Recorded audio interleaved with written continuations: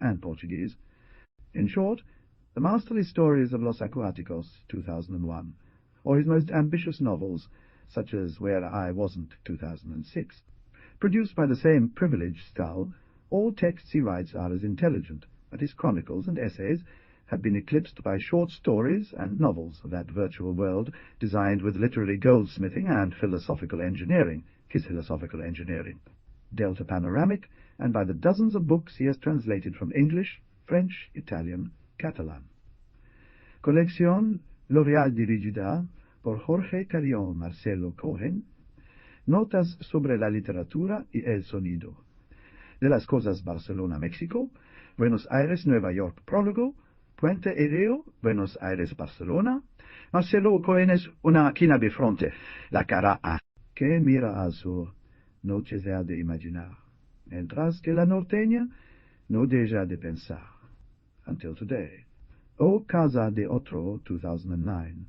Stories of a coherent and mutant territory inspired by the Rio de la Plata have solidified Cohen as one of the most important living narrators, and his translations of Henry James, Raymond Russell, Giacomo Leopardi, Wim Monzo, or Clarice Lispector, among many other authors, have made him one of the greatest translators of our century, and as such it is easy to digest that an author of fantastic genre and translator of all genres is also a brilliant non-fiction writer. His chronicles and essays have not been given the attention and respect they deserve, or until the day before yesterday, because in 2003, really fantastic, and Other Essays was published in Argentina. It quickly became a cult book, and it sold out, and now it's just a ghost that appears on the web pages of Buenos Aires bookstores if you summon it. But these two titles disappear under the symbolic weight of his dozens of fiction books and of his more than 100 translated works. And in 2014, Cohen published Musica Prosaica, 4 pieces about translation, which translators read with avidity, looking for the master's clues to be better at their own craft. Lie understood. It is not fair that this is so, because his chronicles and essays do not just constitute the laboratory of his creative thought and his translation theory, in a way that without them the parapsychological adventures of their psychoanalytic fictions, or the poetic ones of certain authors he had only read in depth, while changing the words, were not full. In the official history of the Spanish-American Barcelona there is an omission. But once read autonomously, they reveal that Cohen is one of the most incisive literary critics of language and an exceptional witness of social, political, and urban transformations in 2 vital cities, Buenos Aires and Barcelona, the 1980s and 1990s. Between the city of Gabriel Garcia Marquez, Mario Vargas Llosa, and José Donoso, Barcelona, during the boom era, and that of Roberto Bolaño, which would be, by extension, that of Rodrigo Fresan or Juan Villoro, the writers who arrived in the early 21st century. But, perhaps, above all, several blackouts. Between one scene and another we find, no doubt, powerful conductor threads. The writer Cristina Peri Rossi, literary agent Carmen Balcells, or publisher Jorge Heralde. What do they have in common? In them are cut, almost in the dark, silhouettes of authors, like the Colombians Oscar Cavazos and Rafael Humberto Moreno Duran, the Peruvian Vladimir Herrera, or the Argentines Germán Garcia, Osvaldo Lamborghini, or the same Cohen, that they are not linked precisely to strong brands such as the Balcells Agency or the Anagrama Publishing House.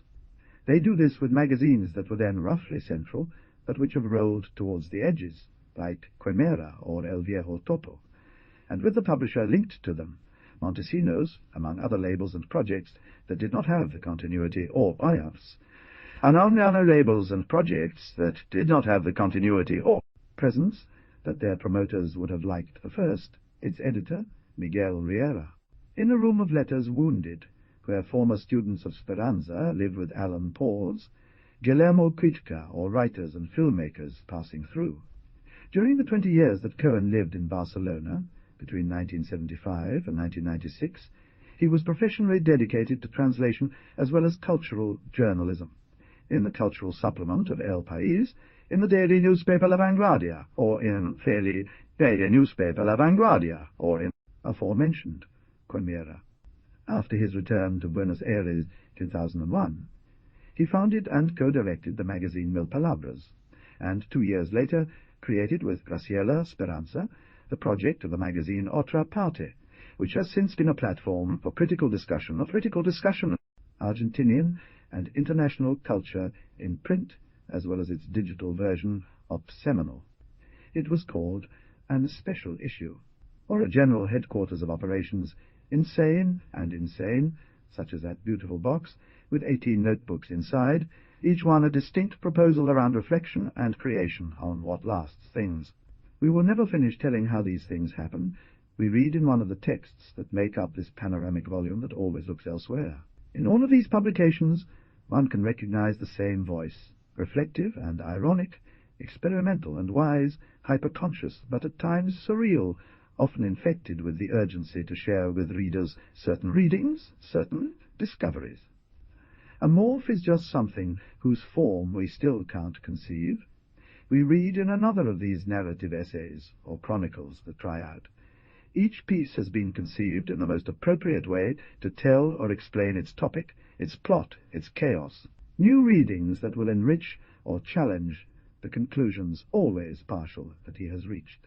Cohen's prose, his music, ranges from the aphorism and happy phrase to the subordination of thought that brings reasons and details them, from the apt quotation to the paradoxical assertion, from the opening paragraph that poses a problem to the felderman, closing paragraph that partially solves it, always leaving an open window for the reader's opinion. 4.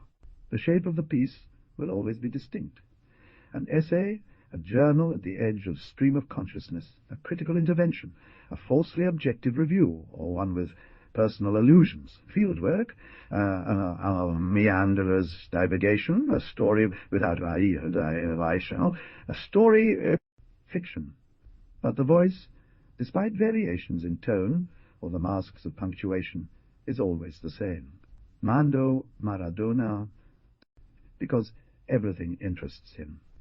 It makes no difference whether he is analyzing the works of such different writers as Joseph Roth, Antonio Di Benedetto, Zurita, or Oliver Sacks, whether he is describing the Plaza Real in Barcelona or Retiro Station in Buenos Aires, or whether he has become involved in an analysis of the misunderstandings which circulate in Catalonia about Diego R.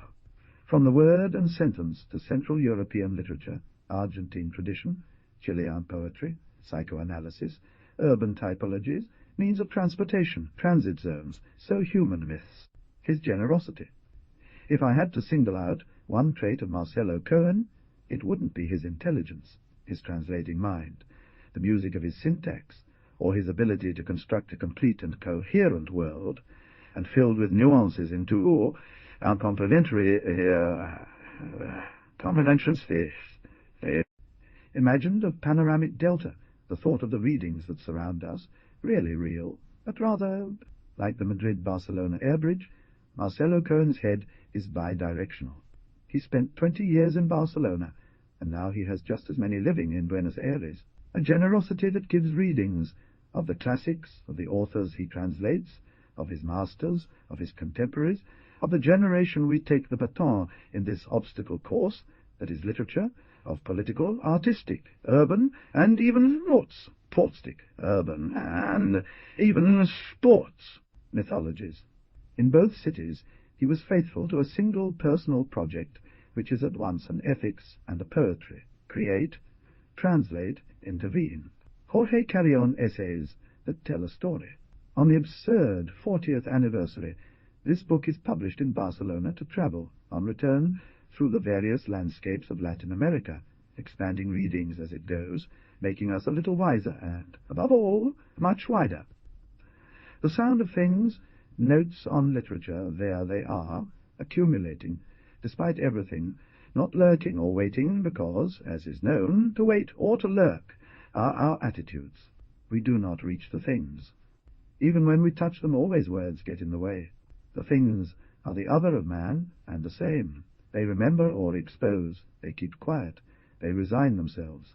Its usefulness and redundancy its opacity and power, desire and repulsion, decay and permanence.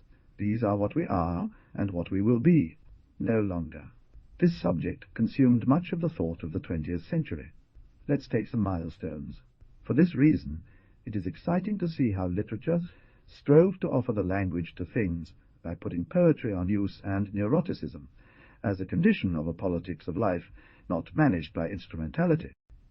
In 1907, after a period of crisis, Rilke published new poems. He set out to compose poems things, but not plastic things, written ones, but realities as they arise from manual work.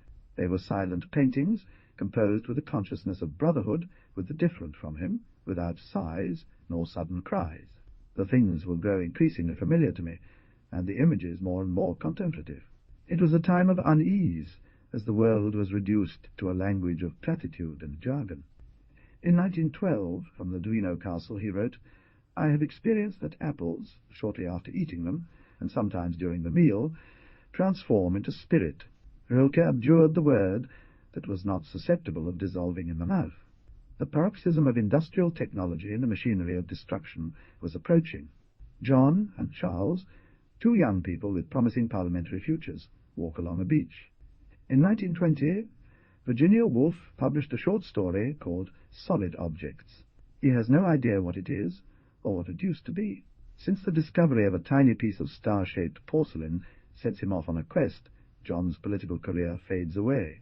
John, who is not very pleased with political business, sinks his hand into the sand and finds a piece of glass so smooth that it looks like a gem. It intrigued him. It was so hard, so concentrated, so sharp compared to the vagueness of the hazy coast. Stunned and fascinated, he begins to traverse train tracks, vacant lots, and abandoned houses in search of anything more or less round, perhaps with a very bright flame within, and he collects so many that he has too many as paperweights. But he is not the least frustrated. What matters to him is the cryptic expansion of the world he is experiencing. In the wings, at the back of the hospital, where nothing grows, there are ashes among which shine pieces of a green bottle. This unforgettable story had risen from a programmatic aspiration of Woolf, that narratives could be like bits of glass which, affected by long erosion and buried, would block judgments of value and alter the soul of whoever discovered them in another context. In William's objectivism, a poem was something like an austere icon that should unite the thing, the honest look, and the feeling. In 1934, William Carlos Williams, having already strayed from Ezra Pound's poetic mandate, treating the subject in the most direct manner, using essential and harmonious words, a verse with musical value but not monotonously regular towards Anne. Investigation of the human social and natural world centered on details, wrote the poem Between Walls. In our minds this calcified body, small, hollow, and spiral, brings to mind many thoughts, none of which come to a conclusion. Make something like this, he gave up gracefully. The religious solution was not more satisfying than the scientist. Without falling into myth or illusion, it could not be explained who had made it except for the living nature, but why? In 1937, Paul Valéry took a marine snail, and, after a liberal exercise of analytical observation, the man and the snail, to describe the spiral of the shell, the just symmetry of the two helixes, the iridescence and a kinship with the flower and Thea, crystal, after resorting to the theory of evolution and the morphology, and concede that man could. But by looking at him carefully, he had served to clarify what was himself, what knew and what no, I only know how to do what I can do, and understood that if the snail's necessity had led to a development in his house, so human artwork proceeded from idea or plan to execution with chance involved. In 1942, Francis Ponge published from Part of Things several dozens of poetic prose texts on topics ranging from the foam or ashtray to the shrimp, the young mother, the loaf, or the pebble. As so many French of his generation, Ponge, who was in the resistance, had had enough, not only of the culmination of capitalism in war and Nazism, but also of the sectarian literature that served as a counterweight to the vulgarity of the predatory language. Not a lyrical or positivist poet, he proposed to make poetry from an affectionate materialism and a vindicative spirit. pretending that he could hand over his language to things and agree with them in an anger of expression. Ponge thought first that speaking did not deprive man of being more than one thing. Second, that he had to attend to everything that a thing aroused in him. Ponge dehumanized words by probing their semantic depth, and dehumanized objects by dispensing with the service they might offer. He set out to create literary objects that would interest future generations, something of the order of definition-description literary work. So, for example, water, below me, always below me, water lies. Everything, all the jargon his speeches, scientific, mythological, legal, whatever, torn from his users and gathered into a flexible statement, self-suspicious, confident, that in the indiscrimination was a chance to understand, for the chance to understand, for the third. World would no longer be just a backdrop. In the 1950s came the Cold War. Such seems to be their motto. The opposite of excel. It sinks incessantly, at every instant renounces to all form. It tends only to humble itself, as the ground, as part of the ground, as a modification of the ground. It is white and shiny, rough and cool, passive and stubborn in its only vice, weightiness, and to satisfy this vice it has exceptional means. It dodges, it has exceptional means. It dodges, it cuts through, it wears away, it filters. In the West, competition and advertising. In the Soviet Union, morale through productive emulation. Cars like planes, aerosol deodorant, convertible sofas, LPs, polyester dresses, battery-powered radios. From that to the iPad and baby design, what happened was the end of hierarchies, not in singular objects as in Ponge, but in the indistinctness of the desire for consumption. Methodical, impersonal descriptions of the situation focused on objects replaced psychology and the reasons for characters. In 1953, the automatic bar food dispenser enters literature with Las Gomas, by Robert Grillet, the first phenomenological crime novel.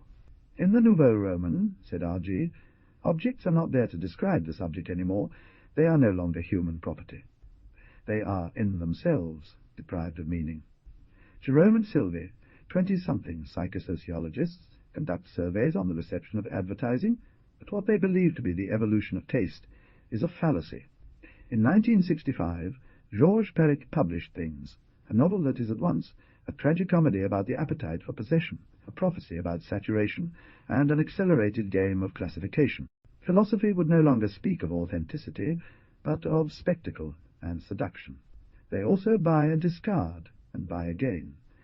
They are mere means of an omnivorous desire, and the novel that they star in is an enormity of enumerations, which is a crammed space where each object shines for a moment, and then falls back to earth. Something connects these works to others from those 5 decades. In literature, the theme would gradually fall into melancholy and eventually disappear in oblivion. It is an impulse to move away from the manic human soliloquy and the parallel certainty that only by dislocating language could one truly see reality. After that is the invention of procedures that are part of the work without much intervention from a dubious subject, always conditioned or obscure in romanticism. Finally, the deliberation of constructing all verbal apparatuses or organisms that have the indecision, variable duration, and impassivity of things. At the end, what is sought are impossible pieces to sound, with sense, but without meaning, reluctant to use and chit-chat, like the graphic poems of Brazilian conceptualists. But things don't remain quiet. Works with the silent eloquence of things. The universe is not silent. The snail sounds. 120 million blogs. Today, affection, work, and all humanity take place in an increasingly virtual plane. Pidiphi's walks. Photos of Jupiter and my friend. The information load simulates until it starts to exceed the RAM memory of the brain. In that state, one doesn't even remember what he went to do in the kitchen. Away from the generalized childish exhibitionism, the material absence of the other, and the other privates, the subject of being something. No one but the technicians have a real deal with things. Badly, we can even control them. Or us. Frightened, the user prevents himself from being nothing by multiplying appearances and impersonations. In this he gets involved. Meanwhile, things are still there. On shelves or cabinets, in orders, compositions, formations. There is an endemic confusion that philosophy can no longer cure and art aggravates. A semantic fog wraps around thing and object. There are contemplatory objects and devices or prosthetics with functions. It is assumed that the thing is inaccessible, unpronounceable, and the object a thing as it is incorporated into consciousness. But there are unsensible objects and assimilable things without reflection, such as a croquette or a Toblerone. Above all, the concept of programmed obsolescence prevails, which produces the PC or the watch with a brief lifespan. Design, that gloomy alliance between convenience and distinction, condemns the object to junk. Art, long ago warned, has chosen to dematerialize. The disposable is almost everything. Garbage, the horizon of the object turned into a thing. A very popular current attitude is to invest sacral meaning in the things of one's biography.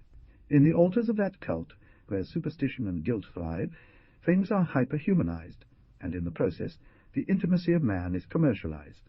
But it is not a question of crying out longing for the decrepit austere humanism. The tranquility of the library also has high prices in markets, including the market of narcissism. And now a hypothesis. For a long time, influenced by the centrality of vision in Western culture, literature tried to reform the language so that words saw better. Language is an eye, Wallace Stevens said. It was insufficient because the word eye, as always vision, immobilized the object in the image. So for some time now, literature opens the ear. There's a rhythm in the distribution of things in space, but there's also a spaciness in how they sound. The need to describe, name, and translate that marked the mixed literature of Latin America, from chroniclers to Lezama Lima, evolved from concern to assent. America does not lend itself to being said, but by Sayre, among others, we know that what is stolen from language, the essential, is what we have everywhere. It is true, we are with that, and being with that is our only true way of being. Out of the violence of the continent, the peaceful path arose. Water persists as a child who cannot explain itself, the woman says, as if she were saying that the spring knows and needs to be understood.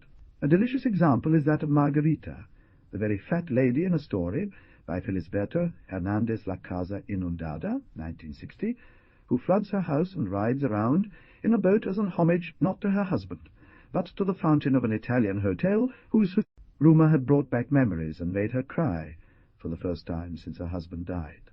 Because it's not that things keep our truth, like photographs in an album. The truth is among the things and one, and in a way of joining knowledge, matter and sounds of man and entity, which we could call intimity. It is a mode that now returns, despite the climaterio of reality, as to repair a mutilated life. And also in the gloomy tribulation about what accumulates and is discarded due to waste and loss. Vulgarly it is noticed in the recovery of affection for mechanical, muscular cooperation artifacts such as the bicycle. It is noticed in the use of the old cassette by performance artists. It smells a little like fantasy of authenticity. In literature, it doesn't. In 2004, Fabio Morabito published Toolbox, an extemporaneous book. It's a collection of prose on those tools that cannot perform their function without allying themselves with human will. Most tools are cruel, but not without being the product of a calculating and ruthless domination plan. They are common, but little-known things, and Morabito investigates them from the anomaly that is human behavior. The prose combines impulses, pressures, and resistances, and the thing takes on a surprising current. He attributes intent and tactics to them, loads up on tropo descriptions, exacerbates the sympathetic fallacy, fecundity, verbiage, the most nonsensical things for the common language, precisely to talk about the most useful thing. The fifth work, by persuasion, lessens the force of attack in exchange for multiplying it. Instead of a strong punch, many weak punches that attack orderly, with more monotony than passion, but without possible mistakes. At the same time, the depth of language breaks down the misunderstanding that there is autonomy, even autonomous spirit, from both things and man, and the myth of the innocence of things. In 2005, Laura Whitner published The Coffee Drinker, a collection of poems that emerges from a similar decision, but respectfully chooses the words it gives. A woman, her baby, and the essential objects of an apartment wake up to the final end of anxiety, emerging together into a reality devoid of qualities. The names, brands that Whitner sows, are the embassy of an excessive world between the walls of the house. Dried jasmine in a Parmalat yogurt jar. She perfumed the kitchen, and may confuse more than rosemary. Of works like these, however different they are, one can equally benefit from what Ponge would call a kind of modesty. Before chaos, the uneven and sufficient verses of Whitner reveal a swing, a confident disorganization in the unity of things, in their fortuitous but not independent distribution. The coca sparkles in a glass in the darkness. Between the banalness of the brand name, the rustle or radiance, and the woman who listens, domestic life becomes settled. The new here is not the type of climate, nor its approach, but only that it gathers the scattered pearls in a cluster of pearls, in a cluster of attention. Words tend to abstract from the person and introspection, more than being image or even song. They try to harmonize with what appears and sounds, all joined together. Literature knows it doesn't capture anything and doesn't care. Age after age, common sense clings to believe it can capture the real, but lives in a tiny replica. It can praise the variety of the real, its unconquerable rarity. Can, with the elasticity of a language we never completely anchor, work a versatility no less versatile and unassailable that allows us to expand the world's experience. Be commensurable. In 1913, the futurist Luigi Russolo caused a sensation with 2 pieces for 16 electrically vibrated acoustic instruments that he called interroni, or cantaroidos, shown to represent a universal order by sound itself. From Russolo to John Cage, whose oratorio contains much of the 5,000 local sounds described in Joyce's Finnegan's Wake, and from Salvatore Saierino's toneless sounds to Stockhausen's quartet for strings and helicopters, it has been a century since music has tried to replace height, the base of a musical system that never fully overcame its maiasin. To discord and atonality, more in line with the aimlessness of the story, followed the incorporation of noise, both produced by unconventional use of instruments as well as electronically, and we live surrounded by noises, inextinguishable noises from body and world. A noise, the sound of complex components and chaotic frequencies saturated with information, belongs to the field of the difficult to name, the vague, what Sayre calls the known halfway, the field indicated for the meeting, musical noise. If it is music has opened the ear to a constatation, we're not alone here. Noise is our perception of disorder, our heroic openness to difficulties, to what escapes the law, and it's our best link with the distribution of things, so scattered that there are many we don't see. For the linguist, noise is any element of a message that does not contribute information, exactly something that literature is very interested in. From the noise begins a poetry of contact that is not just the old, equivocal musicality. Given that music is human, saying that things sing would spoil this unity essay. But how does literature listen? Thus, in the world, as in the sentence, the noise comes from machines and nature. It lacks meter, stand, or measure, yet has a rhythm, a changing rhythm, like that of the breath, like that of the eternal cycle of bang, expansion, contraction of the universe, like that of blenders in a block of apartments. Any noise is the effect of a force acting, gravity, combustion, the hand squeezing the pliers or plucking the string, the wind, the electric current. I live in a house. More interesting than the idea of spontaneous forces, and the other is the one of a whole energy, an encompassing but diverse flow of information. But in truth I have no reason to care about anything. At night the things don't stop emitting, layered, squeaking, creaking, scandalous contractions of warmed woods, a click from a thermostat, purring of a refrigerator, trilling of dishes stacked to the rumble of a bus, as well as the rustling of the valves.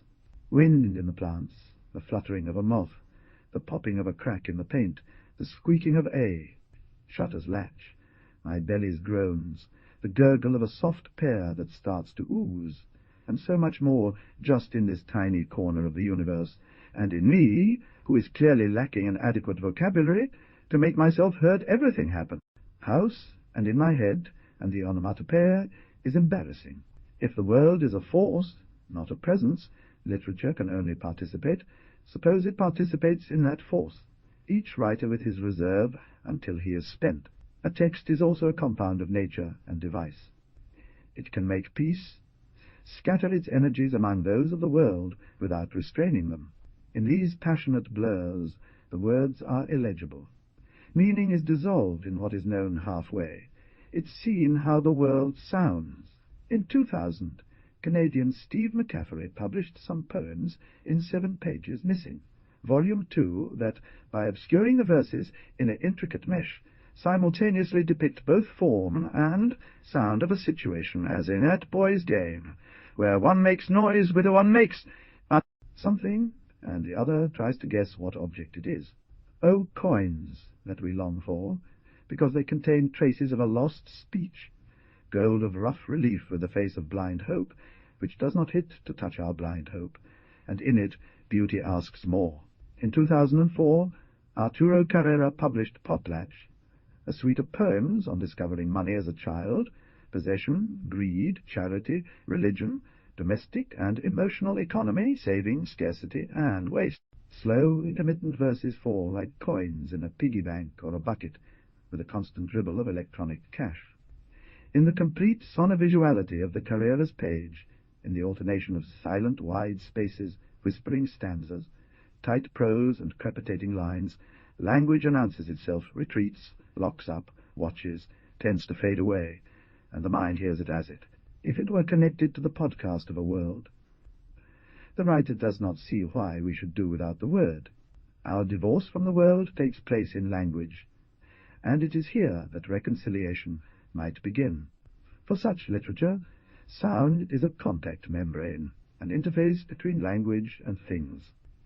It does not immobilize the whirl of what exists in clear and silent images. Beyond violating grammar and vocabulary, attend to the shifts in word position, in discourse, tone, or lack thereof. That is rhythm. Hear the sounds and their transience, appearance, instability, demise.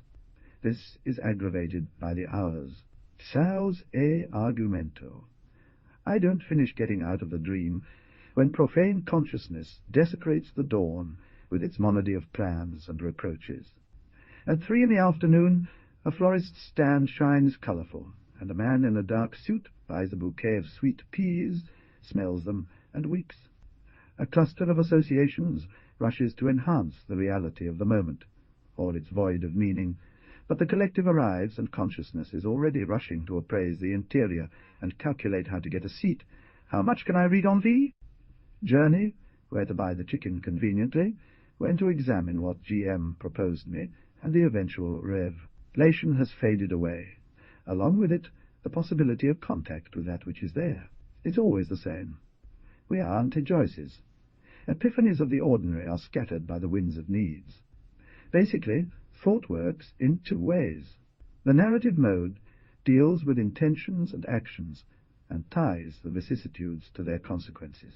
The paradigm mode seeks to create systems of description and explanation, generalizes, deals with practical everyday matters.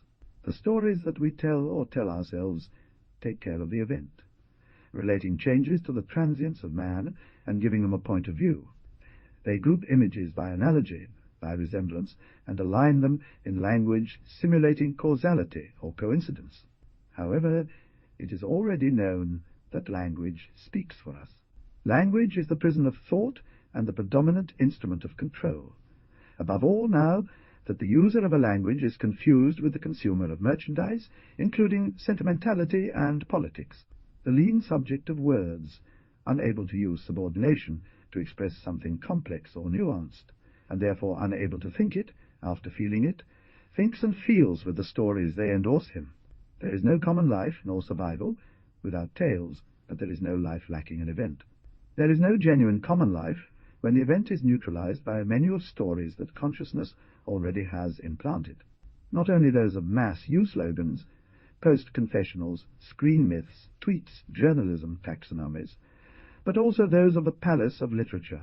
But at the same time it persisted in its desire to open the forms to the splendors and threats of disorder, and then was refined with contributions from cinema and thefts from avant-garde experiments, have again and again turned the novel into a calming aesthetic for discomfort, and a useful collaboration with the encompassing system of complementary oppositions, however altruistic the message may be, the distinguished language, the abundance of psychological or social bonds, the formal ethics of the viewpoint, the characterization of characters, the unavoidable dashes of mystery, morbidity, prowess, and morality, the rules of balance and morality, the rules of liveliness, all the apparatus of tension, rest, expectation, and sensory absorption that derived from realism, the dialectic between a dominant reality principle and the longing for an impermanent order, and even for chaos, moved literature from Romanticism to today in the quest for cognitive, perceptual, and linguistic forms for experience social, sensual, sexual, mental, reality with possible, painful, or despicable worlds, and amplified aesthetics. For William Burroughs, the word was literally a viral organism, a physical agent for the reproduction of content. Negation, countering technical and scientific anti-discourses, repudiation of the digested canon by systems, transgression, irony, derision, political action. The legacy of these writers is an encyclopedia of procedures to tear down illusions, dispel deceptions, while the world of conquest applies itself to annihilate itself, widen perception of the virus manifested in the host subject as line dependence, a core phenomenon comparable to heroin addiction that affected all civilization and every consciousness. So then, he reshaped the novel as a weapon to burst consciousness, pour it out on multiple levels, and incorporate into the mind everything that the automation of the line prevents it from experiencing.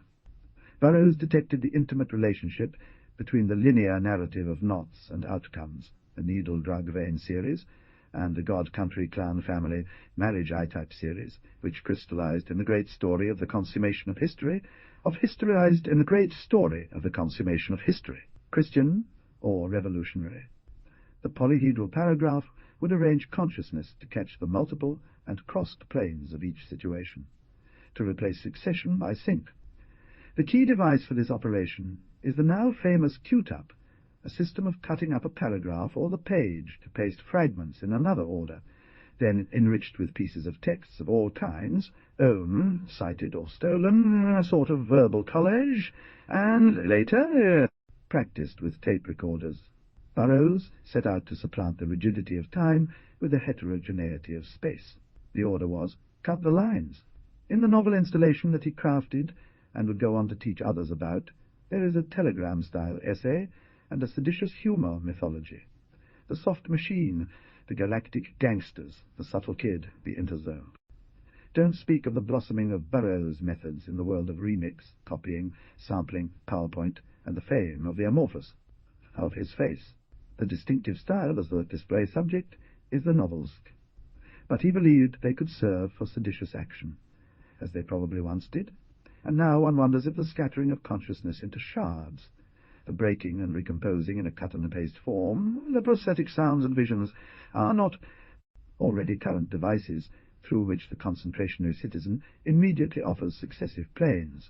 The imagination of the current techno-primitivist relies on hasty reorganizations of stories offered by the media, the myths of spectacle, the gossip of the Internet, and the final recycling of the great archive of the novel. But as everyone already knows the stories, it turns out that no one listens to them, and so no one stands out. Mastery of TV series finally kicked the skinny idea that for a narrator it's just about telling a good story well. It is clear that in literature it is about something more dense. But the most respected idea that only novels without a story free us from dependence is also becoming obsolete. To open life to chaos, it is necessary to put an end to the label of literature. In this respect, the policy of the word has given, and is very justifiable. Of course, if something does literature with rebellion, is not to hypothecate dreams to meaning, as happens with the accounts of revolution. Literature distrusts its influence. However, there are few more effective paths than stories to shake conditioning, put in question the self-examination and modify perception, understanding of how the world works and the ways of action. A good story is never conceived from top to bottom. Its substantial piece is the riddle, its mood, a sly distance from social speech. Social speech, according to Mark Angenot, everything that is said and written in a state of society, everything that is printed, spoken, or represented in electronic media, all that is narrated and argued, if considering narration and argumentation, are the two great ways of putting into speech. At a given moment, all these discourses are endowed with acceptability and charm. But there's a certain charm that enlightenment banished from the world and is waiting for words. On the one hand, more than that cacophony, generic systems, the various topical repertoires, the rules of enunciation that organize all the decibel, from power factors to small resident groups, from doctrines to slogans, from aesthetic pursuit to doctrines, trivial doxa. At some point, I repeated to remind myself that this isn't a manifesto but a set of contemporary notes. By the way, the issue of narrative paths has settled quite a bit. There are narrators who take it for granted that these considerations don't apply to their work and write competently, translatable with the memory set on the central tradition and the will in the agonizing contemporary avatar of the common reader. Others deepen the great tradition, assimilating experiments and ruptures with superior results in some novels, and with eventual risk of collapsing due to rhetorical bulk by worn-out argument. There are narrators who elude the argument in favor of the deriver, a poetic mandate, sometimes almost existential, that leads to detours through many stories, constellations of anecdotes and mental associations, and sometimes, by not telling anything, to the opening of a dimension without measures.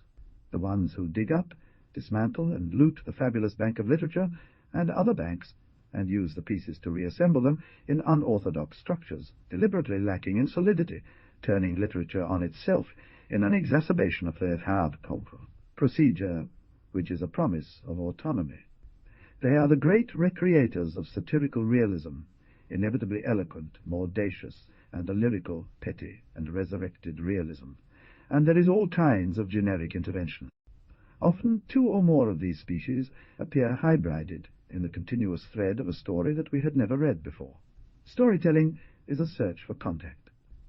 There are storytellers who, trusting in invention, in the gaze that does not know how to see, pull at a germinal image, however bizarre it may seem, seeking the peripeties that it contains, discoveries, and even knowledge without fearing the return. Of the supernatural, world, in my philosophically rustic opinion, is what we make of the real. Deduction. Why not? All fictions make world, compose it. They may freeze it or open it. I think to open it require original arguments. The fragmentary style is what the subjectivity of this age commands. It seems that extensive use has worn down the offensive power of the Q-tap. One wonders what language can distance itself from the bellicose banality without denying it or feeling compassion for it. The paratactic confession of the chatter, the Facebook addict, the interviewee and the mobilizer overflow with scraps of emotion, certainties, and a desire to say something that doesn't say anything. The general handling of words is rather hasty. Automatons or saboteurs, we are all collegists. Sacking, sorting, copying, recontextualizing are the primary technology that, without skill or thought, is candidly applied to one's or one's friend's harness to produce standard tales with hand pattern. A polysemy of the very Humpty Dumpty adjective facilitates immediate comprehension of what is nonetheless implicitly understood. Negativity is a constant in literature festivals. And now, as the stern Benjamin Bucklow muses, Warhol's exceptional prophecy about minutes of stardom is saturating the concentrationary spectacle without art catching up. The immediacy of the net, the post, the tweet, and the text message provide unparalleled opportunities to the poetics of constraint. Perec would be thrilled. Novellas, autobiographies, stories fed by cases plucked from the web's sphere, course marked largely by the laws of medium. What the story does when it encounters a rule, however, depends on one's imagination and verbal resources. This is only taken into account by some writers, Teuton, Velatin, Villar-Matas. We already know that every story stands on other stories, and every phrase is a reworking. plus. From the mere contiguity of two heterogeneous terms, a third arises, an emergent specimen that, not for embodying by chance the eternal return of the same, loses its unusual appearance. They are the vanguard. They renew the agreement between expressive media and the knowledge of an era. This is how ready-made poets launch parts of the buzz of the web, or the press against themselves, change their context, alternate them with memorable verses, or compose them in rhythms, like Charles Bernstein or Charlie Gradin. They believe that the exit from asphyxiation is inward, downward. His works are ironic, almost denunciatory, and, as with all irony, in addition to a sudden lucidity, they leave their disappointment a sad question. And then what? It doesn't matter which medium is used. They are virtual. Memory, imagination, and reading happen in the mind. So we also need arguments. The inventiveness is important. Exit paths outside. What matters is that the story, that the medium does not determine entirely, opens up in the mind the verb form of a wider reality than the reduction of the world tends to act. We need conditions to promote development and argument reach. We need to close the deceitful gap between reasoning and imagination. Take two randomly chosen examples from various points in the open field of literature. Lay of hundreds of ages, replete with meticulous knowledge, forever governed by chance. 1. It's the Lower Eocene, and a spotted cow gets lost in a storm. With her heart in turmoil, she struggles, falls, and dies. She decomposes, becomes food for bacteria, and regenerates into oil, which one day finally becomes gasoline. Travelling in a car that emits coal, whose vapours rise and invade the lungs of an American woman after many twists and turns, and a fortuitous adventure with a Russian immigrant she met when he was hitchhiking. A poet who lost an arm in a workplace accident, who has peered out her balcony, and in which her body transforms into cancer, forcing her to seek help from a neighbour who is recovering from depression and listens, and who, with what it has told him, a T.A. Machine by Peter Adolphson. Dos, a simian slumdog, grocery store clerk, and sexual bulimic discovers poetry, and, by the amoral spell of the gift of language, transforms the most scumbag neighbourhood of a half-assed city into a Broadway of Cumbia, and raw pleasure. Black Stuff by Washington Cucato. Critique of causes. Parody of a social ascendancy novel. Yes, but what's going on? The same as when the narrator imagines that a man wakes up transformed into a monstrous insect. He doesn't ask if it's worth going on. Reality still contains nothing like that. He doesn't want to leave it unwritten, but he also doesn't want to give it a silhouette that makes it similar to stories he already knows, which exist few topics: love, death, power, hubris, fortune, or their combinations, is a debatable assumption that comes from the credit of depth philosophies, whether Platonicism, certain psychoanalysis, or Marxist structuralism. Lubomir Dolezal argues that the history of fictional worlds is yet to be written. Despite their sovereignty, these worlds are macro-thematic structures. Themes are the membrane through which the concerns and problems of a community influence the immediate evolution of fictions. If some read to learn about their problems, there are those who read to expand life. And not because all fictions are suspended on the real world. The imaginative fiction is active, constructive, rather than descriptive. Never stops creating new worlds that orbit as satellites around reality, says Deleuze. And there are few arguments. Legal bureaucracy was not a topic until Dickens painted it as hell during life in a desolate house, and later Kafka took him to allegory of law and absence, and developed it as an oppressive adventure. Let's not talk about the lager gulag, speed until the trains appeared, cyberspace until it was novelized by William Gibson before the hackers proliferated. As soon as one takes into account the swings and rondos of any personal narrative, the ever-changing tides of knowledge and attitudes, the dance of appearances and their relations, new objects are born out of relationships, and the range of eventships, and the range of events broadens. They change work and love, prosthetics, and the genetic programming of flesh change bodies, conditions, and vectors of desire. The supernatural, which technology banished to the land of joke and gore, returns as revenge. For decades, the hybridization of fictional worlds has opened up areas where fragmented possible worlds coexist in impossible spaces. In literature, these changes are adapted to the expressive means of the time. As in The Electrocuted by J.P. Zooey, where a convincing professor is determined to capture the phrase that the solar system reserves for humans. That's why there is evolution of forms. In the paragraph sequence of Rageman, the manifestation of a world responds to a meticulously managed score. The speed is the form and reason of Martin Regiment's stories. Drastic life situations linked by a causality that does not arise from decision, character, or history, but rather from the evident contemporary landscape, spiritual therapies and cell phones. Cause, as well as real estate speculation, impulsive consumption, ease of travel, and monomaniacal the sixth. Gombrowicz warned us forever against the mutilating power of form and the fallacy of maturity. Oh, once, it is as if images weave destiny. To the beat of externality and detachment, desire diverges, and at every turn. With each implausible incident, and with great restraint of means, they approach terrains of reality that other stories have eclipsed. We do not want subjugated readers, so we heed the libertarian call to digress, to abandon sequentiality, not to subject the real to the yoke of suspense and relief, and the label of competencies that purchase the reader's attention. On this view, the argument is a hypothesis of operation, a diversification of uses, assignments, and word spectra, and their disposition in discourse. It is an expansion of consciousness. But we want transportation, and the argument is a vehicle nothing submissive if one takes into account the figures that I see in the experience, which presents all machineries to what arrives unexpectedly at a moment of intense attention, a moment of love, therefore of indefension, and will only be preserved in an imbibed form of this encounter. Stories are pieces of exchange, responses to tribulation, curiosity, or doubt, and the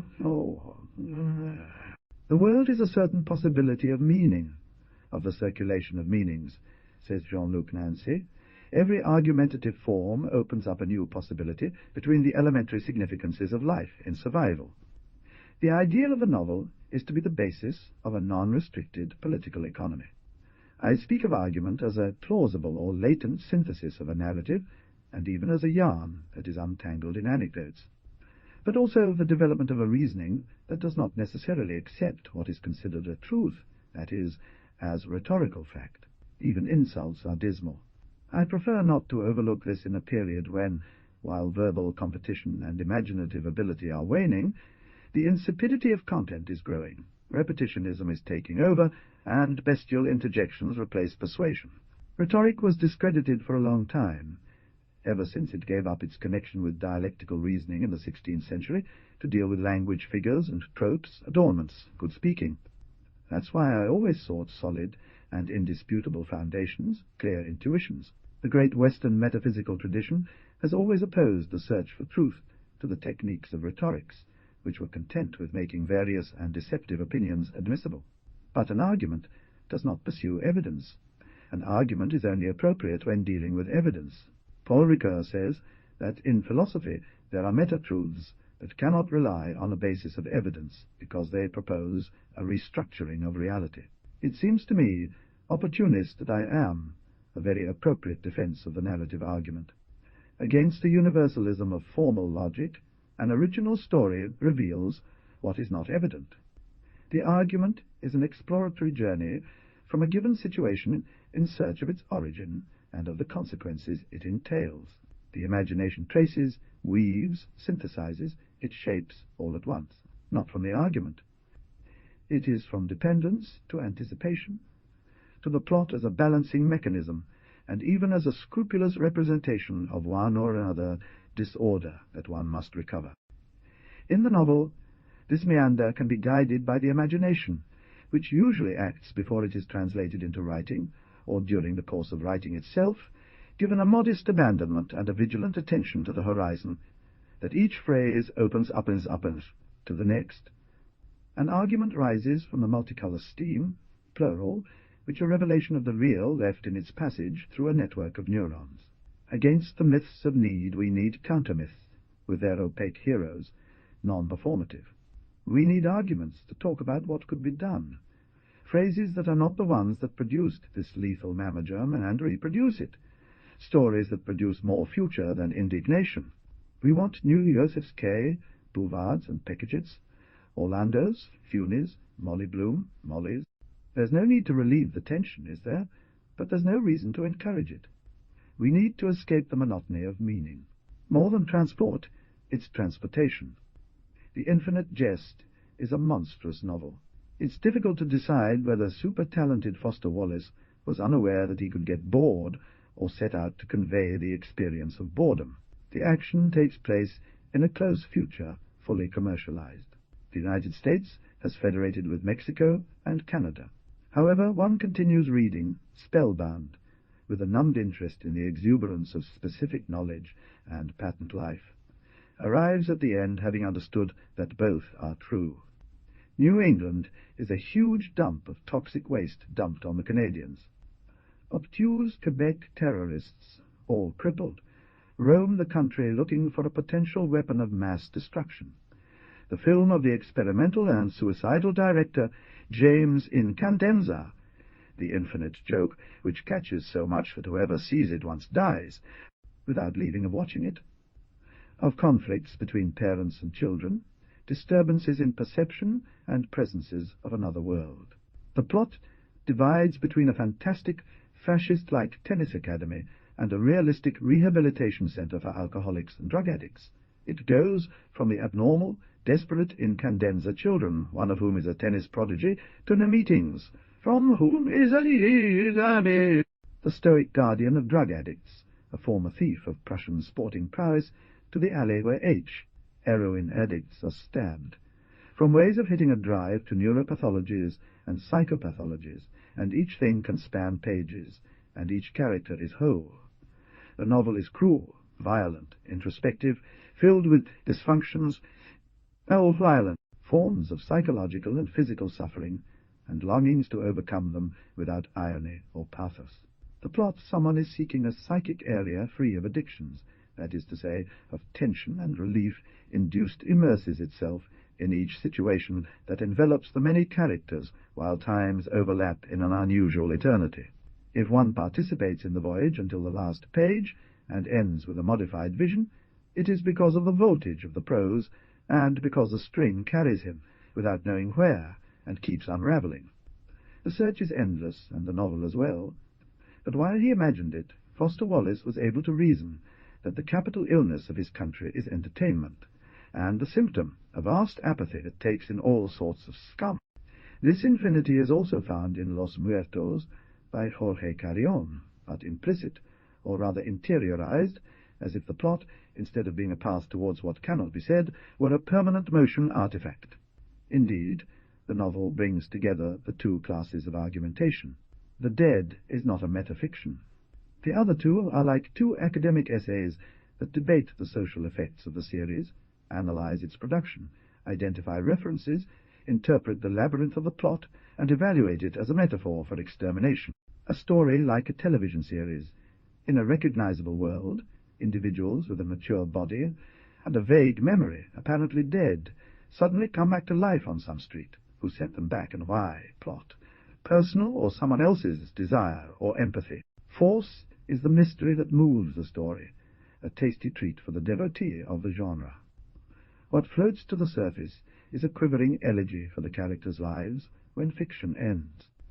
The sum of an extravagant story and a controversial fictional plot, supported by real critical theories, results in a vortex that swallows interpretations as soon as they appear. Asticity of grammar, and a steady step in punctuation. The hypothetical machine and building, the penetration into sensations, cuts, scene transitions, sequential and parallel continuity, rhythmic variations, and forcefully exterior gaze, the suggestion of mood through gesture and dialogue, urban scenery and signs of an era.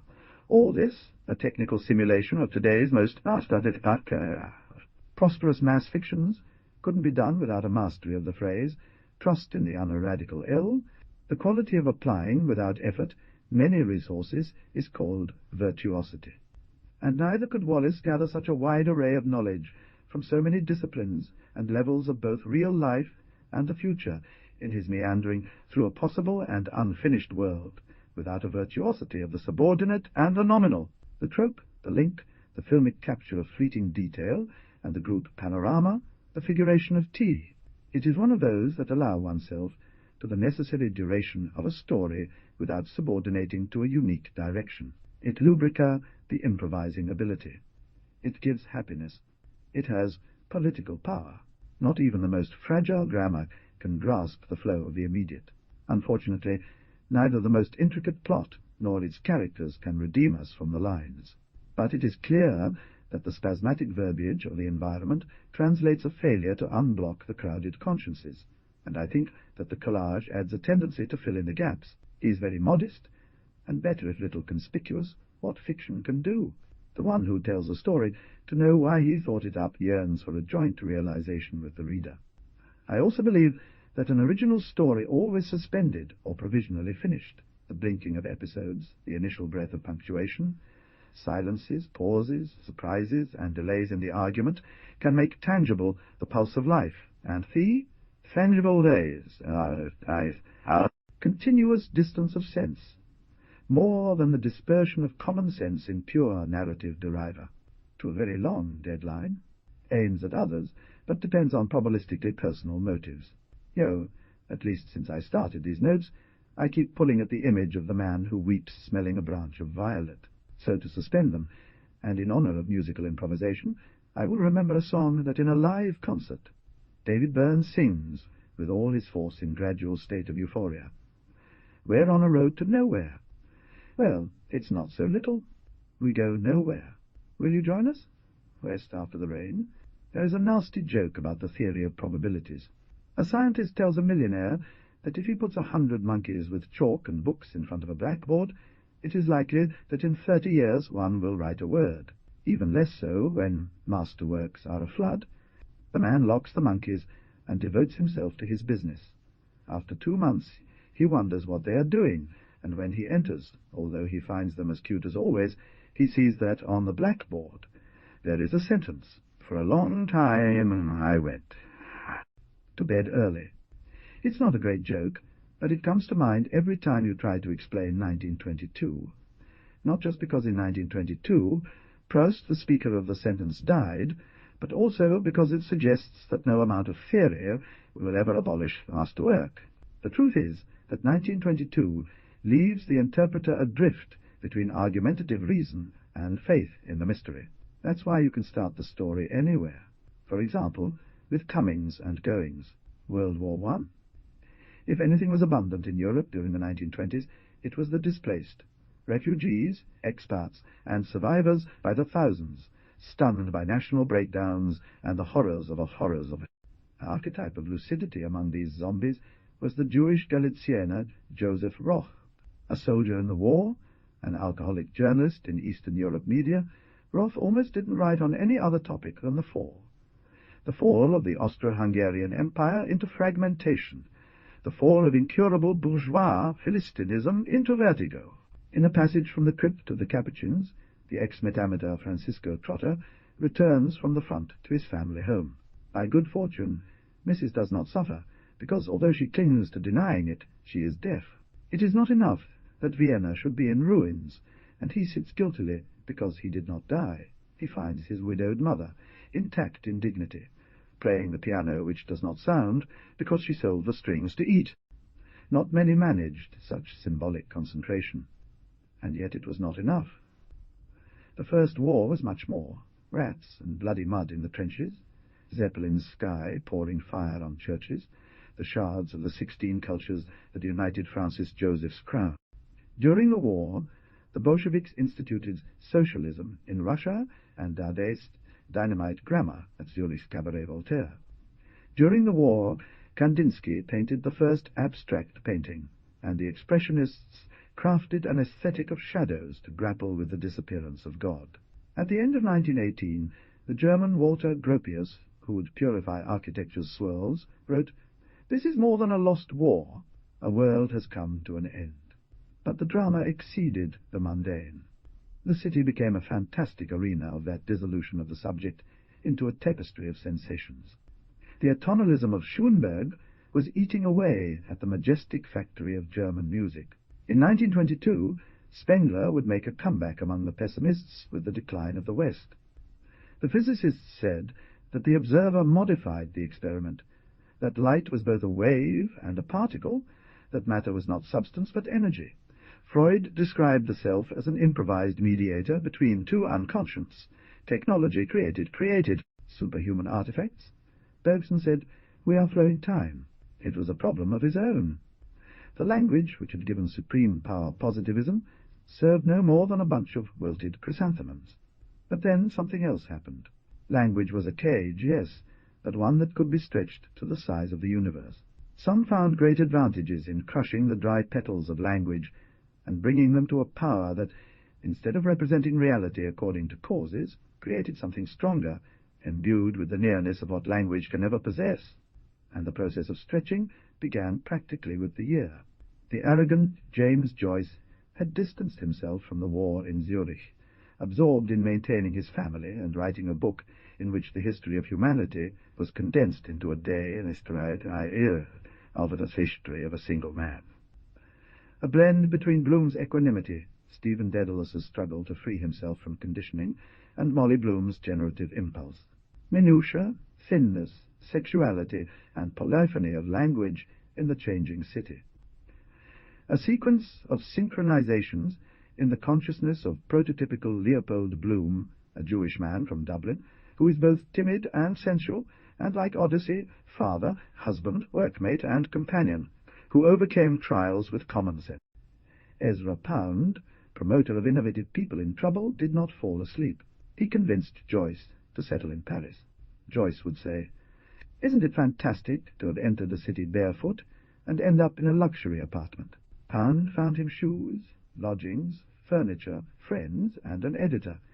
Sylvia Beach, an American expatriate and owner of the bookstore Shakespeare Company. The book that no Anglo-Saxon country had wanted to publish as too rough and difficult came out on February 2nd, 1922, the day Joyce turned 40. 1,000 copies sold, and soon another 2,000. The Vanguard was a powerful network of optional dissemination. Light poured out in writing near the other end of the year. On November 18th, Marcel Proust died after muttering the word mother. Weeks before, the recent edition of Sodom and Gomorrah, the fourth of the 7 volumes of In Search of Lost Time, had sold out. As has been said, the twilight of a literary age coincided with the dawn of another. But that is not so. If the novel of Proust seems to be the last word of the previous century, romantic and temporalistic to the point of paroxysm, its monotonous exploration of sentiment presages a new analytical age. Rilke knew this. Because now we know that Proust's art was not so much about remembering as it was about attending to the memory, to illuminate with graceful sorrow not only the generality of pain, but also the fruitful work of the spirit on itself in a duplication of self. Self to obtain a little time in pure state. This purity is not amoral, but its laws are not natural. Art is the most passionate investment in the world, a journey back from the infinite, where all that is honoured meets one moving in the opposite direction, he had written. Rilke was the poet. Yet this reverse journey did not prevent him from being an idol of the sleepless youth of Germany's Weimar Republic. He was giving advice. He adored the vast perspectives, and urged the lover to take the beloved as a platform towards timelessness. The full understanding that surrender destroys came in February 1922. Though he knew that there is no reverse of language, Rilke thought that song is in harmony with the other side, and therefore loved Orpheus, and called for embracing death to be completed. Isolated in the Mozart castle, on the banks of the Rhone, he completed the Duino elegies, and wrote the first part of the sonnets to Orpheus in the same rapture. At this point, the story of 1922 begins to become unreal. All angels are terrible, says a famous verse from the elegies. Passion and dedication dominated the atmosphere. "It is glorious to be here," he wrote, and reconfigured German to accommodate this glory with impassionate patience. But Rilke's angels are not very Christian. They are a human-fabricated myth that looks at man from all that man is not, the safeguard of a longing without which words harden and crush. Those were the crazy years. It was Leninism, and it was the dominating idea, penury, the vigil of the future, softness and wastefulness. 1922, Todd. Humanity could only be regenerated in art because art knew how to use materials better than guns to destroy more accurately and build better. In impoverished Germany, it was necessary to have a cart to carry home the salary. It is easy to understand why the economic consequences of peace irritated, because Keynes said that inflation could encourage development. Far away, in Chicago, King Oliver incorporated into the Creole jazz band the trumpet of Louis Armstrong and began the dance. Published the epic of a generation of sprightly girls and tortured gallants, Tales of the Jazz. Age Scott Fitzgerald took Zelda Sayre, submissive to get drunk in Paris. There were already Hemingway learning the art of ellipsis in the Tales of Maupassant and Louis Aragon, transferring to the novel the collage of urban visions invented by Picasso and Braque. André Breton, busy transfiguring life by the objective chance, proposed a national congress to regulate modern art. Everyone crossed paths in Paris.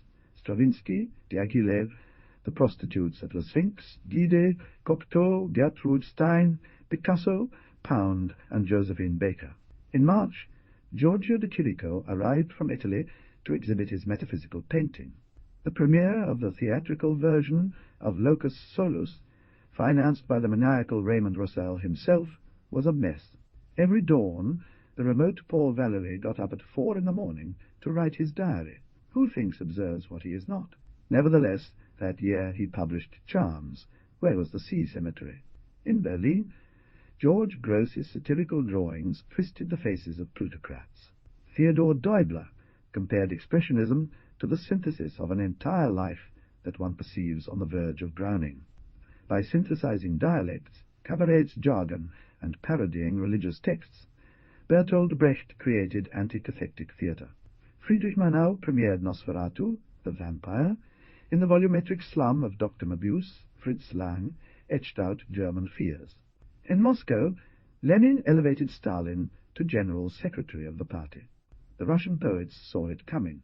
The impresarian Ezinin decided to marry Isadora Duncan. Formalists as they were, they yearned to reconcile the egalitarianism of the revolution with the revolution of forms. From his inner exile in Crimea, the greatest, Ossip Mandelstam, published Tristia, an Ovidian assertion of poetry as a universal means of expression. Only one care remains for me, and it is gold, to free myself from the burden of time. In Old Vienna, Robert Musil finished 3 Women.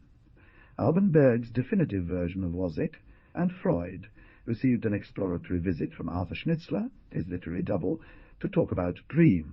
Solvay, the inventor of soda, and Graham Bell, the inventor of the telephone, died. The event of the year in Italy was not the undefeated, a weak account of the dangerous Marinetti, but the march of fascists on Rome, which imposed Mussolini as prime minister on October 28th.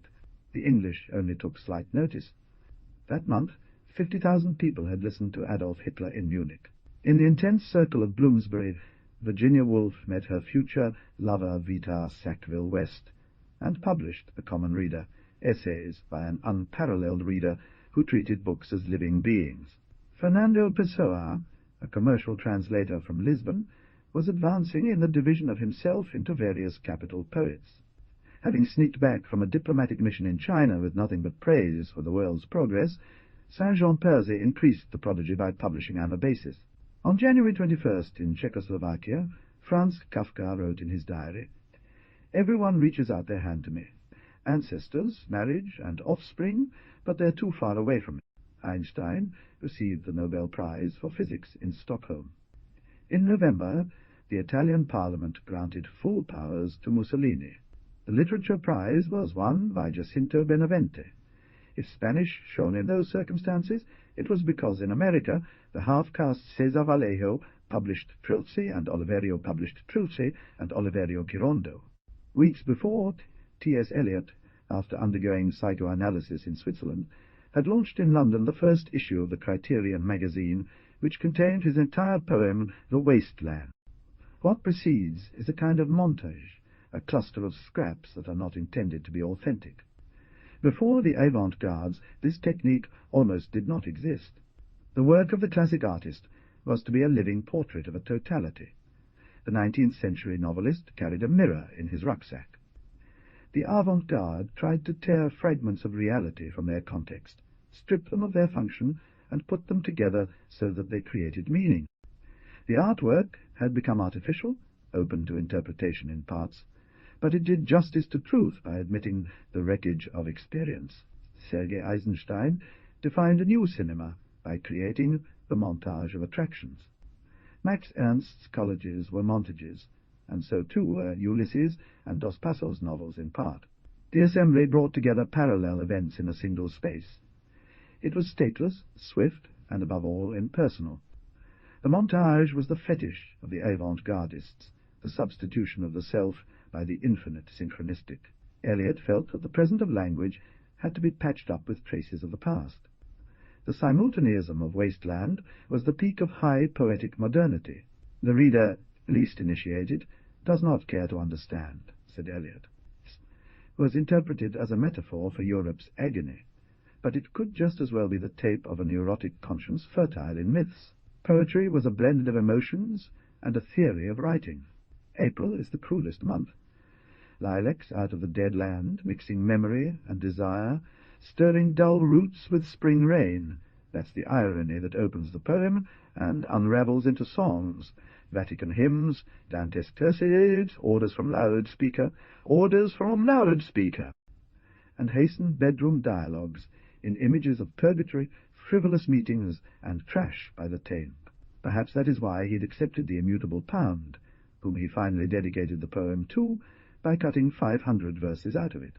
In The Waste Land, the two utopian ideas of 1922 are combined, the exactness of the image and creative meandering, art as an inducer of a liberating perception. In any case, I added a set of explanatory notes and thus completed that gift of the avant-garde which we had not yet fully unravelled, complexity, difficulty, works that assume new ways to read and include directives for criticism. Perhaps what happened that year should be explained by numerology. Perhaps one day we will think it wasn't that big a deal either. Language was the practical form of all mental life, and therefore the field of action of the artist. In any case, language had collided with its cunning, its tyrannical distinctions, its lethal repetitions, and in the blink of an eye, the presence of that which escapes human dominion was detected in the chinks of the ears. The dry Wiener Ludwig Wittgenstein, who at the front of war had conceived a final answer to all philosophical equivocations, also published his book That Amazing Year in Oxford by intercession of Bertrand Russell. It was the Tractatus Logico-Philosophicus, and Wittgenstein said, "The limits of my language mean the limits of my world." He proposed a philosophy made up only of elucidations. He compared words with a ladder that one pulls after having passed over to the other side, the mystical. There is a photo of the onlooker Wittgenstein, with eyes ablaze, as if gazing into how little can be said clearly. He signalled the impotence and the thread of language. It was also a principle. Of course, in the same months, the great Mandelstam refuted the ridicule of poetry with an alleluia for contact. I am the gardener, and I am also the flower. After him came Stalin and Hitler, but in the glass of eternity his breath's imprint remained. El Mediador, about Antonio di Benedetto. The family of fictional characters that rises from the ground is colourful and temperamental. I remember William Money, for example, the damaged hero of Unforgiven. But there is also the harsh branch of the riders, who sometimes get stuck in the saddle forever in the America of the plains, and if they fall, they are only to carry out a sentence. We can choose between the stylite Simon of Luis Buñuel, who, in the Spanish manner, rots with impatience for God, the Baron on the prowl of Italo Calvino, who, like a good Italian, leans on a frenzy to make great works, or the melancholy levitators, of the films of Tarkovsky. All are people of character. One of the 3 or 4 gifts Clint Eastwood will receive from film lovers is the invention of that solemn cowboy, severe and canite, who, sleeping out like good cowboys, gets drenched by a shower and catches a cold. Favours. As one may remember, Money, former troublemaker, drunkard, and treacherous killer, was converted into a decent farmer by a loving woman, who then left him a widower. Money raises pigs and expiates his sins in solitude, until one day, when an African friend and a young myopic gunslinger tell him about a peon who, a prostitute with a knife in the vengeance, but a cynical, treacherous sheriff rules over the town and decides what is order and whom it is. Stice, even without false cleansings, but by now Money is so far beyond Satanism and good conscience. He has atoned for his sins, or rather knows that he will never atone for them, and can let the fever consume him. Though Money lacks the least incentive to commit again, although old and his bones hurt, there is justice to be done, Money useful for their farm in play, and a friend with whom to ride again, so he mounts, and the romantic departure of the land does. He mounts, and the romantic departure of the land not prevent him from getting pneumonia, nor does pneumonia prevent him from exercising vindictive Jew. It matters little whether the film is a philosophical salad. The cowboy in Sin Perdon is a reflection of all the lonely riders of the American continent. Eastwood demails the myth of the man on horseback, and with the same impetus he restores it.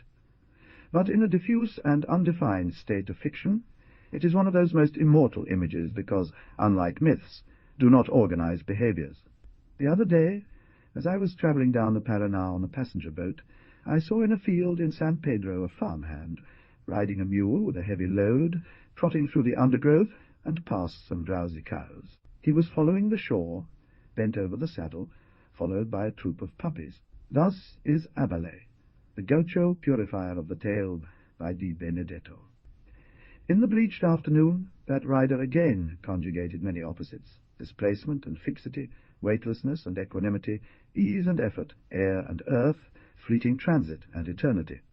The Abele is a tale that never stops growing and changing in memory.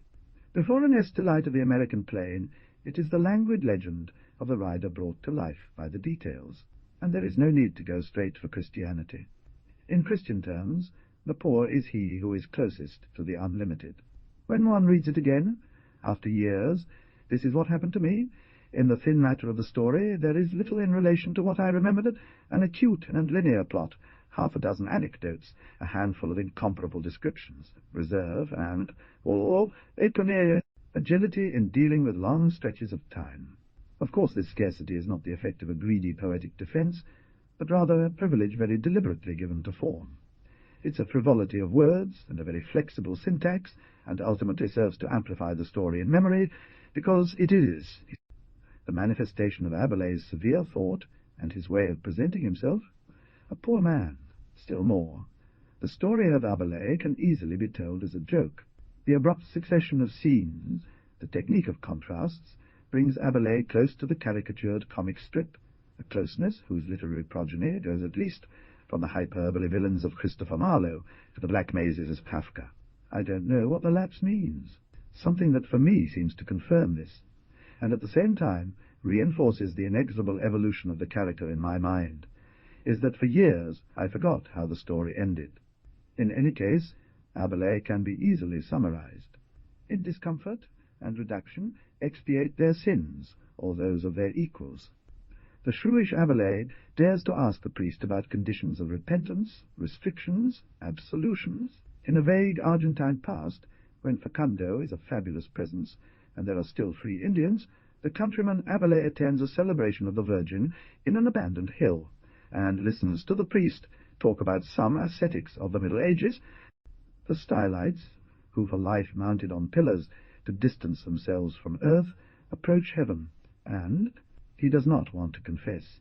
He only needs to expiate, for in a night of alcohol he killed a man, and now bears the dead man's child's gaze etched upon him, as if it were there. He starts a life of hardship and reorganization of habits. There are no columns that survive from ancient temples, and Abelais cannot stay still with remorse.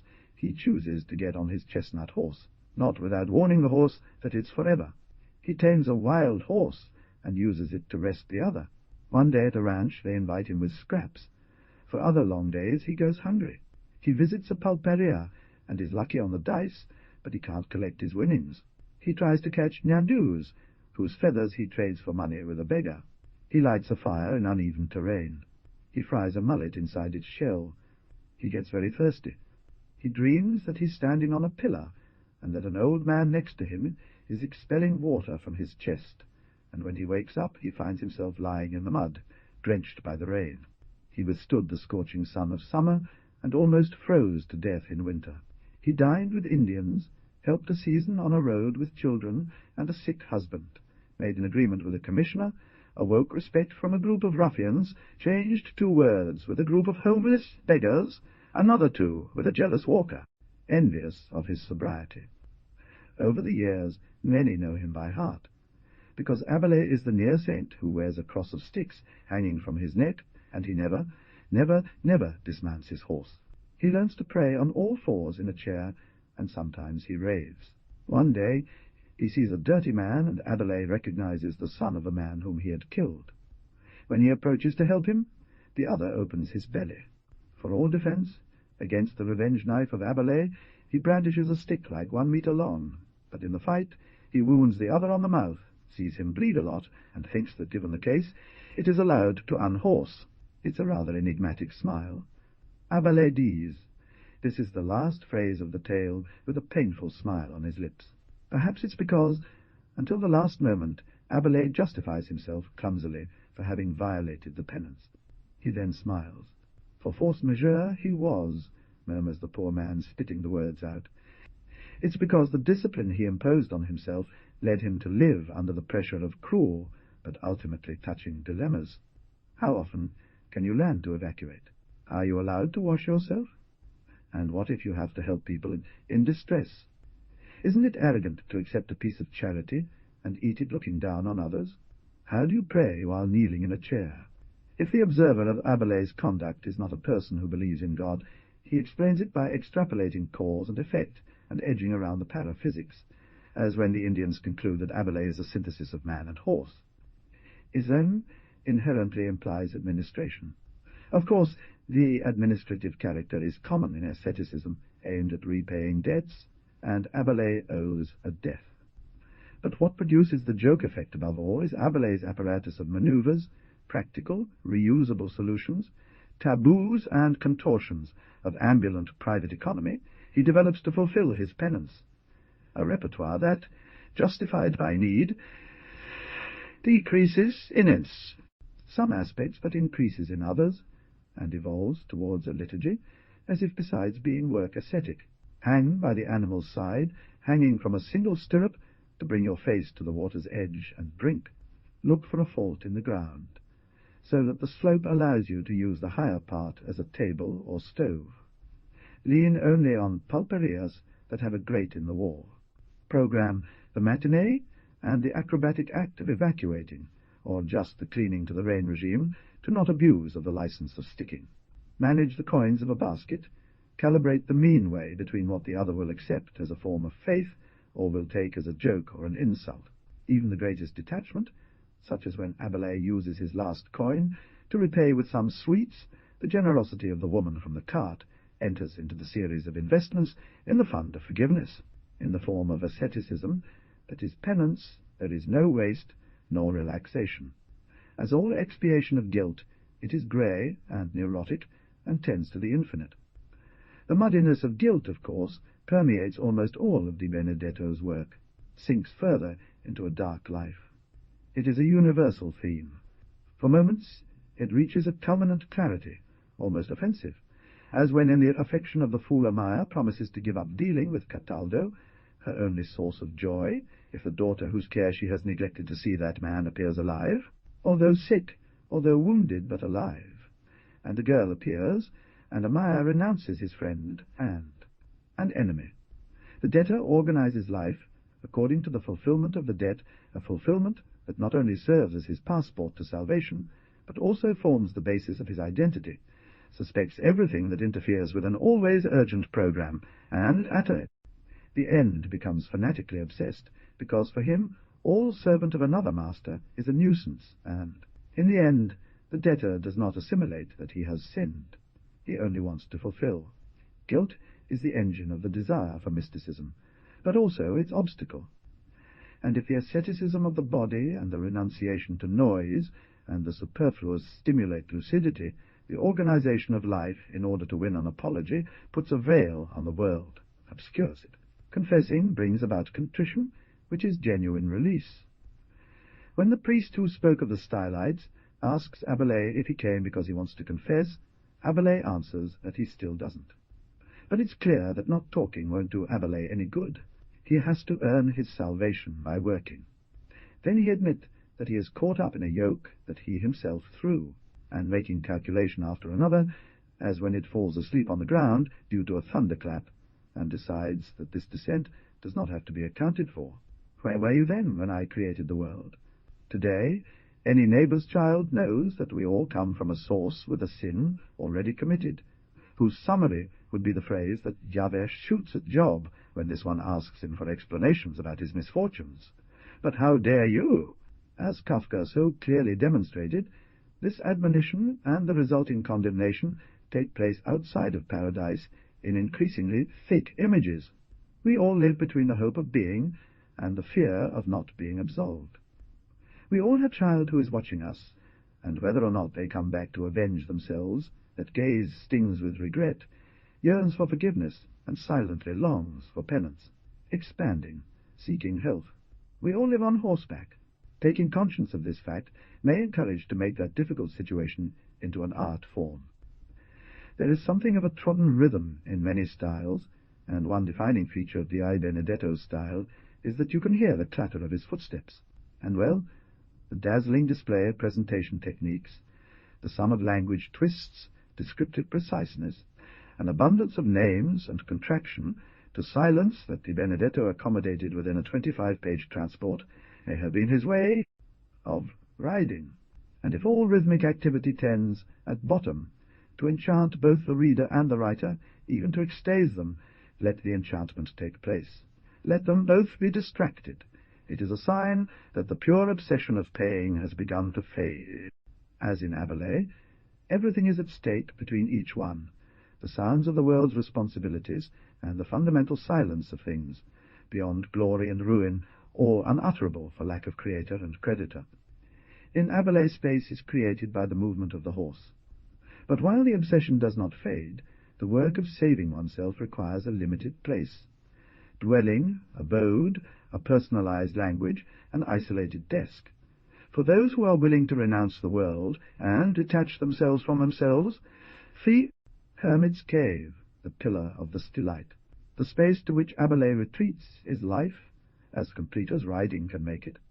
Maneuvers, techniques, turns, rituals, are the ones that put time in motion, but on the horse time takes on a spatial dimension. That time becomes space is a considerable unplanned release, facilitated by this singular form of surrender. With time goes away money.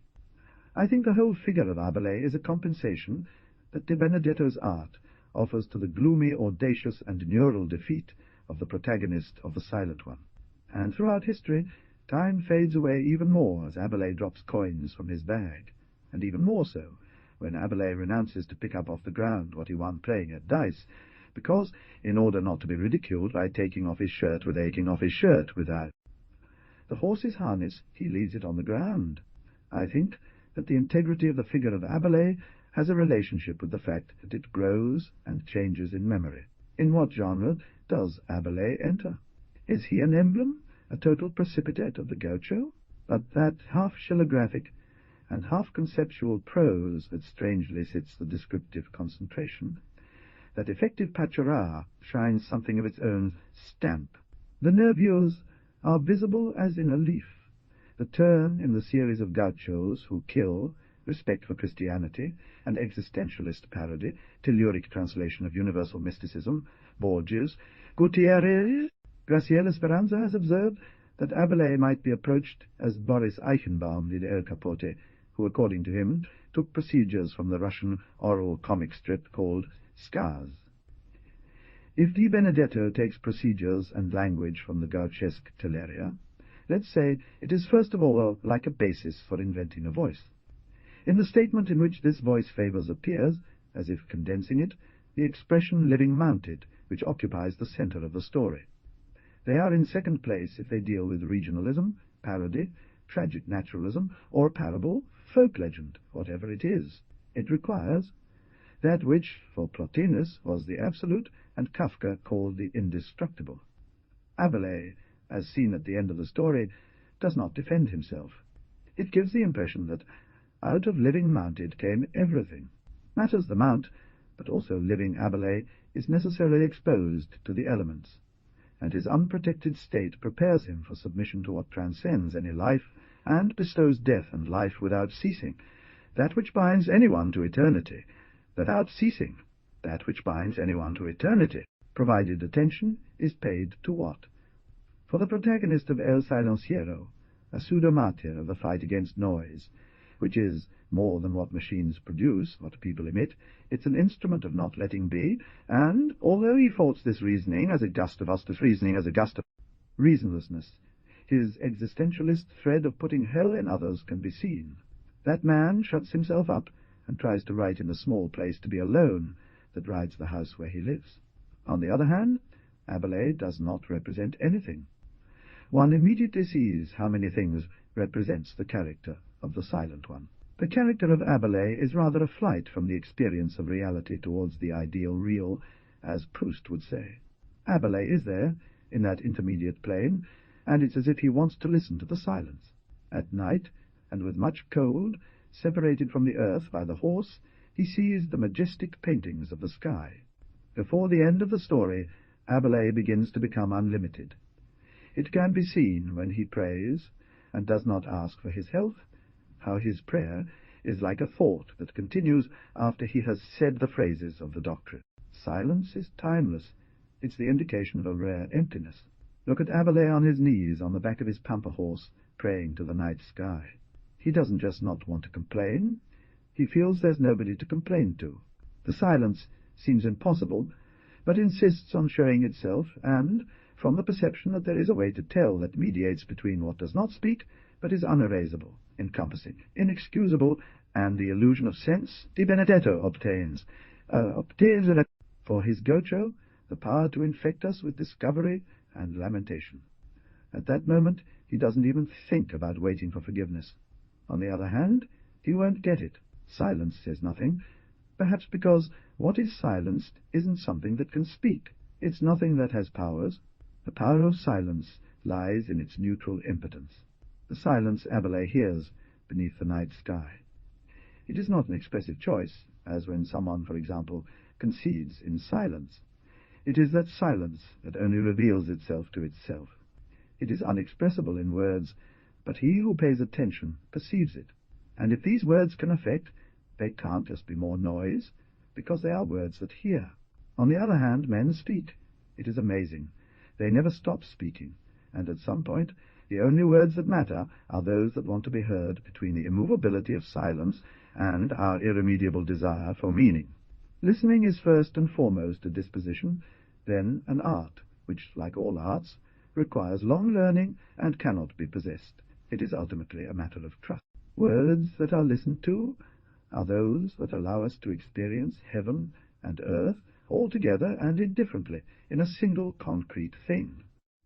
The overflowing of flowers, let's say a peach tree, which announces to Rabelais that winter is over. Rabelais, the tale, makes the power of silence evident because it is made up of words that have tried to listen to it and pass it on, words that, like a sacrament, make effective what they assert, and therefore change reality.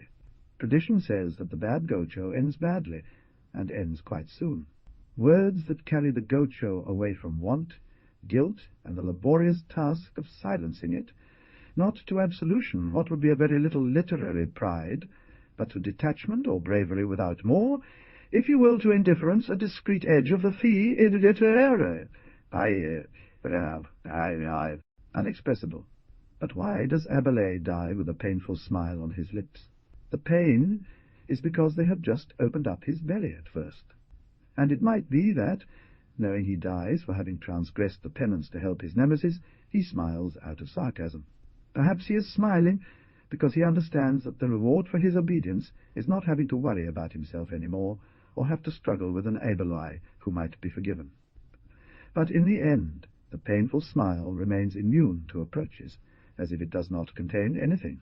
He may also be smiling because the act of charity which costs him his life is proof that he has learned to listen and is now at peace, because he is glad that, since the other's appearance and announcement that he came to fight him, he limited it himself to making a serene gesture of compliance, and did not open his mouth.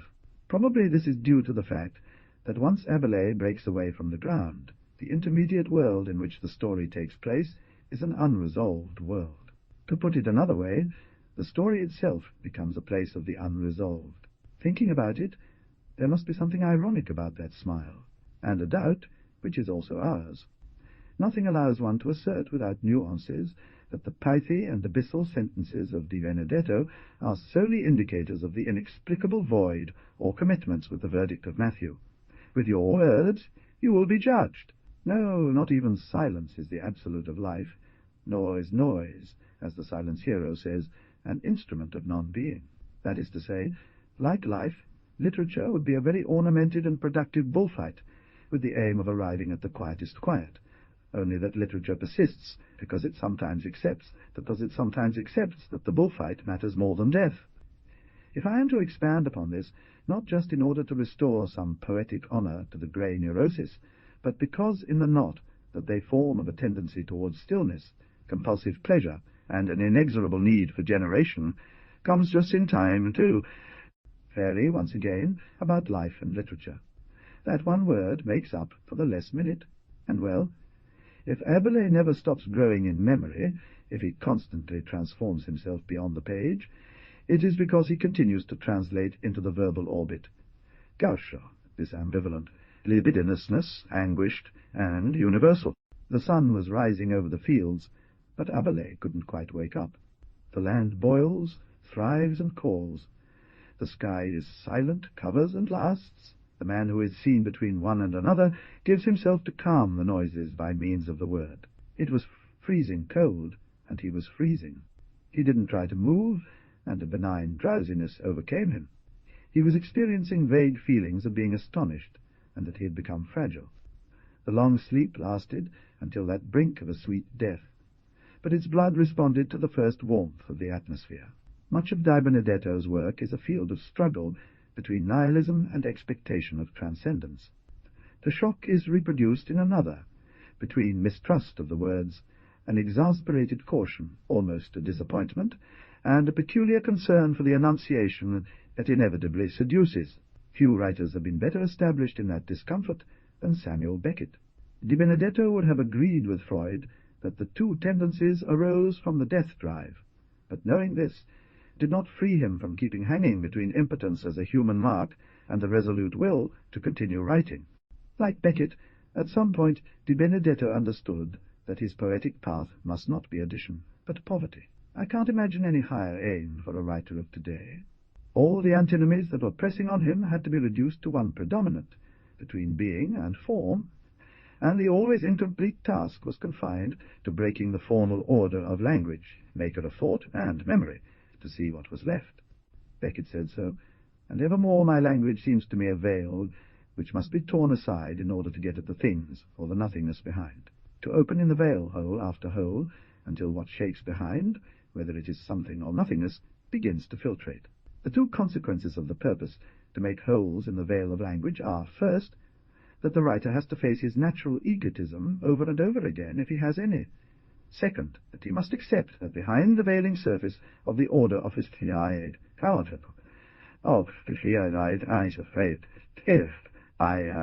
language, there is not only the being, but a truth about being which is sought after. To calm excitement, can be sickening, but gives a lot of pleasure. Very often one sees that Di Benedetto, as Beckett knows, at the bottom of things all words are misrepresentations, that what is unbreakable is silence, that behind the veil there is nothing, and so on, that not only is pompousness useless, but even Making holes is an unnecessary passion. This text translates to, how strange this is, how contradictory. But you also see that it postpones the moment of accepting him altogether, that it still loses a moratorium on the radical discovery of emptiness, not only because he does not succeed in resigning to the fact that there is something in life prepared to receive them, to welcome them in health if they have paid properly, but because the work of writing.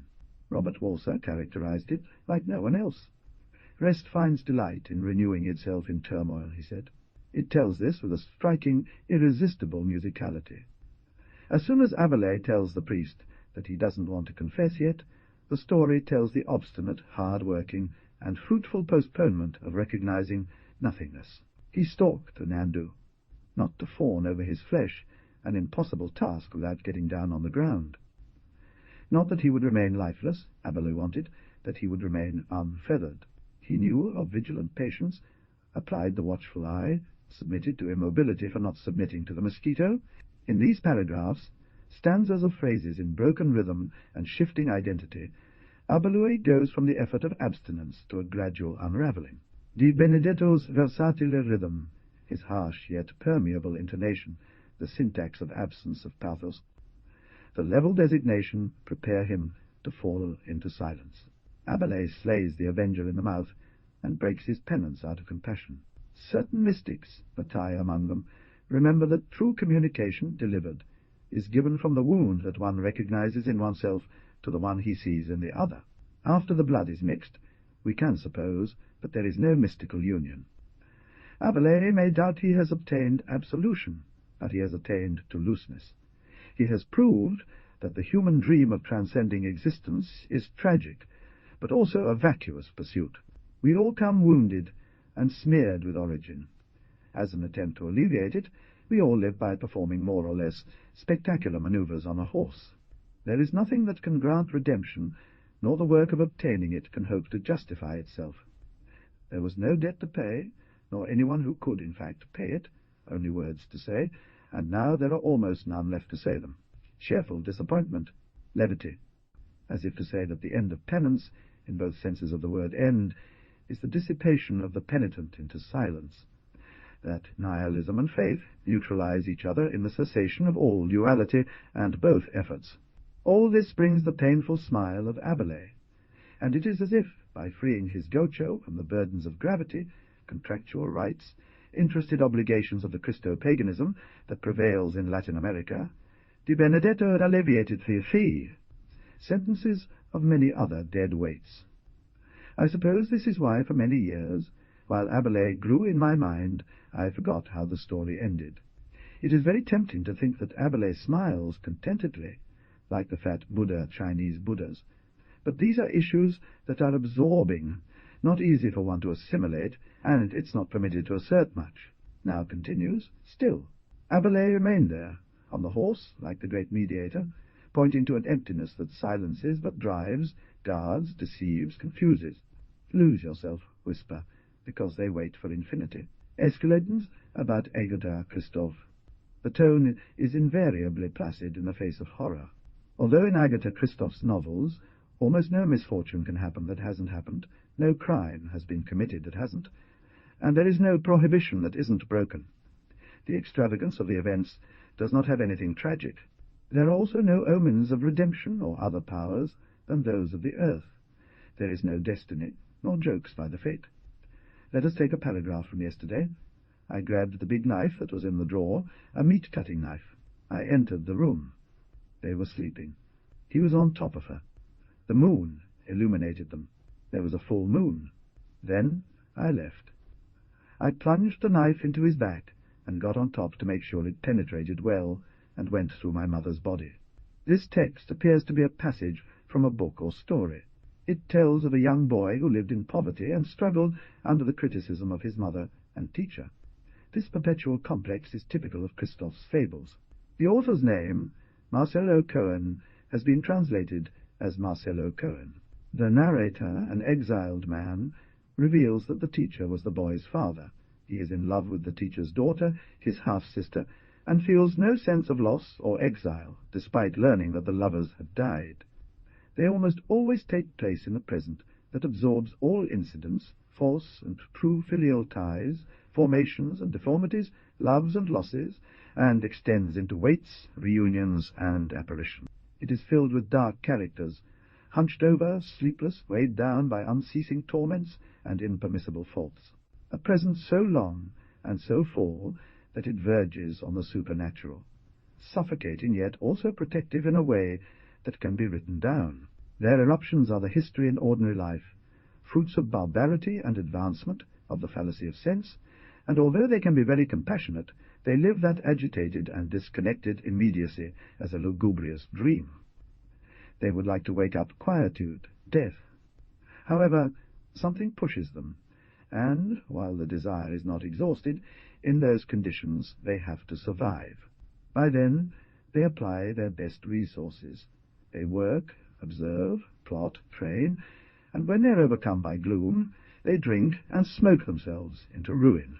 Christoph's narratives are brief moments of desire for death in constant chains of activity and atrocious events. Everything is carried out, and from one performance to another, without regard for the time that intervenes. The sentence has neither occasion nor interest in moderating with metaphors, generally, not even with adjectives. They do not hold judgments or interpretations. Their truth is action. Between the pain of deprivation, the body's needs, sparks of reflection, and the danger of despair, between the damage of history and the resolute of the characters, one after another the fatal phrases of Christoph are consumed, carried by madness. They only present decisive scenes, as in tabloids. A question ties together the dozens of horrors in the three novels, and who is telling it all, because there are too many contradictions. But the great notepad wonder is first, because it is told in the plural first person, a resource with very few novelistic antecedents that are not merely rhetorical. In this pained fantasy plane there are Claus and Lucas, the twins of the big notebook, the initial novel of the trilogy that Christoph, the Hungarian exiled in Switzerland, late wrote in French, a novel that amazed readers and gave her a unique place in the modern tradition of extraterritorial literature. War has broken out. A woman whose husband has gone off to war decides to try her luck in another country and goes to leave her twins with her mother-in-law on the outskirts of a town. For them begins an education in suffering, dirt, narrowness, and contempt. Before moving into this house, we didn't know our mother still had a mother. The old widow, sour, ascetic until greediness, reproaches her with words, and if she accepts the boys, warns them that they will pay dear for it. We called her grandmother. People call her the witch. She calls us dog sons. Claus and Lucas don't care.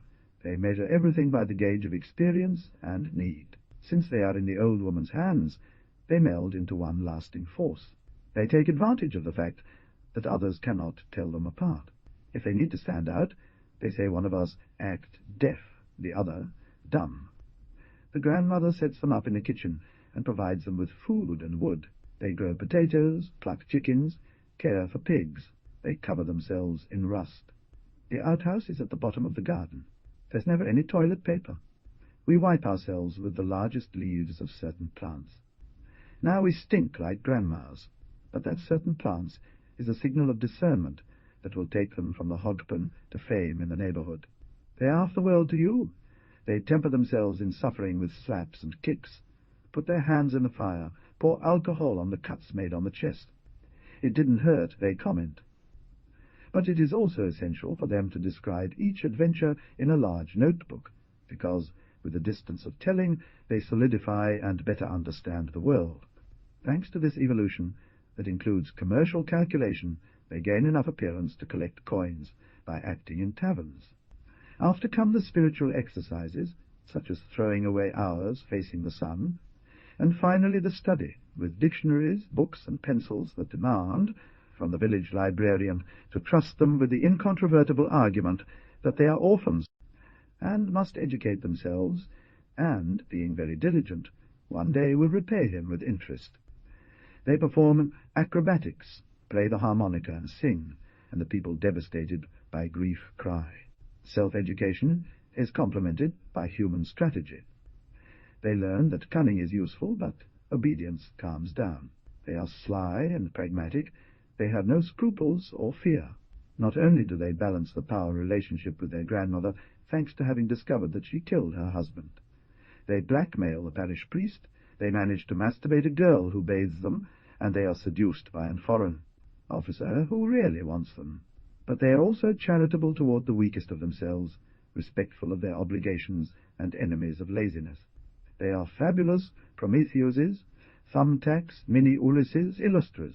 Betrayal, duplicity, and mortal selfishness are the order of the day around them. They persist in knowledge, but this demands a wearying toll on them. As if their sense of decency was inebriated by the circumstances, everyone in the novel speaks with unflinching formality and impeccable grammar, even in an insult. Here they are, for instance, with the foreign officer who dotes on them. He pats us gently, tugs at our hair, and stands up. He holds out 2 whips and lies down on the bed. We whip him, once one, once the other. The back of the officer is covered in red stripes. Blood gets into our eyes, mixes with our sweat, and we keep hitting until the man lets out an inhuman scream, and we fall, exhausted, at the foot of his bed. It is not the only perversion in which they indulge, but none is greater than the litany of betrayals, retaliations, and assassinations, and suicides that war spawns or reveals. There is an occupying army, lunatics at large, bombings, a close and dangerous frontier, wickedness masquerading as hunger. There was much blood in this story, but for Claus and Lucas to corrupt themselves in various ways is a more difficult task. They are irrepressibly practical. They are not immoral. They are not so indifferent as to not feel pity for the weakest and advise idiots. One day, suddenly, the mother appears with a baby in her arms. The twins refuse to leave their grandmother. The foreign man, who is accompanying her, urges her to leave because he can hear the shots of another army. At that moment, there was an explosion in the garden. Then we saw our mother on the ground. It was a mortar shell. The passage has nothing to do with what is usually considered climatic. 10 lines later, the mother is buried. 3 pages later, the war ends. Everyone is missing something. Grandma and Eos are missing nothing, because they have discovered that Grandma has an accumulated treasure. They teach us their songs, their dances. They show their movies in our cinemas. Men and women disappear without anyone knowing why. But other changes occur. Later on, we have our own army and government again, but they are the liberators who lead them. The picture of their leader appears everywhere. They rebuild the frontier. Now it's impossible. It will be a failure, because the last phase of the ordeal they have imposed on themselves is learning to separate, individuate themselves. But returns never cease. Soldiers who have lost their nails in torture, demolished men who claim rights in illusory homes, and soon give up, skeletons of corpses from shrapnel or greed. Once again, as many times before, the twins attend to their own affairs without faltering over any transgressions.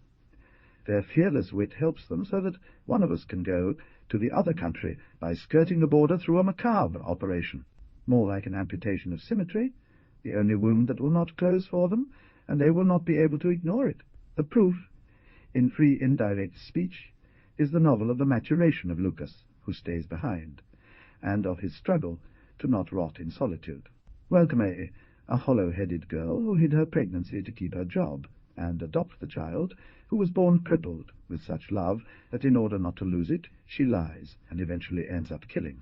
Matthias is a precipitated of generations of error and coarseness, a brilliant mind in an unfortunate body, and his ambivalences infect the novel. In the room that belonged to his grandmother, Lucas has hung the skeletons of his mother and the baby.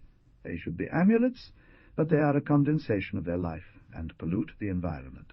Neither he nor anybody can recompense the systematic passion with which Lucas renders affection. Neither the woman who is madly waiting for her deported husband, nor the secretary of the party which conceals his homosexuality, nor the sentimental crowd of the taverns. Dementia, aromas, repression, alcohol, suicide, the characters in these novels vomit a lot. The third lie, which is narrated in the first person by Claus, the one who left, places the content of the 2 previous novels in limbo. The combination of the 3 gives a new type of novel. The literary first person is usually effective but misleading. The third is mediating and empathetic in its distance. The first of the plural is so inexplicable that it knocks down the precautions. It is as if the we of the great notebook radiates into the others an explosive disturbance. The tone goes from sinister folk tale to torn family novel, and then to gruesome melodrama and existential fantasy. Between dreams, lies, and notebooks that are mentioned but not wielded, the twins' versions overlap, glossed, interpreted. Identities are interpolated, supplanted and nullified as excessive variations on the theme of loss. It is a desert instability, raised on the history of Hungary through Nazism, war, Stalinism, the 1956 revolution, and all the murders and exiles. The gift that Christoph offers is a form that enhances vision. In one of the versions that his twin brother Klaus writes about his life in another country and his return to the village, he assures that he lied to the police about how he crossed the border, about his age, and about his name. Full of the slim stream of its substantive style, Gaianistic, a flow of secular and modern genres, the myth, folk tale, symbolist prose poem, neo-realist cinema, experiments, it purifies and prepares the novel for the uncertain fluctuations of the 21st durations of the 21st century. But the revelation that his name is not Klaus could also be false. It's impossible to know if there were twins, or which one writes.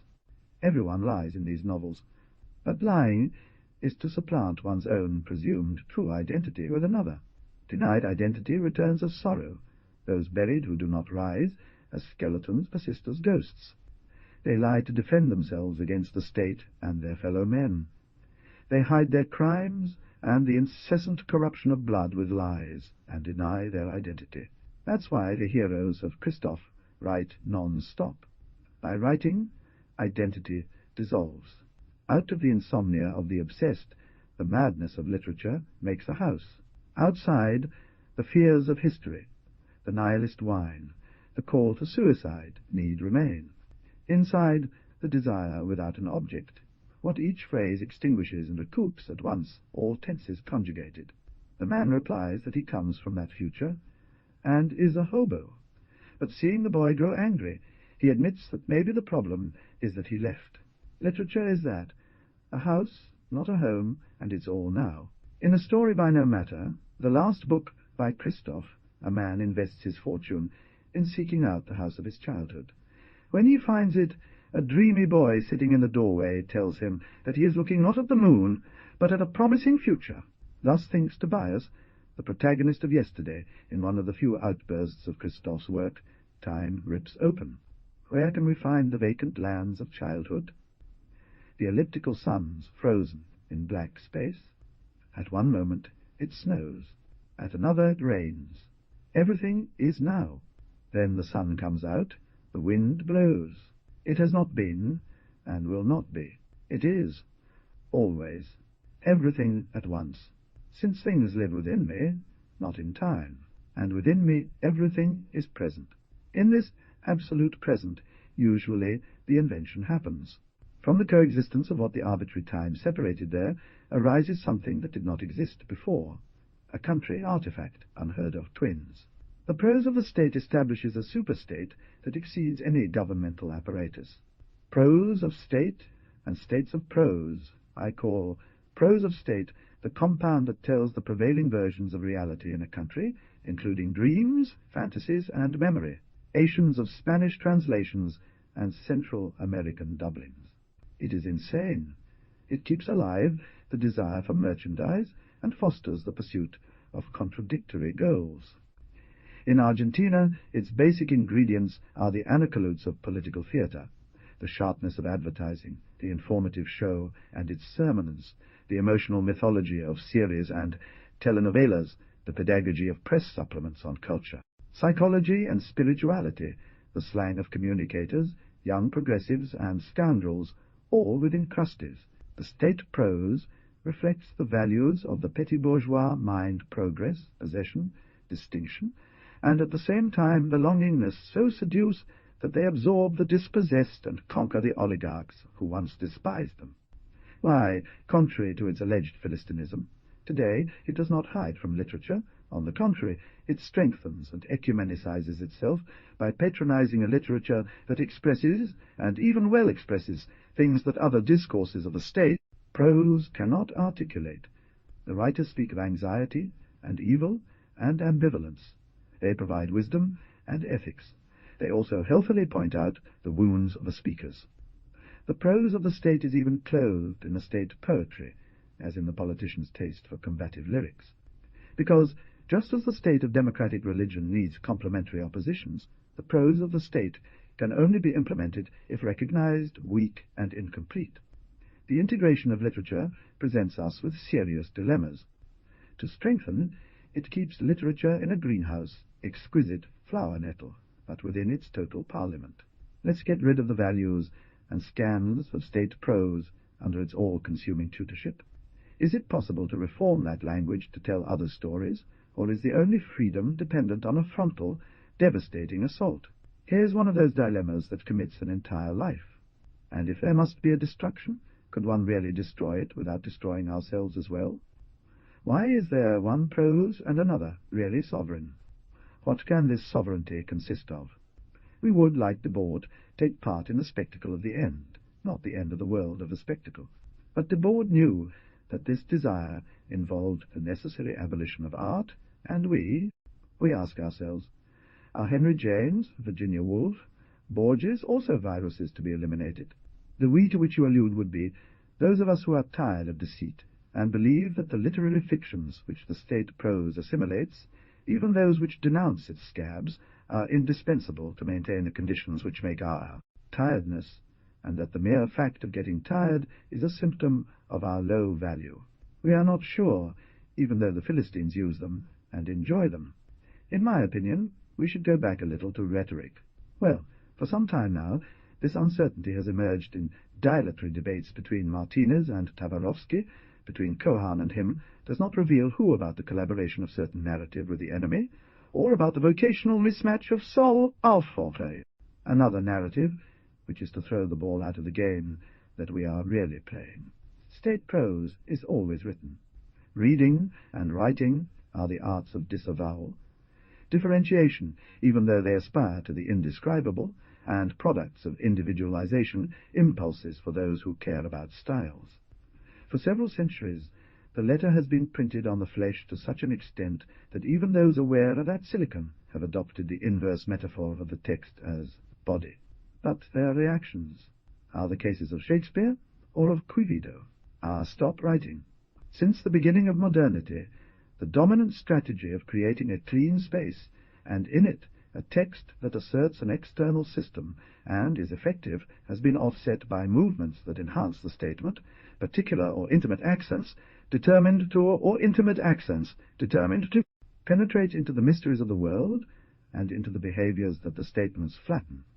The consequence of these invasions, coupled with technological progress and heightened by romanticism, is that individual writings distinguish, but also, for this very reason, they hierarchize and ultimately contribute to the push managed by a progressive technocracy, a paradox that explains the cyclical temptation of writers to tear everything down, or, above the individuality it seems to promote, the state's prose today, February 2006, is cumulative, conquering, aggregating, neutralizing, and not only instills the law, but also the mockery of the law and forms of pleasure and spirituality.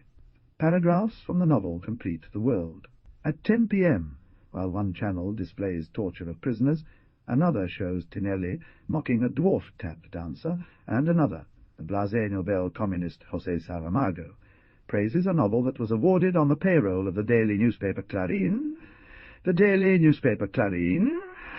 executioner of the language. The prose of the state is a more effective control device than the police.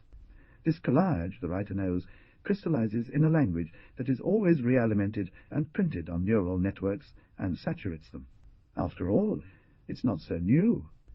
The printing machine of sentences on human backs from La Colonia Penitenciaria dates back a century. But the machine of the tale of Kafka, a true lunacy, breaks down in the middle of the work, because the meat of the victim offers its resistances, and the invention of that allegory is one of the great replays of literature, by the word. After all, however, At the bottom of an attack on language, we always find resentment against its source, life, and therefore the drive to death, with the fatal nihilism of Said. At this threshold most of us stop. There are many others. The defiant avoidance, silence, exile, and cunning, the dispersion of sense, logomoral terrorism, disorder in perception, minor literature, the break in lines of association, and the assassination of grammar. All of these have fed writers of the 20th century to expand consciousness. We adopt less suicidal programs. For example, renounce all power other than that of reaching a truth of the case. Now then, to make truth with a language that continually falsifies it, the writer has to falsify that language, says Baths, if he can, to spray it, only that again he realizes that he won't get there without spraying himself as well. It's a very dramatic literary loop, which can also be very funny.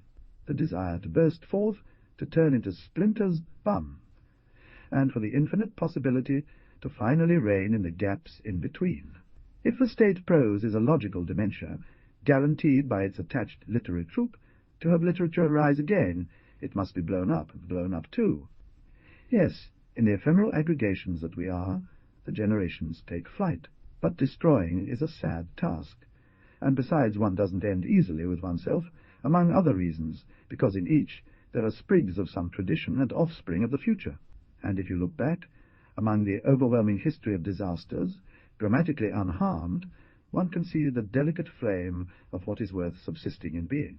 A chain of opposing forces, dissent, fragmentation, intertwined with other forces that have celebrated, preserved, and cherished.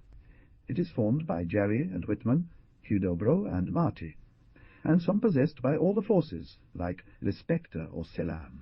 The narrator's fight with state prose is for the ownership of language and the truth of stories. Poetry, on the other hand, asserts positive values or desires and is more enduring. For Pound, most good literary prose arises from a sense of denial. It's a detailed and compelling analysis of something loathed that one wishes to erase. If this is true, and good literary prose has been absorbed by state prose, one way to unravel it would be to incorporate the assertive burden of great poetry into narratives, starting with the word full and affirmative. However, what today wins followers in our literary milieu is a bad writing, that is, inappropriate by opposition to fine letters, or the mere functional prose of market. There would be two reasons to break with writing. In its last version, this happy and fruitful idea comes from Era. Excellent reason to study it.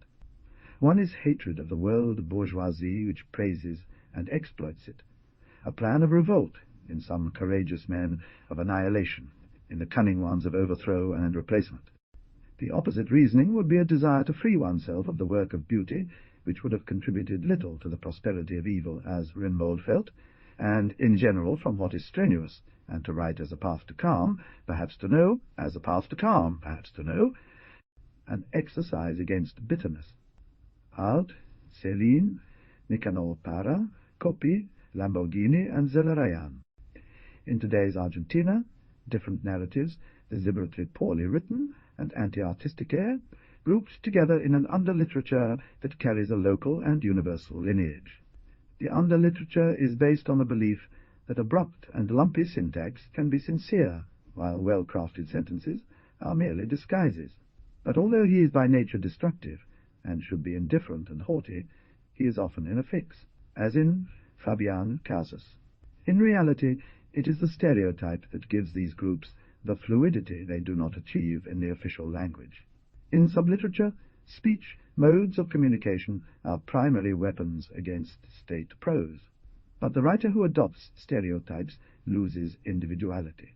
On the one hand, he wants to speak in his own name, escape from uniformity and crudeness. On the other hand, against normative beauty, he represents the vulgar uses that marginalized or sect groups make of language.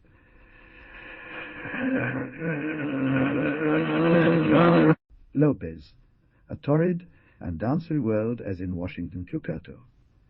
Neighborhood chaboneria of rock and football. If one would speak on his own unassailable name to claim autonomy, then also he should destroy that language of exchange. He should forge a private language, definitely not communicative. It is what the Pan-Sudanese language tends to do, as Cucurto points out. Given the materials at hand, recent Argentine infraliterature is not up to the task, and it hides its deficiencies by claiming an inheritance of poverty, lowly status, exclusion, urgency, and denigrating elegant literature. But here one encounters the sub-literature in its clash with the challenge of absolute literature, the work pregnant with its ad hoc theory, Finnegan's Wake, or, less exaggeratingly, Certain by Guimarães Rosa. However, attacking one type of literature without simultaneously attacking any other form of literature is pointless. Why? To the extent that he has ancestors, each writer separated from the literary institution faces another that he himself is beginning to institute. Beyond this, the plebeian and vulgar writing of novels, such as Carey's Koja, he creates and teaches war to literature, an entity that only exists in its cycles of alliances, sinkings and resurrections. Quanto fac Lopez. That's why I believe that the virtue of new sub-literature is to reformulate the question of how much we want to destroy and how much to preserve. The Adventures of Mr. May's Cucurto provides an uncomfortable feeling of inadvertently sharing revulsion at the appropriate word, and even ignorance of the rules that are being violated, in which one enjoys shameless journalism, soap operas, and radio discussions. To this world, thanks to the sweet dollar neoliberalism that we had among us, these heroes of strange colour caoba, these sub-developed princesses of chocolate Nesquik, using enlocucide as their legs, their chachas, and their languages of colour. Languages. The Adventures of Mr. Mays, a memory of how a black-headed repository is crowned a Sudica Seamanchannel and created as a negative poet, cheerful as so is, moderates his violence by inlaying it in the lyrical of the dance hall. Thus is how everything revolves, how everything has its dark side with a little bit of light, where we all have to enter in it. On the other hand, Carey's Koja, a black narrative set with chats between transvestites, newspaper clippings, and police reports, is a consistent representation of ground language. But if the annihilation of spelling also lessens the ability to differentiate and suggest, and if there are complex emotions that can only be felt with subordinate clauses, are we willing to destroy syntax, morphology as well? So, is infraliterature a backfire, a desire not to write that in its frustration, takes revenge on literature? Let's not forget that in the global parliament of state prose, banality, aggression, nonsense, and error shine. Even tender words like tolerance and restraint are thrown around as gargles, because the writer cannot stop writing. As soon as he finishes a book, he feels that the essential has not been said, and he needs to continue dealing with a language that lives for him like a constriction. That is why some choose an equally biased, but less harsh and illusory path, and above all more difficult one, I will call it hyper-literature, of writing. There are narrators for every taste. Against the logical dementia of state prose, hyper-literature goes mad with its own narrative. As writers simply putting down well seems to poison them, hyper-literary narrators exaggerate writing through tropes, relative clauses, and extended clauses, sow alliteration and digressions, dragging everything that the sentence goes illuminating, but never lose concordance or surrender the integrity of syntax until making it supernatural by force.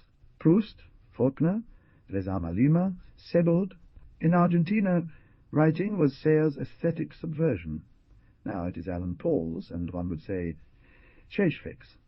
Went through different times, all bound together around sadness and death. Rimini realized that he had not changed clothes the past. In the hyperliterary sentence, there is a snotty illusion of afterlife. In its long distance, a theft of time to put something more out of reach of the end of literature, and no fear of facing time. Here is a sentence from Marcel Cohen, just in the taxi, when the game of light on the bananas cups, the width of the avenue, and the discreet and functional elegance of the buildings with the old optics that dominated an entire blockade already, returned him to that province of his life that his files called German hospital, and that immobile. It seems that it would aim at an art to come from literary performance. Meanwhile, between these two extremes, In the court of state prose, often nobly, even without growing, paraliterature is offered. There is no need to confront or point with the finger, having each so many doubts. In the empire of cumulative economy, it fulfills its destiny of reducing everything to content. However, paraliterature is architectural. It has spaces for unsettling messages or the morality of causes that the performing society deems essential to take into account. Its credit is disquieted good taste, without taking into account that writing is dying a little bit. But let's not fool ourselves into thinking that infraliterature, however wasteful and fleeting it may be conceived, is so detached. Zeph, a destructive narrator, takes refuge in Jennett or Calvert Casey or Gerardo Vallejo. Arte, a constructive international narrator, takes root in the legacy of Henry James, or Borges, or Cervantes, and even Svevo. It seems that for each of the two, the tradition he proclaims is literature. So, either aesthetics is literature, and the other is not, or literature is wildly heterogeneous. Of course, the dichotomy is misleading.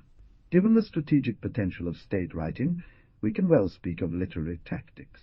Literature is not to erect the aesthetics of Cervantes, or that of Tolstoy, nor that of Dostoevsky, or Lamborghini, but rather to decide an action today as they did, individually or combined, with the expressive media, the traditions and the horizon of knowledge of their time. The account, says de Certeau, is characterized more by a way of practicing than by the thing that indicates. Suggest another meaning than the one it seems to be saying. Tales' accounts have content, of course, but they also belong to the art of the coup. They are roundabouts that, starting from a fact or a quotation, are made in order to modify a received balance by surprising it, but nothing is modified if something, in the process, does not surprise the narrator himself as well, produces effects, not objects. It is a difference of conception, and not of commercial calculation.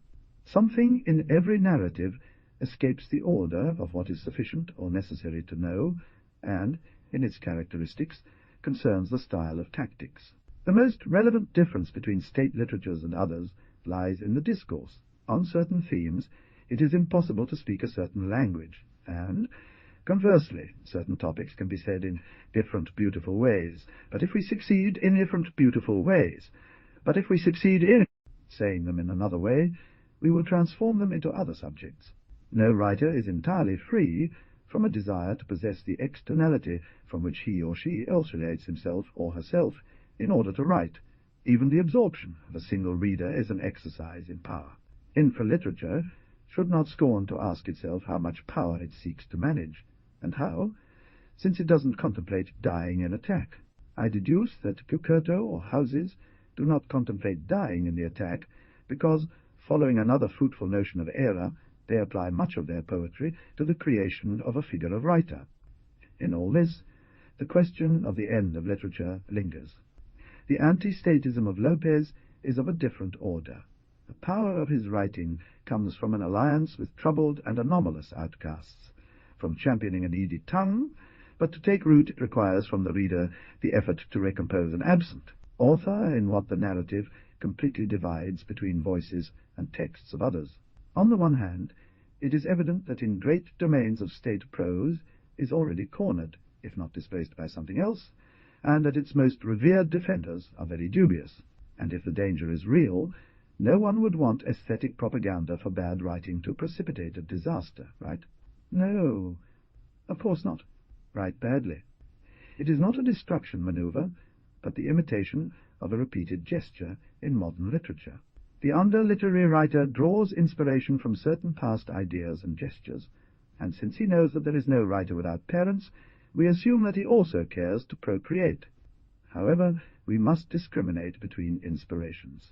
You meant with an unsupportable theory. Otherwise, Ira adjectively superlatively has a prosody like a breeze and coordinates with impeccable levity. The poor writing of era, inspired by sources as diverse as Art, Rimbaud, and Russell, but tempered by Chateaubriand, sinks elementary precepts of the novel progression, climax, balance, character growth, voice coherence, conclusion into an unstoppable continuity, correcting a book by writing another, the generic jumbles or the replacement of arg. Other elements, such as the lush lexicon, polysemy, and an indispensable prosody, could tell of the deep goodness of Zelarian's rengu, interjective, and filthy prose. We are then talking about authors who write poorly exhausted literature to write well the possibility of a prophecy. A little of what is best that today's bad writing retains from this trend is the corruption of an obsessive, hereditary, public, parliamentary language. Any one of their vocations does not need to disguise.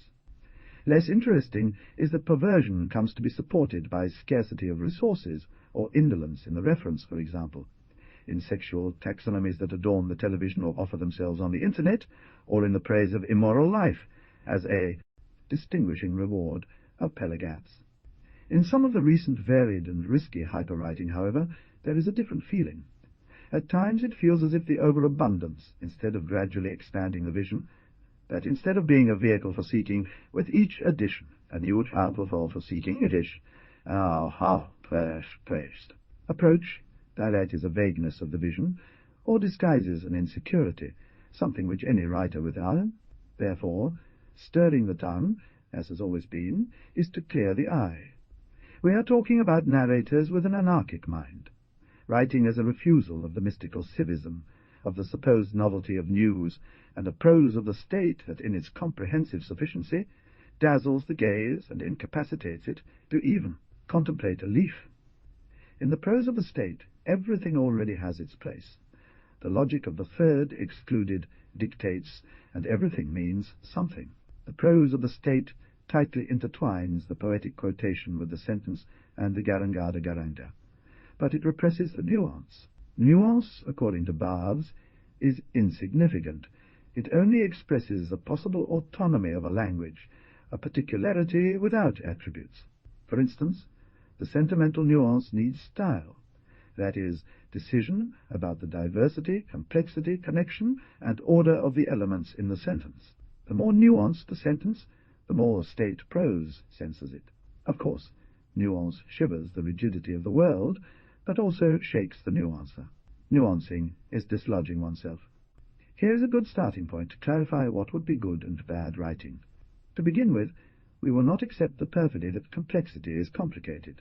I would say that this line has been lost, except for the sake of ignorance of criticism, the posital, cinematic, and aphoristic version by Pigia. It was Walsh's prose, brillantes, galados, contes. There was a moment in Argentine narrative between the 60s and 70s of clear and nuanced prose, agile without rushing, confident and assertive but prudent, timely for the meandering. It descended from the rich synthesis that had been made by the great American storytellers. The ambiguity that hyper-literature entrusts to the crevices of the phrase, this style entrusted it in the plot. By the way, we often import into prose the poetic power of truth by betting everything on metre and tropes. In reality, what the narrator needs most from poetry is the intimate relationship with moments, their varying weight, their rhythms, as if one couldn't truly tell anything without distinguishing the successive music of Day's Proust. In its best moments, it realized Jean Rhys's aesthetic ideal as in the Sea of Gasson, still water slightly rippled by a background murkiness exactly the opposite of state prose, and, though individuated, was unthinkable as personal, something that state prose also does not handle well. But to differentiate is an art of distance, and the prose state lulls us with familiarity, promiscuity, all with language and each with themselves. Is it this endeavour that makes a style necessary, and may enable us to tell not only original stories, but even a story worth telling? So the anti-state narrator investigates the sinister side of all familiarity to see if he can divorce himself, so that where it was an illusion occur, finally the world and himself.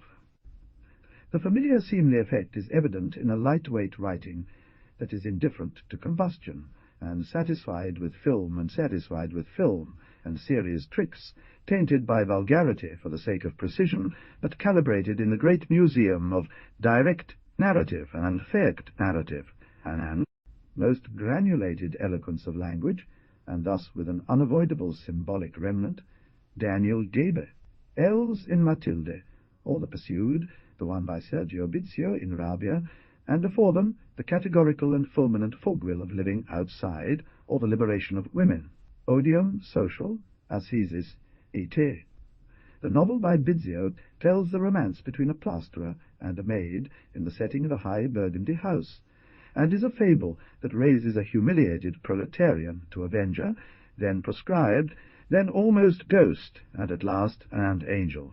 Redemption. The fury of the title is literally the disease, but also that of the narrator against the state prose, and that of the hero against the distinction of the idiots that the state prose shapes. Do not restore without incorporating, recycled, the crude weapons of the enemy. Only that the hatred the fog doesn't obscure Bizzio's ability to cooperate in ending literature, or give way to the fools, as if they were obsolete, the precious weapons time, elision, transitions, alternation of dramatic dialogue with oral bass, and alternation of dramatic dialogue with oral bass, free indirect narration that literature was forged with to restore nuances, weapons that today woo. Bizzio's prose swallows with the same veracity as Estado's. In the novel there is a bourgeois library, Reader's Digest, Dorman chatter, and Christian Castro songs, but it turns everything into the negative, like an odd one out among its possessions. It is no wonder that Rabia deals with an intruder in a stranger's home, and with dubious filial relations and births. Now too bright outfit, relegated to the back of her closet. Here is the translation of the provided text. Look at any passage. Mr. Blinder was a lawyer, hypertensive, obsessive, and unhappy. Mrs. Blinder had at some point in her life set up an art gallery. She was a social alcoholic. She used many creams, loved pastel colors, and probably had a secret romantic relationship, judging by the occasion. In this kind of writing, a sort of emergency classicism emerges. Rabia is one of those tempestuous novels that are written today in the crevices of literary collapse, tempered by tradition, but marred by clichés. He does not surrender. It's not bad to consider a mummified classic, unwound, not subjected to notions, a possibility. But don't discard the possibility of procreation, because you know that writing, sooner or later, is asking yourself what has been, is, and could be in the future, the essence of literature. Decades after the terminal experiments, the narrator passes through the hole that the demolishers had opened, equipped with the languages they came to master and transform, loaded with debris and useful remains, and from the narrow corridor where he makes a house and takes care of it and devotes himself to expanding it. And if it's transient, all the better. How hyperliterature, and probably subtext, opens a gradual path to finally begin the exodus to the open field.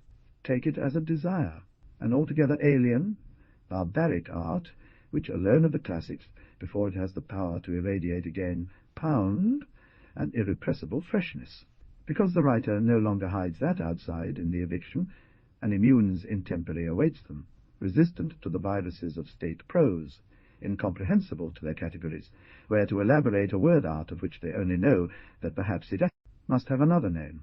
Of the text, the dispute between political life and poetic life goes on growing longer. Even if one turns away from it, the matter remains pressing.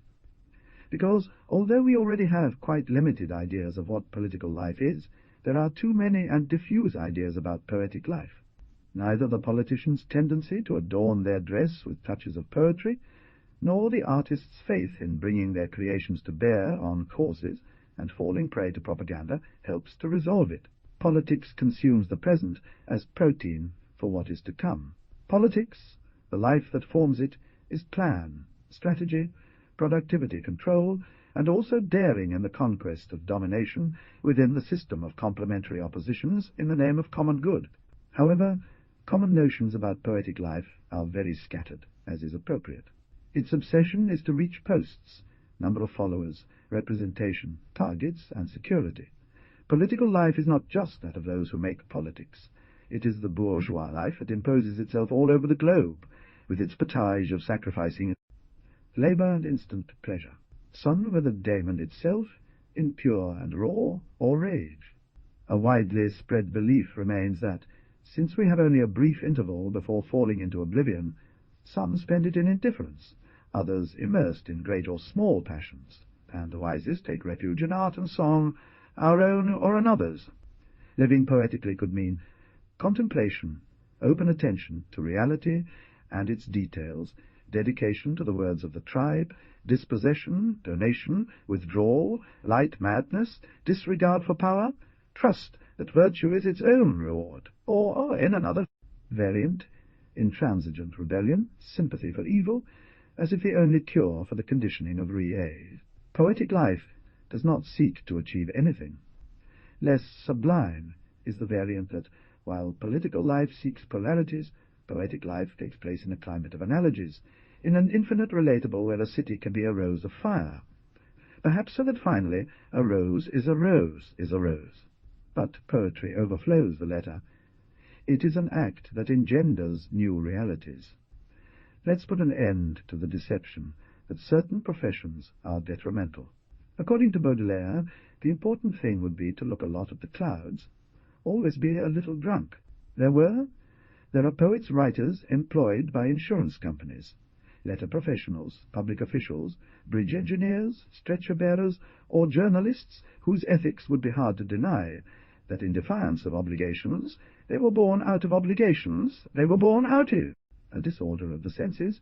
It is enough to read Kafka's letters. But there is an alcohol or drug intoxication, and intoxication of sex, word, mountain, love, or pain, even resentment, as in Céline. A large part of poetic life would consist in an inebriation that sharpens the detection of banality and opportunism, a constant denial to add magical thinking to stiffened political reasoning. For politics, in its honest and passionate moments, seeks a better world. Literature wants another world. It often takes place in another world, or worlds, Baudrillard, and much more. This happens in language, and the world that appears inscribed is a virtual overcoming of the limits of social discourse. It is not an exception. From the contiguity of elements of different orders, something always arises that was not in the common catalogue of reality. A cluster of disparate things and distant moments can bring forth another world. A few months ago, when Luis Alberto Spinetta died, how many of us thought that even the titles of his songs that we would remember, Durazno Sangrado, Paquidermo Deluxe, were objects from the universe of parallel thinking he had made, and evidently inhabited with Gnosticism, Hudobro, Artaud, Tango, a vision of a Bolivian sleeping under a tarp.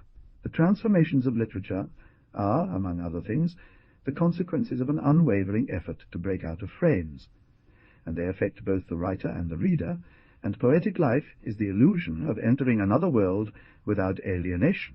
Realistic literature facilitates the leap of fiction into this world, which is why political life despises escape to any world that cannot be read in terms of utility or entertainment.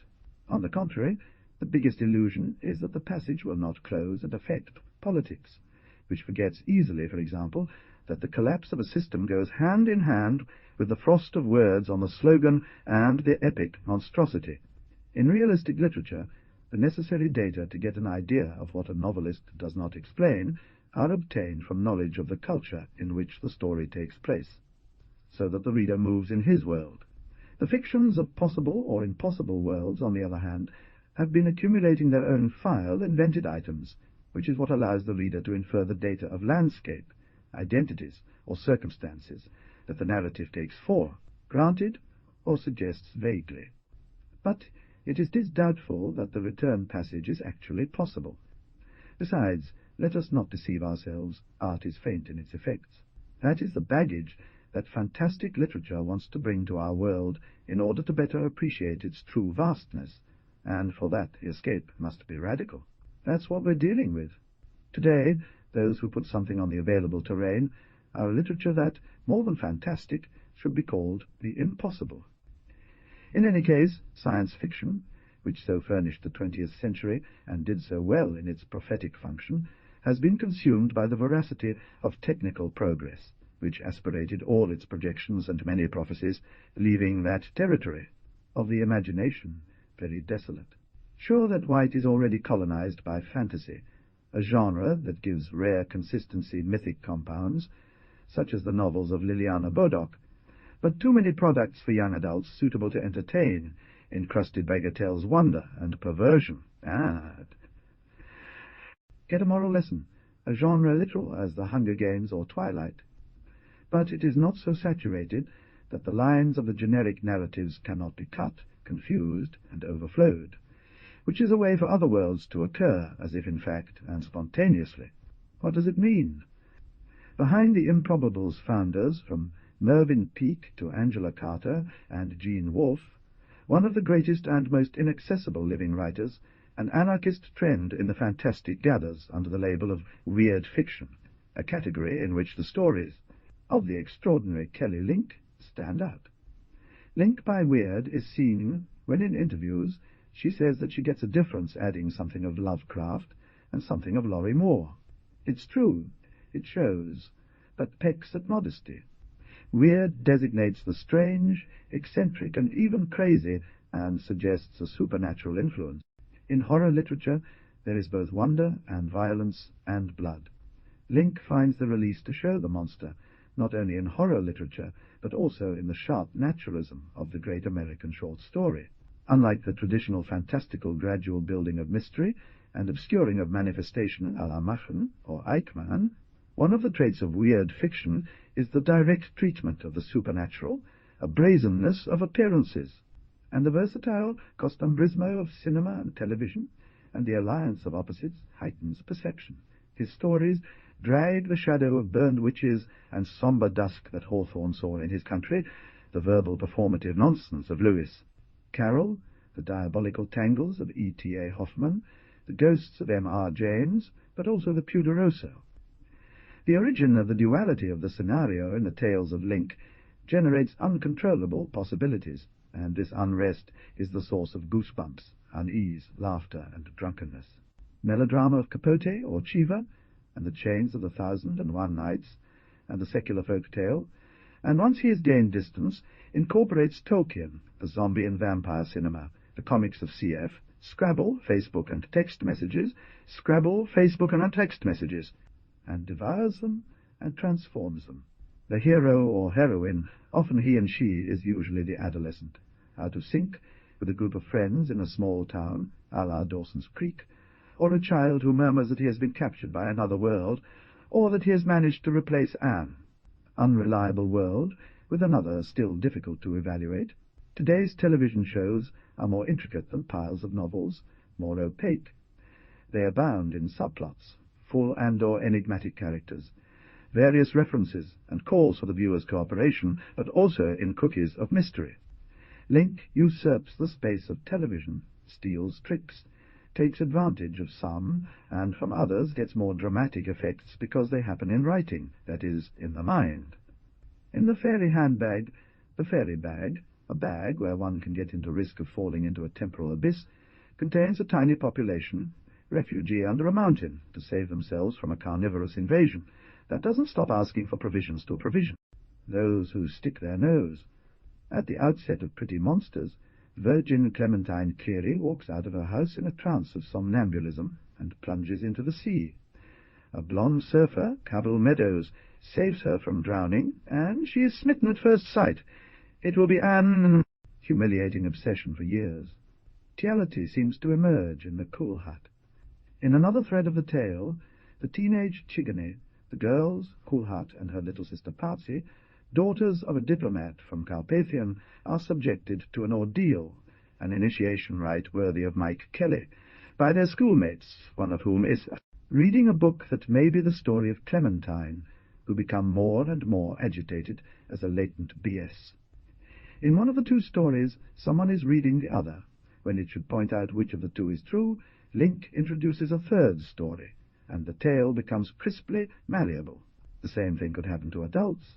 The overlap of worlds complicates love in general, as in The Wrong Grave, where a boy who wants to recover the poems he left in his dead girlfriend's coffin, because he doesn't have a copy, revives another dead Braces, who gets them, uncomfortably attached to him, and won't let go.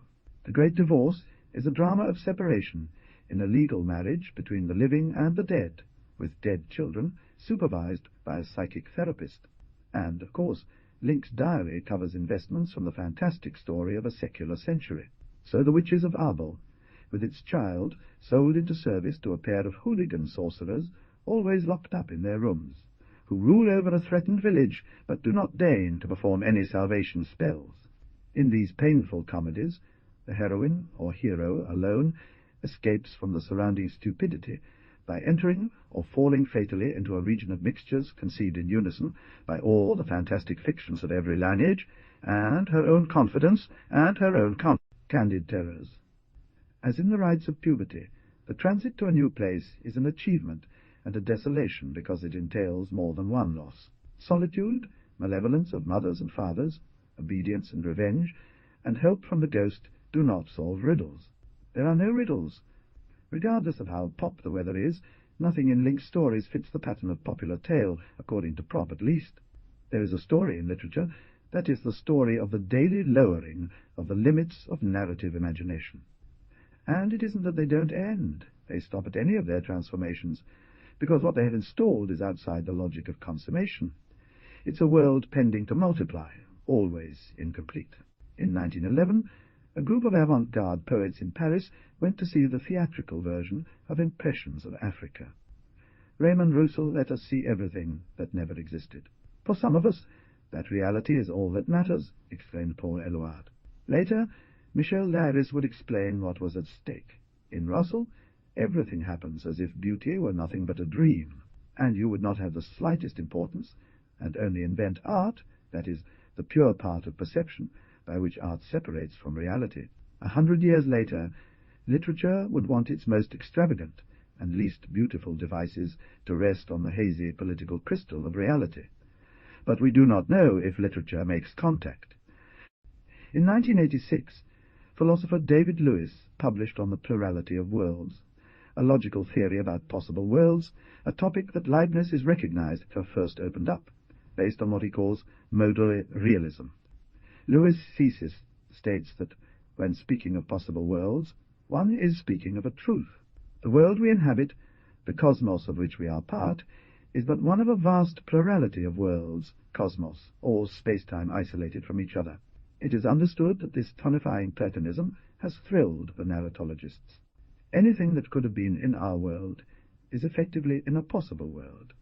A singing monkey and a live Bolaño with a transplanted liver. According to modal realism, what is real and merely possible, they do not differ in ontological rank.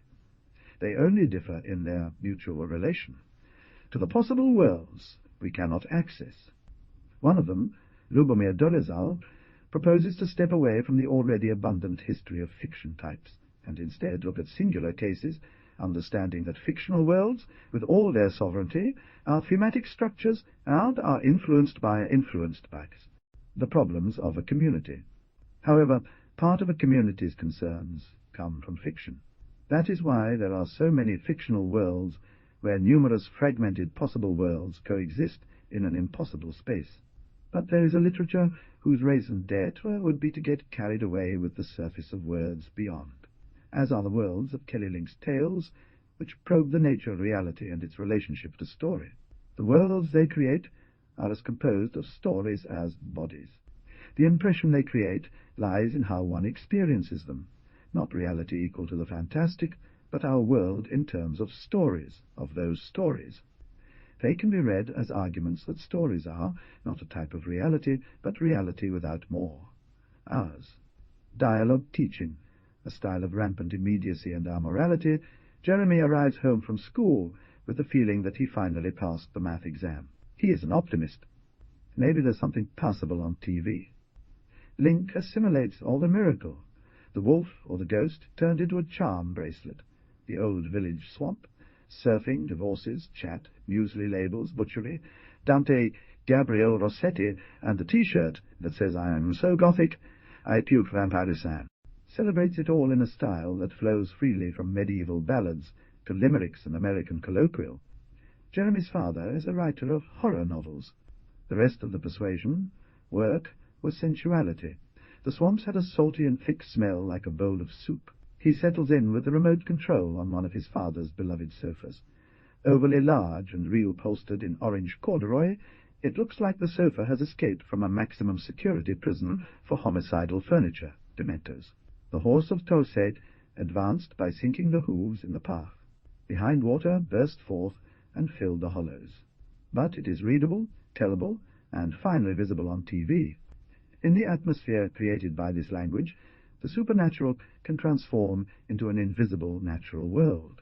Fat flies buzzed around the reeds, vibrating, and once in a clear pool of water, Onion saw the green ribbon of a snake coiled on soft grasses, like hair clouds.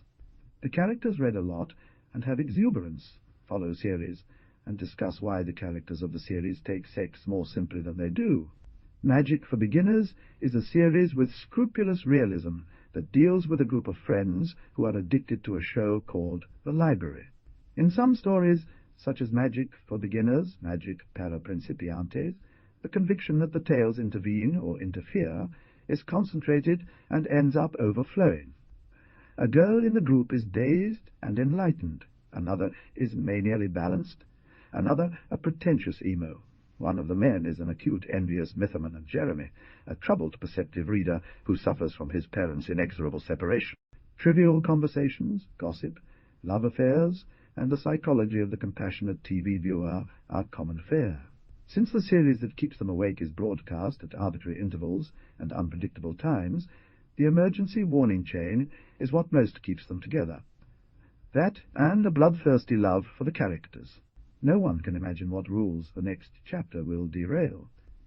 The exclusive setting of the series is the People's Tree-World Library, an oversized building, and tells the adventures of a girl named Fox, her struggle in defense of the librarians against the sadistic armies of Prince Wing. Fox's catastrophic armies of Prince Wing. Fox's catastrophic death, and the attempt to revive it by a statue of George Washington. The cluster of genres is such that the mystery of the continuation flows from the series to alerts their giving one, floods the lives of children, and carries them in its course. And as Jeremy is left trained by uncertainty, their intuition hangs on for survival in reality, the characters who are collapsing in fiction. The fans are stunned. In an untimely chapter, the statue of George Washington transports the inert Fox up infinite stairs to the threshold of the World Tree Library of the Free People. Nobody in a single episode of the library has ever gone outside. The library is full of everything one can enjoy if one goes outside. Trees, lakes, caves, fields, mountains, and cliffs, and it is also full of indoor things, like books, of course. Outside the library, everything is dusty, red and strange, as if George Washington had transported Fox to the surface of Mars. He sees clearly. From that incomplete but full world which has its own outside, the world to which he passes, Jeremy sees that the drama of his pale life in our world is not the dysfunctional family. It is that dysfunction cannot be the norm. The matter of the tales of Link is more jovial and raw. It would be convenient not to go once again to the blabber of the Chinese boxes and the abyss, those timid adhesions to the strong theory of the sovereignty of the fictions. It is an animism of the invented worlds. It is the naturalization of stories and the animation of nature, and also the mutual impregnation of the stories and the reader. Link wants a dialectical overcoming of chivalry. The narrative voice in Magic for Beginners regularly reiterates that what it is telling is not reality, but a series. Link allows this because he knows the reader no longer cares about the difference. It's impossible not to recognize that modal realism is right. We don't have access to possible worlds, but one can choose the fictions in which to live. The characters of Link choose the fiction in which they believe. It frees them from fear and hope. The stories of Link are not solutions to the dilemma of poetic life. They are examples. Illumination. Fernando Tarrés, the fixer and the factotum, played the Spanish guitar, conducted in a sober way, and sometimes typed on a laptop. One night, in winter of 2004, the record label Bow Records presented an event at the Club Notorious, one of the most important places for jazz in Buenos Aires, which is very difficult to describe with clarity, given what was there. No one who knew the musicians was surprised that the first song was Agüita de Morada, a chacarera, a form cherished to the point of pampering by local jazz of other decades and revived by different combinations of the Bow label.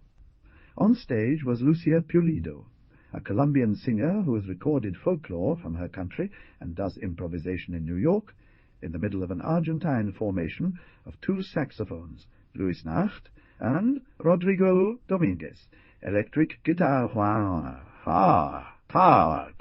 Arredondo, double bass Geronimo Carmona, and drums Cato Branda.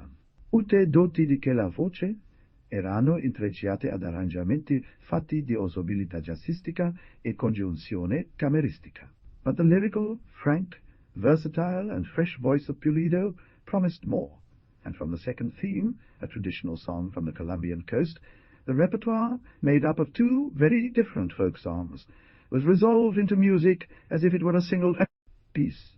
Giubilo, precisione ferme, allarme lamentevole, incontri e divergenze con la linea melodica che. A little mirror painted a ribbon of blue silk, a tulle handkerchief, and a desperate love. Rare, very rare, this songbook of griefs and rustic landscapes stroked by complex chords, sometimes as sharp as those themes in the style of Bullet. And yet he didn't mind that Pulido's song sometimes sounded archaic, and at others hyper-cosmopolitan. Nor did he mind the conversation between instruments, from light duet to loud discord, a drama with no resolution. If someone was listening to us with some pleasure, it wasn't only because of the emotional intensity of the concert or the thickness of the sound, but also because something was happening, the imminence of a little birth. It was a delight, because that night popular music, with its load of messages and fundament, had dissolved into words and everything on the reverse side of mere music. As is the case with some concerts, passages of music stayed in the memory for several days, whimsical, calling to daydreaming, struggling to merge, running away towards a dimension where the chaos of life could get, not sense but a healing lightness.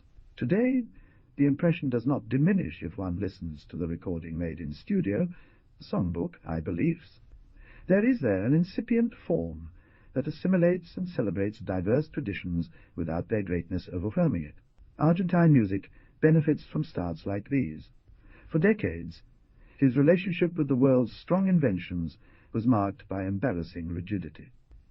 In the early 1960s, at parties for affluent youth, it was fashionable to play the saddest zambas from the repertoire of the calceleros. In the mid-70s, the land fever linked to activism would lead other young people to sing the rough and beautiful folk music they took from Mercedes Sosa, Yupanqui, or the couple Isela Teixeira Gomez. After that came the flood of vocal groups with Baroque harmonies, Ana Cruza with its electric bass, and from Chile, the jaivas. But the obsession with the message set aside the more carefree adventure of those years, the thick bebop harmonies and theas, almost crazy syncopes, with which the Huancahuachango Farias Gomez group shook up the songbook.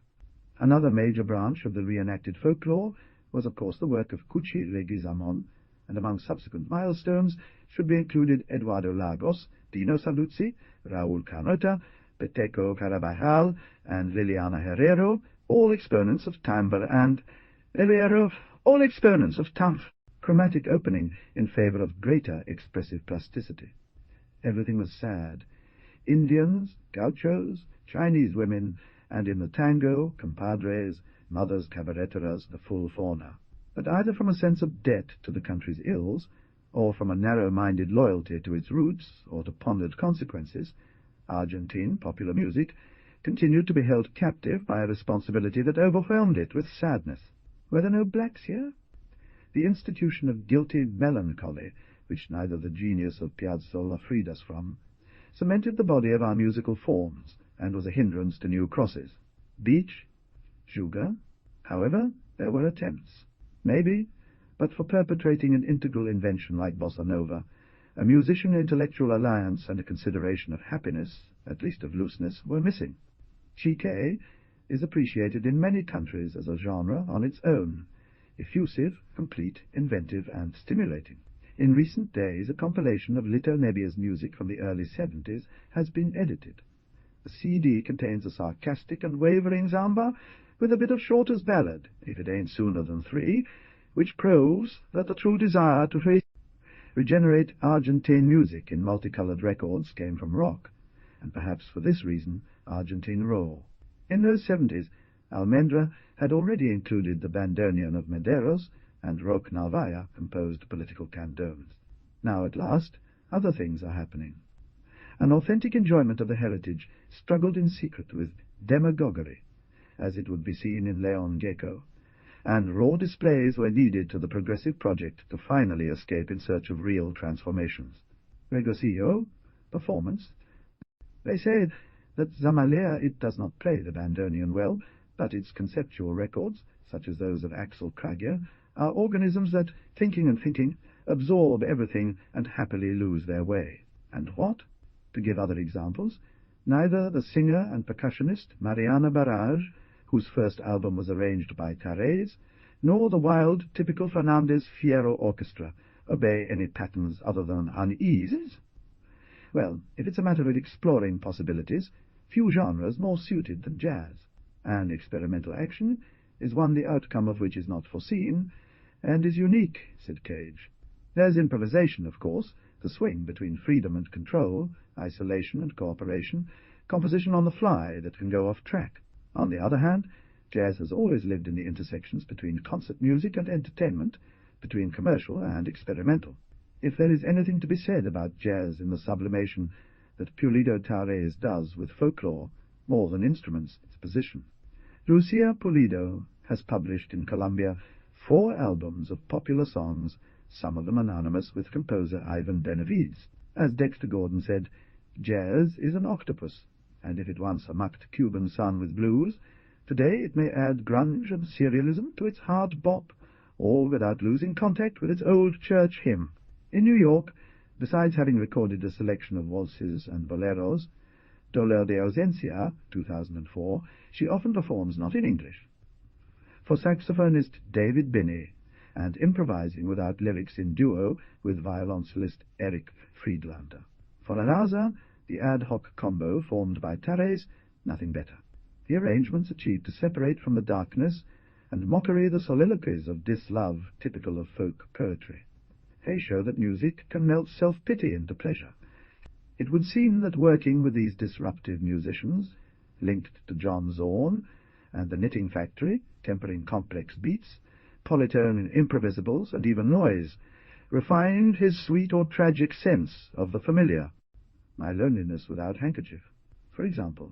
On a guitar motif barely reverberating, which evolves into the bass, the voice drops like from a can, white cloud under the sky spark of lone starlet, foam of old wave.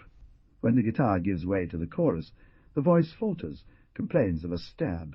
Ah, brunette, I don't have anyone who loves me, and the matter would be trivial if it were not because some brooms are already heard, Coltranean, and almost faints before returning.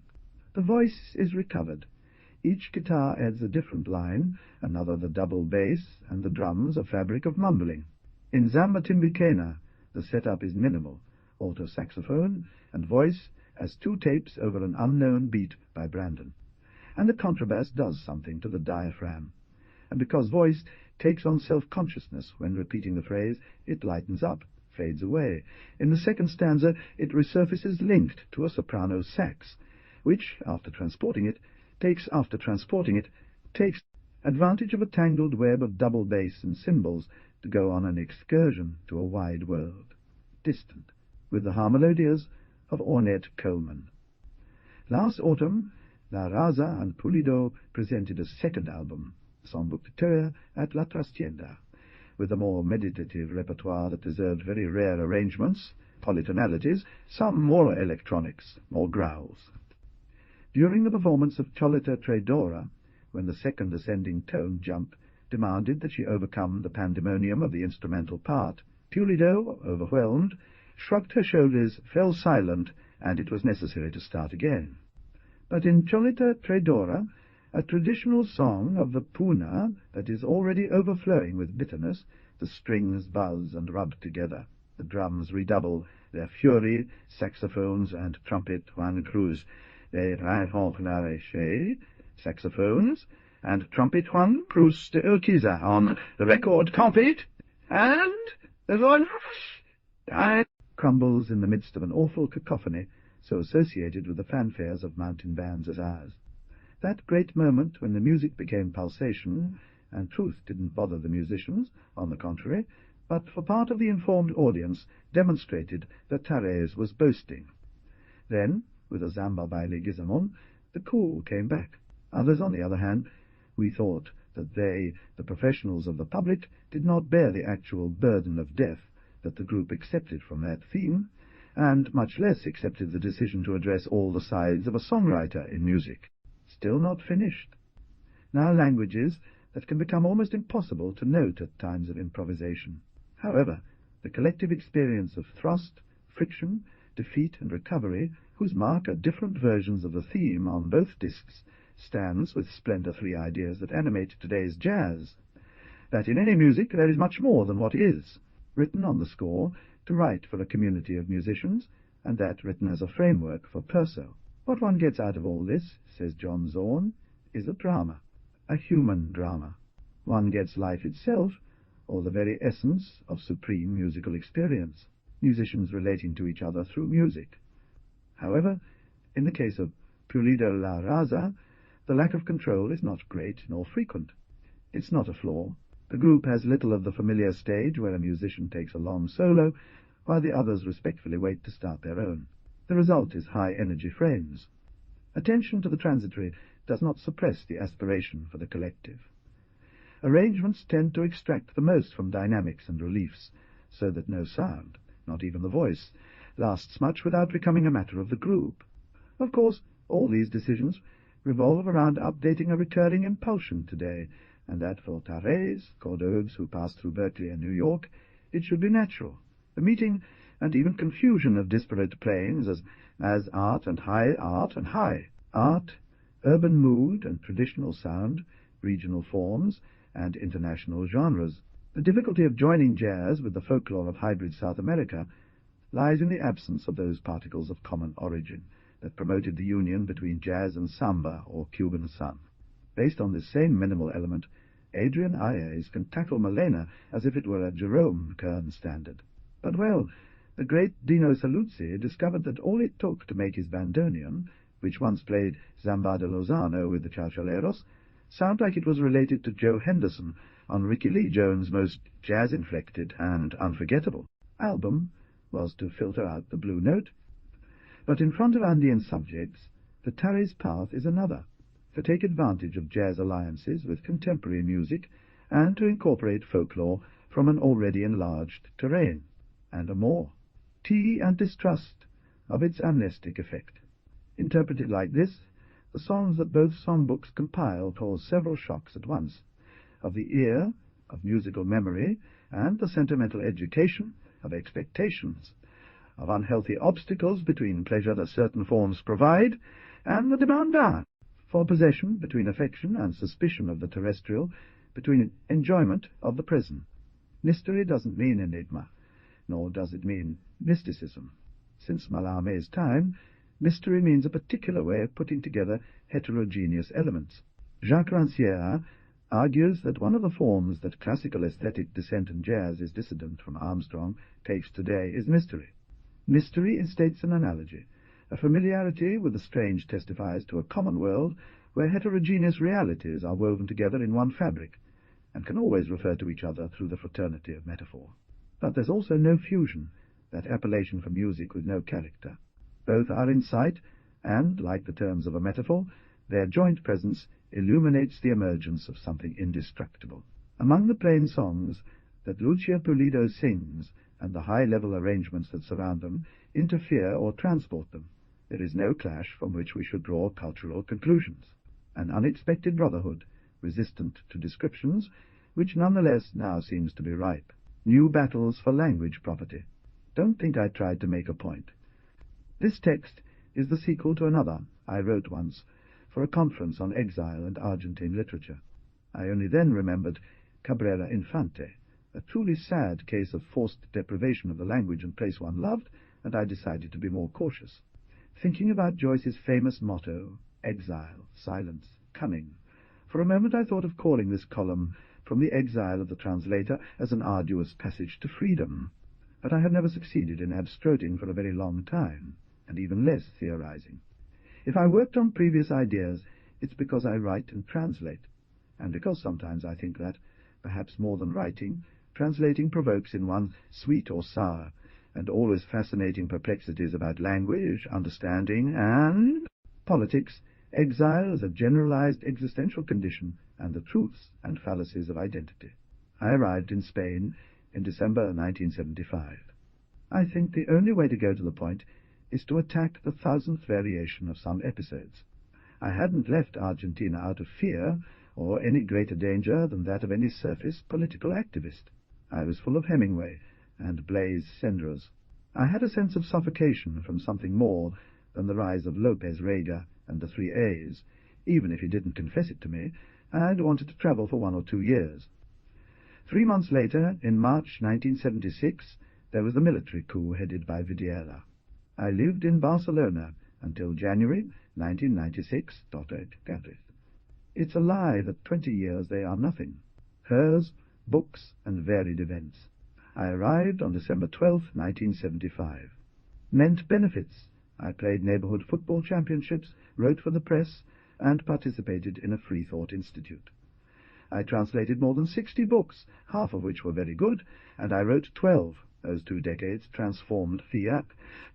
Young maximalist Argentine, middle-class Jewish man, into an imprecisely hasty nutrient absorber from OT.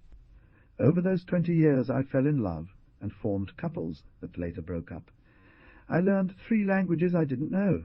I made friends, and sometimes lost them. I lived in 8 different neighborhoods. I read in 8 different neighborhoods.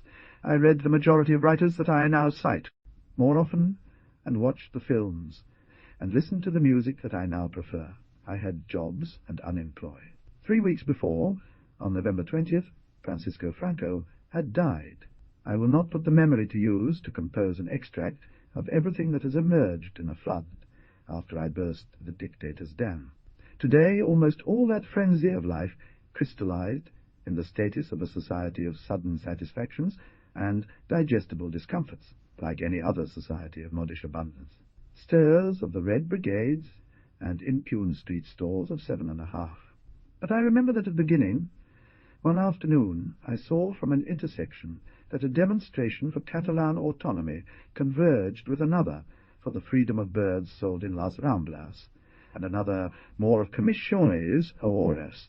And that same night, in Las Ramblas, I was dragged by a mob of transvestites who paraded between 2 overlapping posts. I remember that a cultural magazine, where I used to write, El Viejo Topo, changed its orientation 4 times in 6 months, from workers' autonomy to the affirmation of genders, from surrealist anarchism to Foucaultian ethics. I remember the erotism that intoxicated any publishing endeavor, daily, journalistic, political, or recreational, as going to a rock concert. I remember that every week recent translations of books that had been sidelined for years were published, from Dylan Thomas to Alfred Döblin, and from Gerard de Nerval to Guy Debord. The exaltation I caused this carnival was multiplied by the fact that, according to the customary doctrine of the exiled, I imagined that only committed myself in minimum portion. One night, a friend from childhood called me on the phone whom I had not seen for at least 10 years. The unintentional ruse consisted in believing that my true commitments were elsewhere, there in my country, and in what the horror of my country dispatched to Spain. He was with the woman at the airport. 2 days earlier his sister had been killed, a militant of the JP like him, and he didn't know where to go and had no idea what Catalonia was. I remember that they spent a week without leaving the room I got for them. People who had gone underground and married almost from adolescence, before having known the streets well, remembered with tears a Rosario or a Buenos Aires that they did not know. Apart from anger and the despair of defeat, there was despair, pain, longing for family protection, and even a form of familial abandonment. But all of this, the Spain of transition absorbed in its bubbling cauldron, tended to dissolve it, perfumed it, metamorphosed it. It was a situation of an irritating and sometimes ridiculous ambiguity, ion cult and generalized petty bourgeois repression. It did not last much more than 2 years. 3, perhaps, until democracy achieved institutionalization, Spain complied with its geopolitical role, and began the slow route to concentrative liberalism. It also was I who followed that process with some detachment, but not too much, because in the meantime many of us had reacted to Argentina's defeat with an accelerated counter-learning. The libertarian climate of Spain, at the end of the 70s, had favoured it. A nearly immediate critique of ideology, which in my case included not only Leninism, or real socialisms and the philosophy of seizing power, but also local appendages of integrist porteño, family machismo, militarist verticalism, sexual violence, sentimentality, impudent pass. The programme came to be made up of fragmented slogans. All this was to lead into a programme of expanding consciousness, of trying to destroy paradigms, which would be commensurate with an urgent desire for independence. For example, in the idea that it wasn't about changing reality so we could continue being what we were, but about changing ourselves so as to make another reality possible. What I had not yet absorbed, that this condition puts us face to face with responsibility.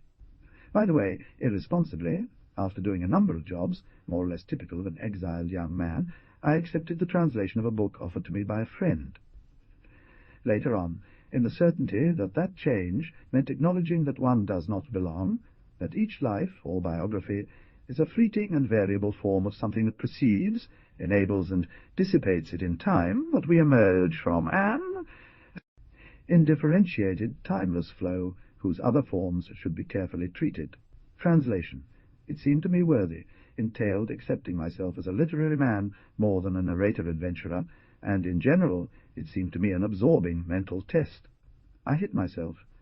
In Argentine literary magazines I believed that I had honed my skills by translating beat poets and science fiction stories, and I knew enough Latin to display a silly arrogance. The book that was commissioned to me was a biography of Indira Gandhi, and when the reviewer came out, he criticized it and said it was translated into reckless Spanish to the max. I was surprised that the implicit accusation of barbarism rested on a term, to the max, which used to be seen as an expression of high praise. My mother and I believed to be absolutely Argentinian, and more so was the shock for me when I had to ask myself in the future, if I wanted to survive, what was a neglect of Spanish and what was not. I understood quickly, almost stunned, that no one who thinks frequently in some depth in language can't end up in politics, or change their usual way of thinking about it. We are since we were born, and the fear of not fulfilling them, the neural networks of ideology. And I started to understand why some visionaries, such as William Burroughs, assured that language is the most efficient instrument of behavior control and society, but a control that is exercised not only from outside, by means of political slogans, advertising, information, education, but also from oneself, from constricting illusions, the project. Unfortunately, my first reaction was to take refuge in the devotion for my native language. But within the confines of earning a living as a professional translator in Spain, while barely finished the period of criticism on the irredentist leftism, and to finish it off, one day in the bar at the corner of my house, I was going to start chatting with an Argentine, who turned out to be Osvaldo Lamborghini. I want to make a tribute to this terrible writer, Politics, which in turn was the manifestation of the Argentine mind. He was an irritable and very rude man. At the time, I read La Cosa Justa, where, as is known, a Japanese living in Argentina ends up committing harakiri because he cannot bear that, instead of an honourable word, Argentines have a joke book, and I realized that the aberrant literature of Australia, Lamborghini, like maybe only Puig's, was the illumination of the pornographic character of Argentine. You won't translate it into Galician, will you? One morning in 1983 he came to my house, rang the doorbell, entered, and without asking permission peered at my typewriter, on which there lay a translation of Christopher Marlowe's Faust. He said to me, and discussed how we could trick the booming and self-satisfied Spanish publishing industry into taking the splintery subversives of a peripheral literature. Even in the long run, I would benefit him in another way, I believe against his will. In this psychopathically effective way, he placed the tensions of our exile at its core, language, from which I would no longer move on, with which other issues were resolved almost with one stroke. He demanded that I read Kafka, for a lesser literature, Deleuze's book, and relearn with more care some of Borges' essays, especially the translators of the 1001 Nights. Why, then, although reverential fear kept me from fully reasoning it through, I thought that between Borges' condemnation of the prestige of identity, what he calls the waste of personality, and his firm affirmation of local variance, irreverent translations, before the verbal mandates of Central Western, there was a contradiction. The nationalist policies of the verb may contribute to the independence of peripheral nations, but, as it turns out, an emphasis on national, religious, or linguistic uniqueness is catastrophic. As for me, I really had very insistent urges to explode. Perhaps to be in tune with the unusual freedom against it was crashing into me. So low that Borges was foolish of me not to warn him, did not sponsor an anti-colonial emit, but the continuous recreation of literature in order to avoid the trap of this illusory world, by the local transformation of the terms inherited. As a poor exile, still undocumented, and an emerging libertarian, I was flirting with a modest Amarilyn. The most solid devices of canalization had disappeared. I had no family, no party, no running university career, no stable job nor partner, only friends, elective affinities, and no project outside literature.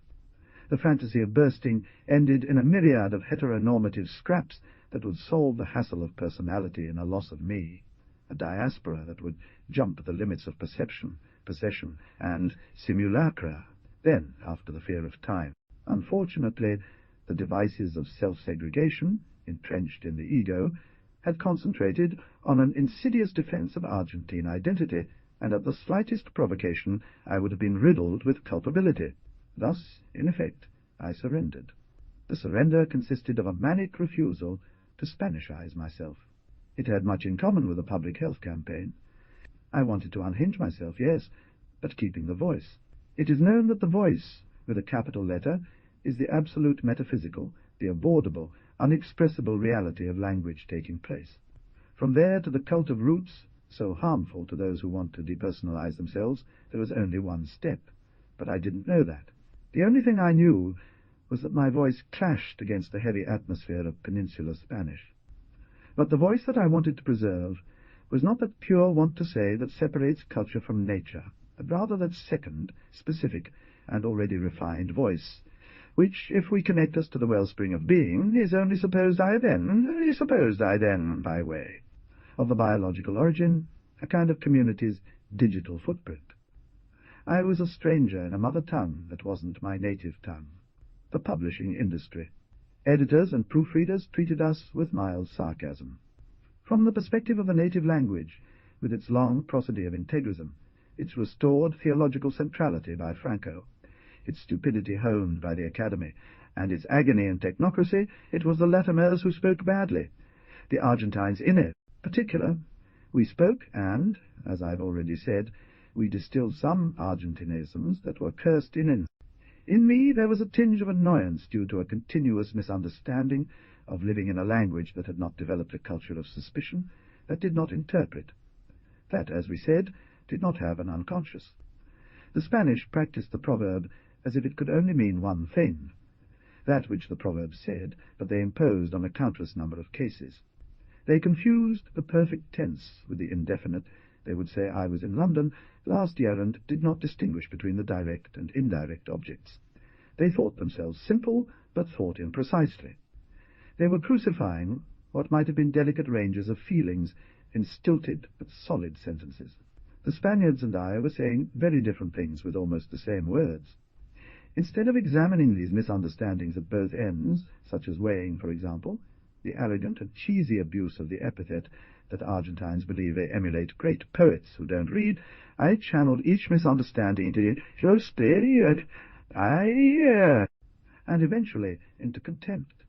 Olympic and justly, she explained the concept of use, and did not call me any more. Once I took the article from Maria Molina, where she says that the pronoun lo is correct to replace the direct object, and lo as a tolerated exception. These and other collisions were what my exiled superego advised. It had imposed an idea of exile on any possibility of opening myself up to experience, or better still, feeling. As is well known, ideas operate like fences. There was, of course, a load of political rebellion in my exasperation. As the dominant personal narrative, which prescribes relevant developments and endings, the tension of this purpose is to foster a estrangement from the real that in nothing benefits understanding, an fraudulent estrangement, slave of constant comparison. The most widespread of the ideas about exile feeds, and is the origin of the obsession to return to the country with the national condition as intact as possible, as the final goal of all movements. In this sense, it very well replaces that of all revolution, and a method to recover oneself. Environmental Spanish was separating me from my culture, whose language was one of the tools for its possible emancipation. It violated me, it dimmed my voice, it nullified me as a vehicle of a particularity. As you can see, I was immersed in a struggle over language ownership, and in both senses of the word property. It was not just a matter of deciding who owned the language, but also who used it best. Inevitably, he was repeating Sarmiento's resentment, the Spanish translate little, badly, and do not know how to choose, and Borges' sardonics about Dr. Americo Castro. He book for consumers. The dispute was bitter and daily, avaricious, more tiring than the duty of cultivating the memory of a homeland, and the insignia of a past, so that the story that dictated the idea of exile did not break down into simple episodes without sequence. Please give me a moment to look over this process for translation. I felt empowered, not by an empire, but by the detritus of past journalism, film dubs, political anacoluthons, advertising slogans, and the growing, depressing trend of major publishers to flatten translations, attenuating stylistic relief, reducing and segmenting sentences with more than one subordinate clause in order to facilitate access to tea. The Spanish custom of dubbing all foreign films, rather than subtitling them, had forged basic forms of the translated language that the audience recognized comfortably, even though no one spoke this way. In the 80s, many translators adopted these formulas, which offered quick and recognizable solutions. Eventually, some publishers decided to require them.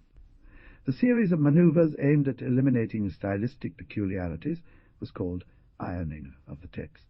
The non-negligible consequence was that in much of the Spanish translations from the 80s, especially those paid by editorial consortia, Michael Ondaatje's prose displays a dismal family resemblance to Stephen King's. What's happening to you? The most versatile characters of both are able, for instance, to say one step forward, one step back. Look at you, you're so stupid. And in this mixture of pretentious colloquialism and kitschy stylization, several fledgling novelists who read a lot of translated literature and little of the tradition of their language began to write. So many reasons for complaint provoked in me an outbreak of Rioplatense fundamentalism. The tension between the duties of the exiled to his royal verb and the obligation to translate for the language of the peninsula could have been very useful, as it eventually turned out, if I had not taken it as a Cold War situation. To the angry second-person plurals and the different names of the same things, it didn't take much for me to adapt, because in daily life I was already half Spanish, but half Catalanized Spanish. In this difference I found solace, but mostly the peninsular ways of ordering sentences, the cadence of the interrogative, and several other features that indicated a capital, angustious difference in diction, intonation, and prosody, i.e. in active obedience or defiance of norms and traditions. For example, the use or non-use of the preposition in dividerabilo heco el. It was an abstract, dangerous, sublimated difference, but based on the fair observation that the important differences between Central Spanish dialect and South American dialects were not lexical, but those regarding the order of the elements of the theatre, phrase, and their consequences in intonation, accent, preference for certain verbal times, and respect. The wise Ezra Pound remembered that there is no language that contains the sum of human wisdom, none capable of expressing all forms and degrees of understanding. Instead of reflecting on this proverb, I subjected each term with a hint of possible Argentinity to a quality control that bound each day of translation in a dizzying, delusional intoxication. I was enjoying the subtlety of contemporary Spanish translations, such as those by Miguel Sáenz, or Javier Marias. They possessed a richness I knew could only come from an intimate relationship with the less recent part of the central tradition, even while hidden from my ego. My tradition was to include Quivido, but also the Argentine Gauchesque and Latin American translations of American literature. Given that this is how translation lived, as a stifling place where everyone judged the existence of others, I tried to relieve the discomfort by engaging in small linguistic insurrections and smuggling. Like my grandmother might say, that's a big lie. I thought that if I practiced transplants, detours, eruptions in the language imposed on me, perhaps I would produce anomalies of reality islands, fragile abodes whose users would avoid the already fatal condition of consumers, which was the new general statute of the oppressed from which Latin America could still free itself. He insisted on the indefinite past tense, avoided lisms strictly, and the characters in my translations exclaimed, "What a lie!" rather than "That's a whopper of a lie," as my Spanish cigarette pack would say, and instead of "okay," I put "all right." Should I say that the verb to take was forbidden to me, eulously shared by the Cheli Madrid and Porteño Buenos Aires, lunfardo as guitar? He obsessively scrubbed his ear for the most rare colloquialism closest to our that publishers could tolerate, Camelo, for example, or Bochinch and I hoarded terms, from the golden age whose existence modern Spanish-speaking brushed aside, had survived in the flexibility of our South American go to a hammer, skin off, or words miracle. Some publishers continued to call me, others discreetly sent me away. This mix, which gave my work a slightly capricious texture, did not generate major reactions. My goal, where the original made it possible, was an elegant, cosmopolitan, buzzing and homelike broadcast, above all aware that language is a problem, even more so that speech is a rift, the incessant, fatal loss of what it intends to capture, the elimination of what it names, and in translation, the problem doubles. And I ended up working mainly for two companies run by Argentines, Minotauro and Muchnik, or for independent publishing houses such as Anagrama, Icaria, the then Lumen. Balance of form. By that time, I had the privilege of translating Martin Amis or Clarice Lispector, even William Burroughs, none other than Henry James, and to the extent that self-pity diminished, responsibility increased. My next ruse consisted in shifting the animus against literally Spanish standard of the time, which, in pursuit of a pure narrative and supposed formality of style, the journalistic reviews of the time praised as fluid language. Those people hadn't read Gombrowicz. La Vanguardia Pont. The praise of fluent language was the black beast in my writer's soul, and the campaign for the hygiene of my intimate tongue burst into a public fit against the contaminating tongue. About language ownership, which was published, and this should have made me think, not less than in it. The first part was called The Writer as a shoeshine boy, in tribute to the picaresque melancholy of an art, that of softening new shoes for rich people, which some eccentric poor people had practiced in Buenos Aires during the 50s. Arte him, and he ends up accepting the cliché because it allows easy bonds. Very shortly, as I said, when we are born we fall into a language, as we do with a pair of shoes that destiny assigns to us, that the first irritating discomforts appear when we want to say one thing, and they understand us. This is not easy. However, to give up an essential sign of belonging, and that in the end one forgets that the shoes who? The Spanish used inherited shoes as if they were comfortable. They gave themselves over to the instrumental word, confident in the illusion of their transparency. Afterwards, he accused Spanish writers of having capitulated before the use of a repertoire of useful invariables to protect themselves from the weather, or to walk barefoot, that is to say, defend themselves from life as literature approaches it, rose from a dissatisfaction, and the only just word was the one that attacked the equivocality of familiarity.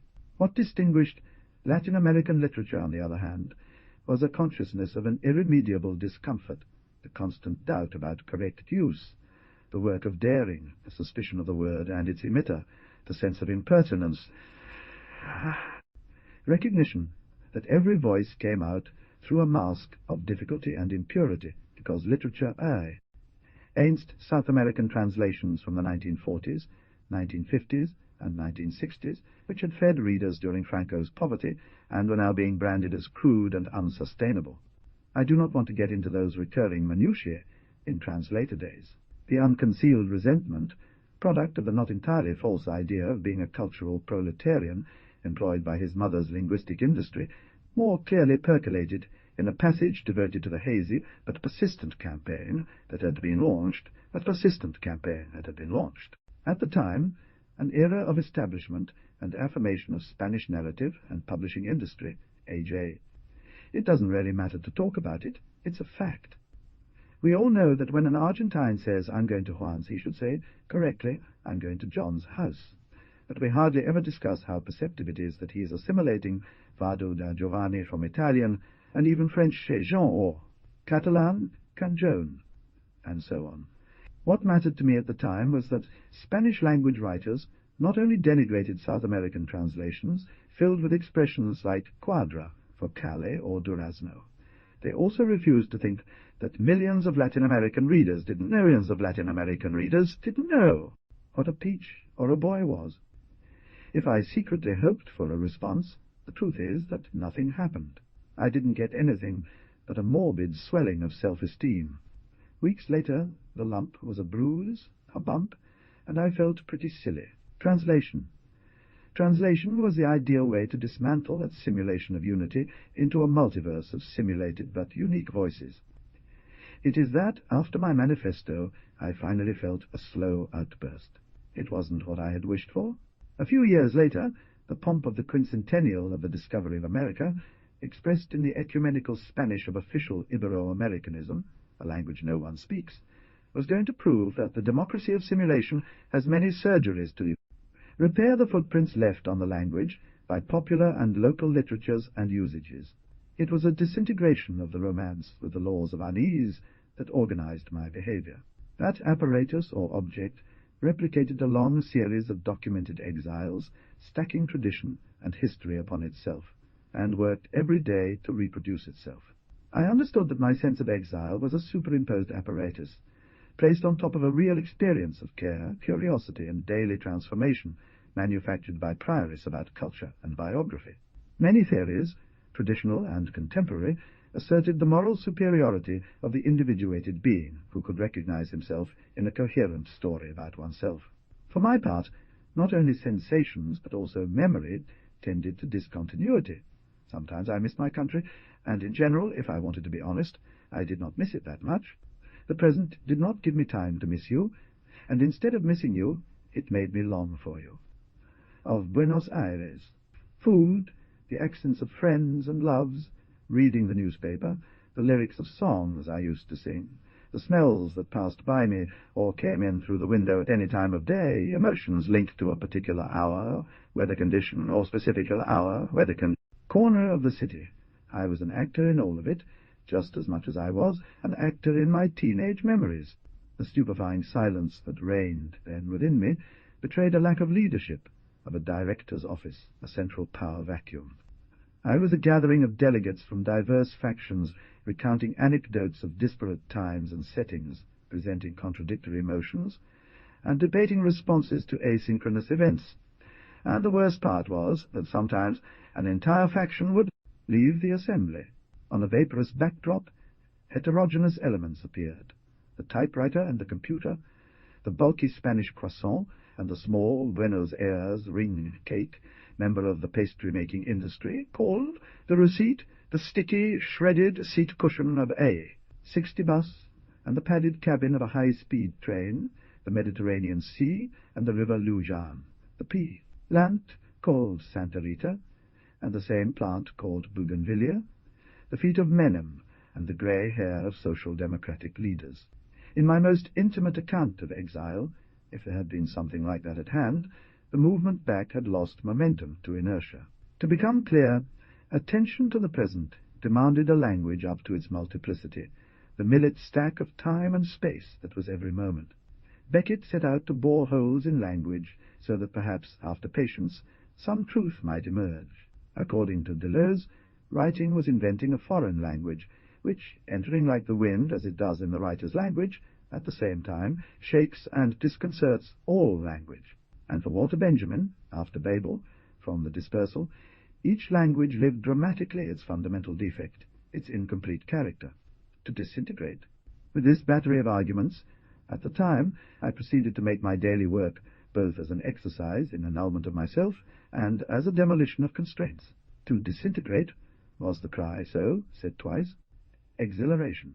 I was totally convinced by this program. Deliverance, a dream of losing oneself in the passing fusion with the word of the other, etc. Above all, when translating very contemporary authors, this was my daily pleasure of offering my tongue to the diversifying pressure of Alasdair Gray, of Cathy Acker, whomever she was, that I came to the theory that the fidelity of translation consisted in devising a way to translate for each book. Burgess, great attention to the voices of others, and a review of grammar that made me. He approached it as close as possible to paraphrase, but wasn't prepared. It was a rare time when all I cared about was sentences, then paragraphs, and I tried to inform them with furious safaris to the dictionary of authorities, excursions through Quevedo, Lara Sarmiento, and Silla, Les Alma Lima, the lyrical tango, Madrid's poems, Onetti, Juan Benet, Arguedas, the translations of Lino Novas Calvo, and those of Consuelo. And to prove it, just then, a review of Jesus' Life, a novel by Toby Olson, came out in an Argentine newspaper that had been very well translated, said she, by a very Spanish Marcel Cohen. All aspects of the thing satisfied me greatly, from the praise to the sarcasm, passing by the Argentine naivety of the reviewer, who took for Spanishissimo what was a personal mix. About then, I also had to translate the memoirs of Mesro, that Jew who learned the sax at Reform School, played with Armstrong, and ended up selling weed in Harlem, and nothing could please me more than the comment that the conglomerate Argot I had concocted was hard to understand, but nonetheless had an unmistakable sound. His most irrepressible wit, his most subtle greed, is of course style, and I wanted a writer's and translator's style, and it was very pretentious. I wanted an Argentinity out of the question, and, to put it simply, a distinguished hybridity. What I want to say is this: the self, that which one is supposed to be fundamentally an irreducible sign of identity, and a term some are forced to translate as myself, is truly stubborn in its attachment to itself and the consistency of stories, about itself or anything it reflects upon, even if it calls on voices from others. There I was then, caught red-handed again. The Spanish said, caught, not grabbed. Discomfort and revolt with contemporary Spanish, the language of the housewife, the tool for castrating understanding, had taken on a political liberation impetus. But with all my Rioplatan's pedigree and Joycean will to sexual anarchy of the words, I had gone to desire distinction, one of the scourges that can't deliver the typical exile, like a lamb, to a reflection fascism, equal to that which separates him. If style is a thirst for the self, and the art of objects as similes of knowledge, a stratagem of domination, the self is the bourgeois object par excellence. The self is an after-the-fact fallacy, exactly like the fetish. The self is the pension and savings of the static rentier. This wasn't my case. This was said by Carl Einstein. And so Einstein thought that the destruction of the object, practiced by Cubist painters and by Malevich, was not a purely formal issue, but the destruction of a social and epistemological order, a bourgeois one based on possession, individualism, and the fiction of constant things and subjects. Instead of letting the wound of exile flow with communication, I was building a very solid language for myself, nothing good for translation, as one can understand, as if the wound of exile could ever heal and barricade itself, as if it could capitalize on my long quarrels with the country of adoption and the country of origin, as if exile were not forever. There was nothing to drive, nothing but a product of causes that made a present, just a glimpse, the sweat of understanding painfully. Something of this, well, half-baked, was resolved in a step towards openness, a glimpse of looseness. But one is incorrigible. In my translations I would have to make an effort of discernment, but by conceiving them as transitional spaces I could host a great number of nuances and accents. Now well, if the return did not exist, neither was abundance a solution. When I returned to live in Argentina, my inner ease pleased itself on buying as many zucchini as courgettes, according to whatever linguistic engine was turned on at the moment, and in eccentric insults, such as the old Porteño has heat hervir, or fee, charming Andalusian, who will fuck a fish. Of course, I soon realized that the pleasure of using Argentine localisms, lanfado, eventually the voseo, was clouded because many times the best solution, and even more enjoyable, was a Spanishism. But this dialect schizophrenic only further dispelled any illusion of full belonging, of many mismatches. The range of expressive possibilities that I had accumulated only served to boast about a mismatch, now with my country, for I didn't take long to get myself entangled in new misunderstandings. It is not necessary to explain that the language of today's Argentina is not that of Mansilla, nor even that of Walsh. Comparatively few people handle the subordination. It is a repertoire of samples from journalism, advertising, political shows, psychoculture, and the trash of a street jargon flattered by the middle class, where Spanish translations and Central American subtitles and dubs of TV series play little role. Guys. Today Argentines have swimming pools instead of plunge pools. Waiters wish you bon appetit instead of good appetite. Receptionists and doormen say please wait instead of please wait, as they consider it more refined, but the general vocabulary is agonizingly short. Liberal professionals and many writers ignore some rules of temporal conjunction, such as the imperfect past with the pluperfect, from which follows a cramp in memory present. It's not an accident, and yet I try to take a little of the peculiarity of these uses, assimilate them with some restraint. I am sure my translations sound less strange than they did in Spain. It is once again the attempt that the body of translations of a period becomes a place, a synthetic space of self-dissipation in a certain multitude of possibilities, of understanding identity as aggregation, but not a disengaged, protective, or preserved space, for if I've learned anything from so many skirmishes, it's that a hypothetical space becomes banal if it isn't offered up as a gathering place, a community, and a gape, if it doesn't try to create a fresh fabric in the great symptom of the vast body we are. It doesn't cease to surprise how we have gotten used to granting that hatred and violence contribute more than love and peace to structure social relations. I believe such places, translations or fictions, let's call them peculiar, are also encounters of voices, of a multitude of voices and disposable centres, local but always provisional, of stirring the language of the stereotype, now increasingly of a stereotype, now increasingly international, in favour of a polymorphic expression. But even more surprising is the widespread resistance to think that the climate of tension, terror and threat that envelops the world can be directly related with the closed defence of identity, each person's or group's own, and the excessive cult of memory, identity as ethnicity, tradition, nationality, religion, or exclusive political affiliation to start with. Identity, I mean, illusorily considered as a unique basic component not chosen, in whose persistence lies the sense of the subject's life, and whose defence requires keeping at a distance, and those who can erode it, hinder it, harass it, or modify it, must be driven out, and even eaten up and expelled, if necessary, or suppressed without further ado.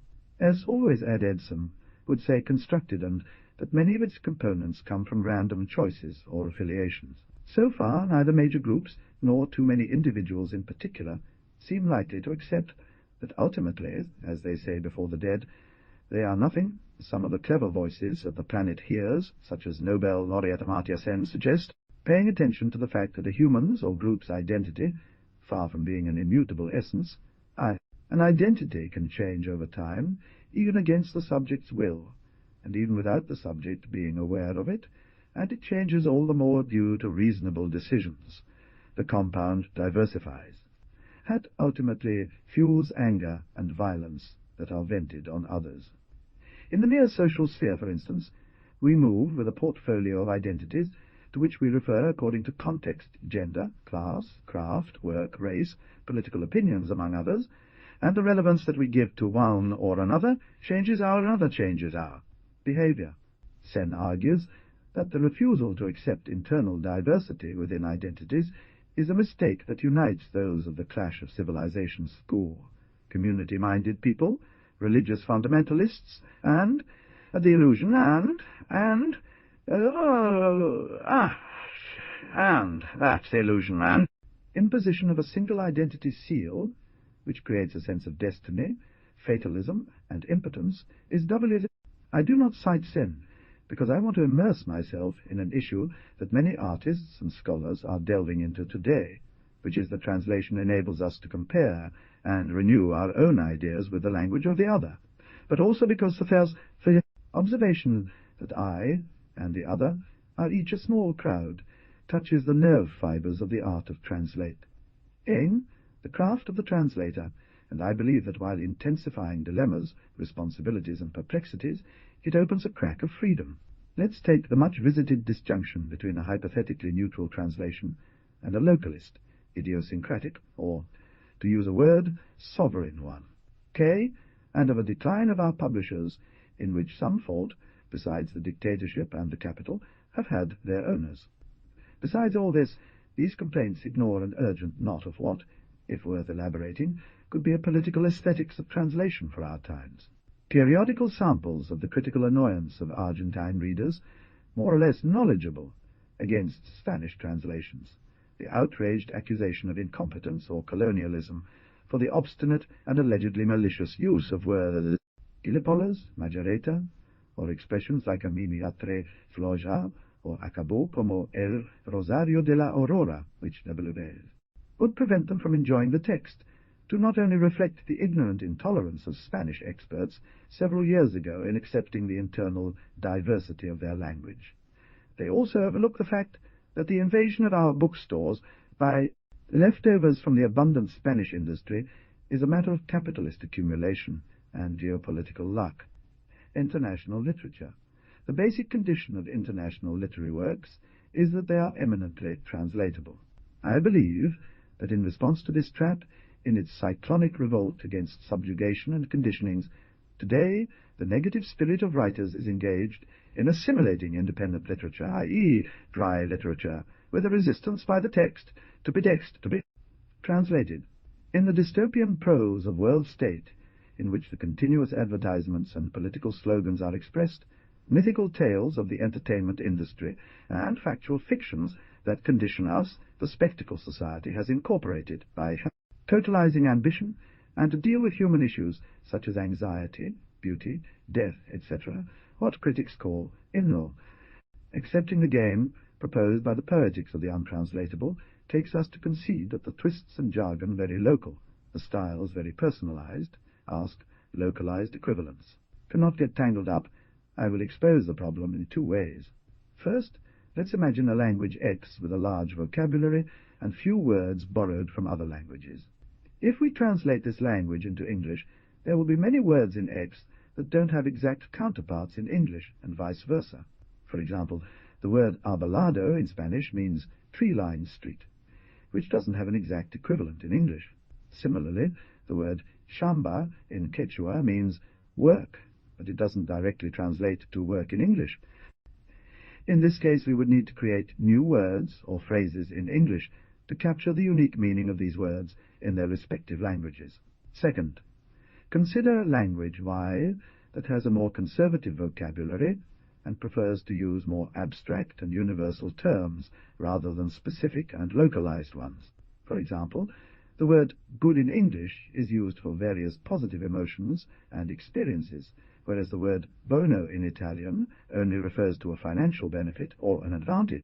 In this case, translating from Y to English would involve capturing the underlying meaning and context of the word rather than a direct word-for-word translation.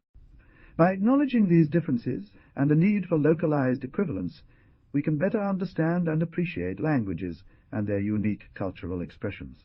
The families of an ethnic group from their country that has historically lived off the cultivation of this plant and was mistreated by a lumpen mafia in the area, etc. Suppose that a group of neighbors in my neighborhood sick with atavistic racism, goes berserk against a Nigerian immigrant family, the Ababos, because they grow food-bearing thorns on their plot of land, but contaminated ones. Let's say I know a compelling Nigerian novel that tells a story like The Bababo and allows you to understand them. I think my neighbours will change their heads a little. What can I do? Are my neighbours passing through the veil of an alien dialect from their language? But the translation of the novel is Spanish, and the translator chose, as a correlation of the slang of the Bababo and the Nigerian mafia, the Lavapier's Madrid language. Do I risk having their inner social demon take advantage of the confusion to accuse the Ababo of being Galagos shit? Should I suggest that one of our humble but brave independent editorial publications could buy the rights and translate the book into Porteño Argentine with a grant from UNESCO? Another way to tackle these conundrums.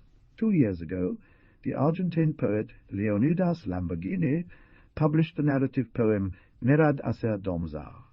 An old man who was lustful and perhaps powerful, called Pidgey, lies dying on a mobile bed in a scorched plain where nothing grows, not even mud, so that the corner remains true to a famous myth of the tango.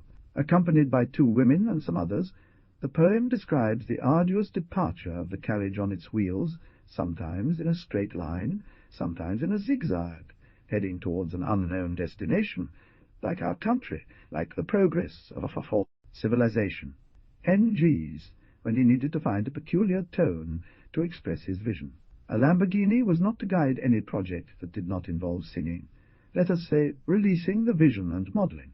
The entombment of the Pamporian lyric and sarcastic rejection of the central rhetoric of the language, Beckettian craft of Tiny-Eblers and sacramental Peronist, Sinate, Amaraco, blatant vaudeville and oratory of greatness. This superlative poem was not oratory of greatness. This superlative poem was supposed to have carried any risk for Lamborghini that he had not already taken on from his beginning. One does not know what reach it will have. Deposed of the search for results and securities in the mere need to write well what is written, all risk fades, and only the benefit of the poem remains. For us, a sort of pain that relieves, that is, aesthetics. Lamborghini must have failed to consider foreign distribution. Translating that text is a tricky matter. It's so full of local colour that they would denaturate it. And if I choose him, it is because I find that it is indicative. But he could very well have written about Russell Hoban, an American settled in England, whose masterpiece Ridley Walker, an initiation novel set in a post-nuclear world, written an initiation novel set in a post-nuclear world.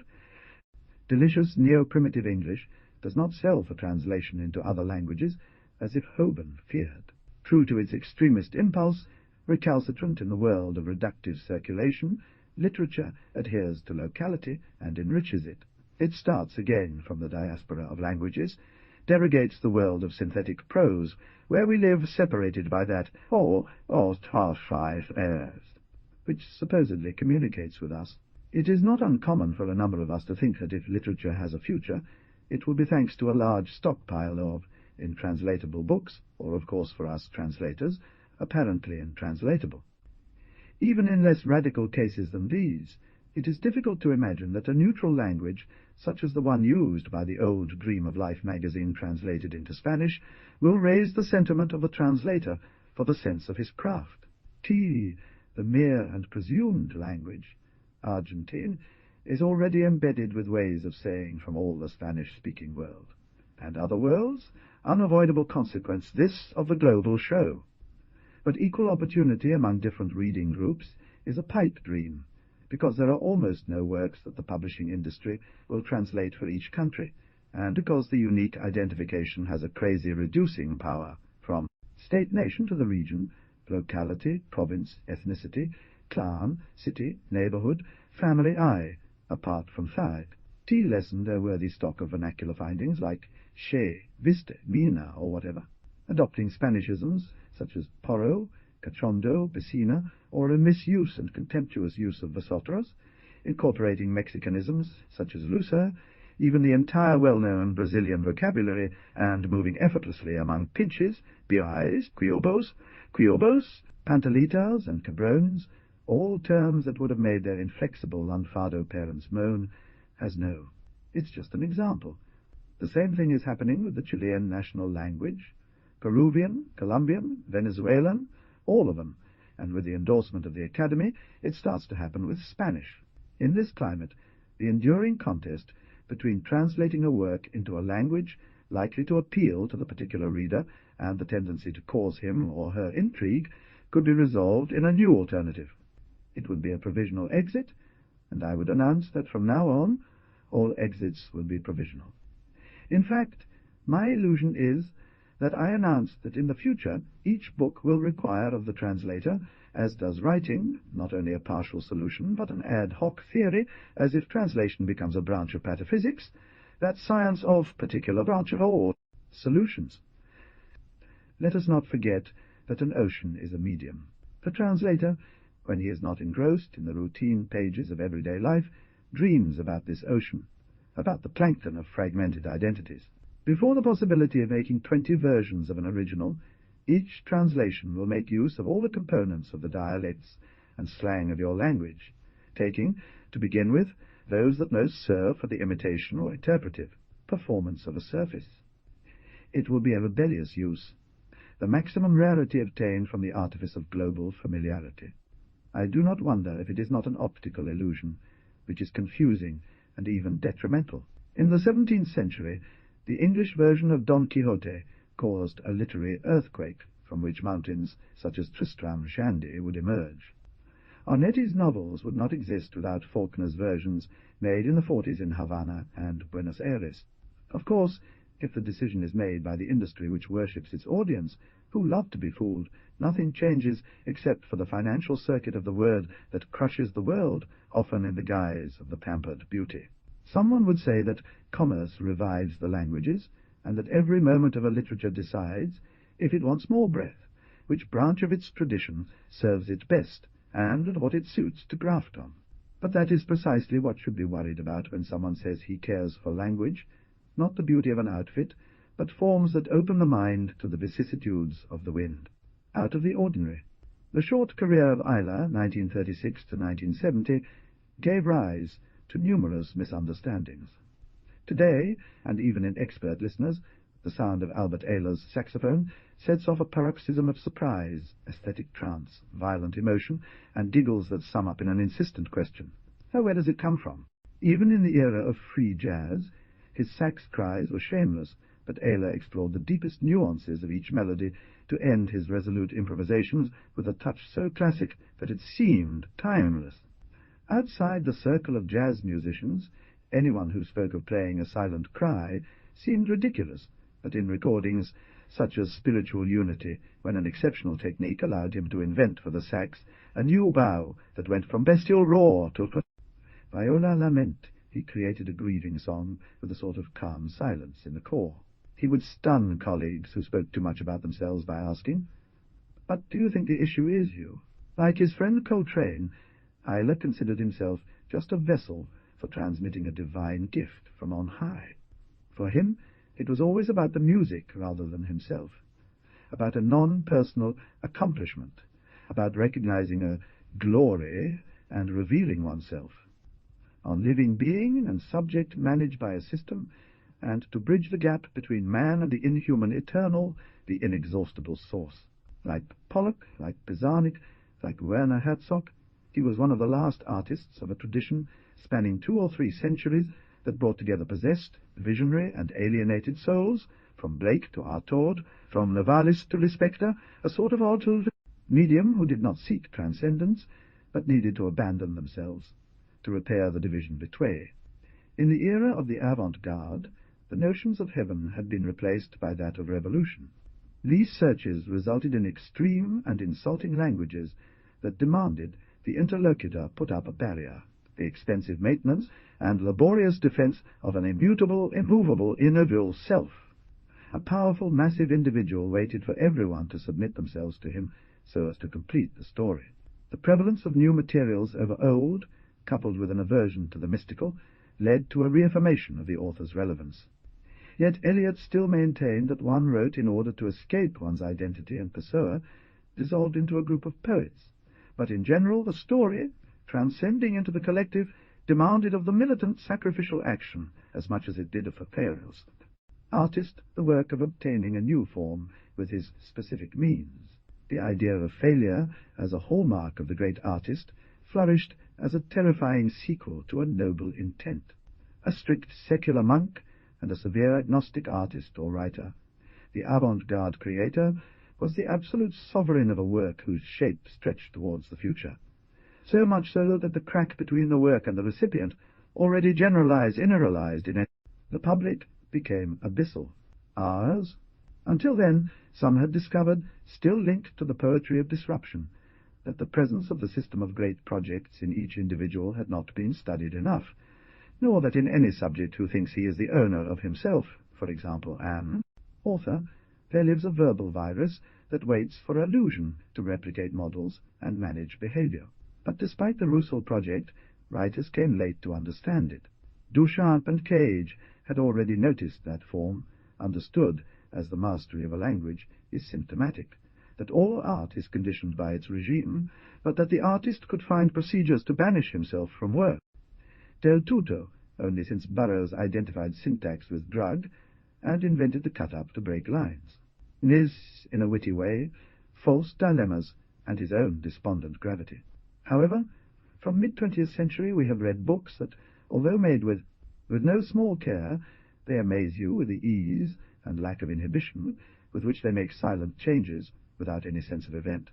By conviviality that spreads to the reader, he wanders through his thoughts, prepares him to worry, and prepares him to look at trouble. At least they have something in common, and that is that in the face of lightness the question arises. And where does this come from? Queneau, Calvino, Perec, Flann O'Brien, Kurt Vonnegut, Harry Matthews, Puig, Ira Echenals, Cathy Acker, Alasdair Gray, Victor Pellavin. These names and others come to mind along with the doubt that there is anything that unites them. It even seems that each of them said, "Look, the issue is not me." But then who or what? The notion of being on the front line is highly associated with military affairs. Modeling, hierarchy, consequence, and sacrifice are combined in the figure of a supreme, unwavering general who decides how to lead troops and weapons to the end he has foreseen, sure that genius of tactics reveals itself in friction with circumstances, but because it got fighting against natural obstacles, and not just against the enemy, the triumph of the commander is a feat and worth medals. The avant-garde art is like this, not only in the epic mood, but also in the conviction that every achievement, even a victory by slaughter and with exorbitant losses, is part of the great march towards splendor, based on superior victories and, en sorte, acquisitions. With the crisis of faith in the future and meaning, the collapse of revolutionary illusion, and the global establishment of the bourgeois mind, the song of failure began to sound. But there was also a term that we can call Chinese, lay facilitating factors, so as not to impose anything on what is moving and take advantage of the conditions instead of making them creak. Some artists began to understand each work as an immediate benefit free of repercussions. More than goals, the process was beginning to be valued, and in relation to discreetly passable and shareable fruits, there was an interest in examining each situation, its particular potential within the always renewed course of reality and existence of posses, abstention of the author as manager and obstructor, consent to the conditions, opportune and minimum moment, prompt and fruitful action between the still not and the already too late, recognition that anything, including one, emerges into the world in mutual dependence with many causes and things, detachment, Buddhist notion that can be understood as the issue is not you. His will may be pure ego. In Solovit's famous 35 Theses on conceptual art, we read, "The artist's will is secondary to the process that goes from the idea to the concretization of the work." Hard, because it's not just that the writer keeps being harassed by the heroically sweat-stained morality. In general, writing is difficult for him, and no one asks him to do it but his own willpower. This and other proposals seem unachievable for the writer hampered by his mandate. The process is mechanical, and there should be no interference with it. Lewitt goes on to say that the conceptual artist, more mystical than rational, arrives at conclusions that are closed to logic. Perhaps there is no problem if each idea is for a single object, or of the type that Francis Ponge one of the few great methodologists of poetry, called experimental ideas. In this way, detachment would even increase. But if the concept provides a general direction, the idea executes, and personal will submitted to the idea, one wonders how action cannot become an obsession, rigidity, fundamentalism, or ideology, and how that yoke is reconciled with the freedom of freedom, some heretical descendants of the avant-garde. According to Agamben, a device is literally anything that has the ability to capture, orient, determine, intercept, model, control, and secure the gestures, opinions, and discourses of living beings. As the Buddhist meditator, who gazes into himself as a painful conglomerate of anxiety-driven attitudes, seeks to free himself by delegating in each meditation. He who devotes himself to a process only attends to the opportunity of writing the book, or books that process facilitates. Agamben proposes dividing all that exists into two large groups, living beings or substances, and devices. It is not just a matter of the evident ones, the ones that Foucault studied, such as prison, lunatic asylum, school, confession, legal measures, etc., but also of the pen, writing, literature, philosophy, sailing, computer, and, for that matter, language itself. From the relationship between the two, the subjects arise. That is to say, a device subjectivizes the living being. Of course, a single individual may be captured by several devices, all the more so in today's crowded world, and give rise to multiple subjects. The cell phone user, the internet user, the storyteller, the globophobe, and so on. For Agamben, it is not so much that this multiplication puts to question the consistency of the subject, but rather that it sharpens the aspect of the mask that has always accompanied every personal identity. The device literature is defined by intrinsic elements: style, modes of formation, structure, vision. At the beginning of the 20th century, Raymond Roussel realized that the peculiar pleasure given by using this device had the price of repeating things already written.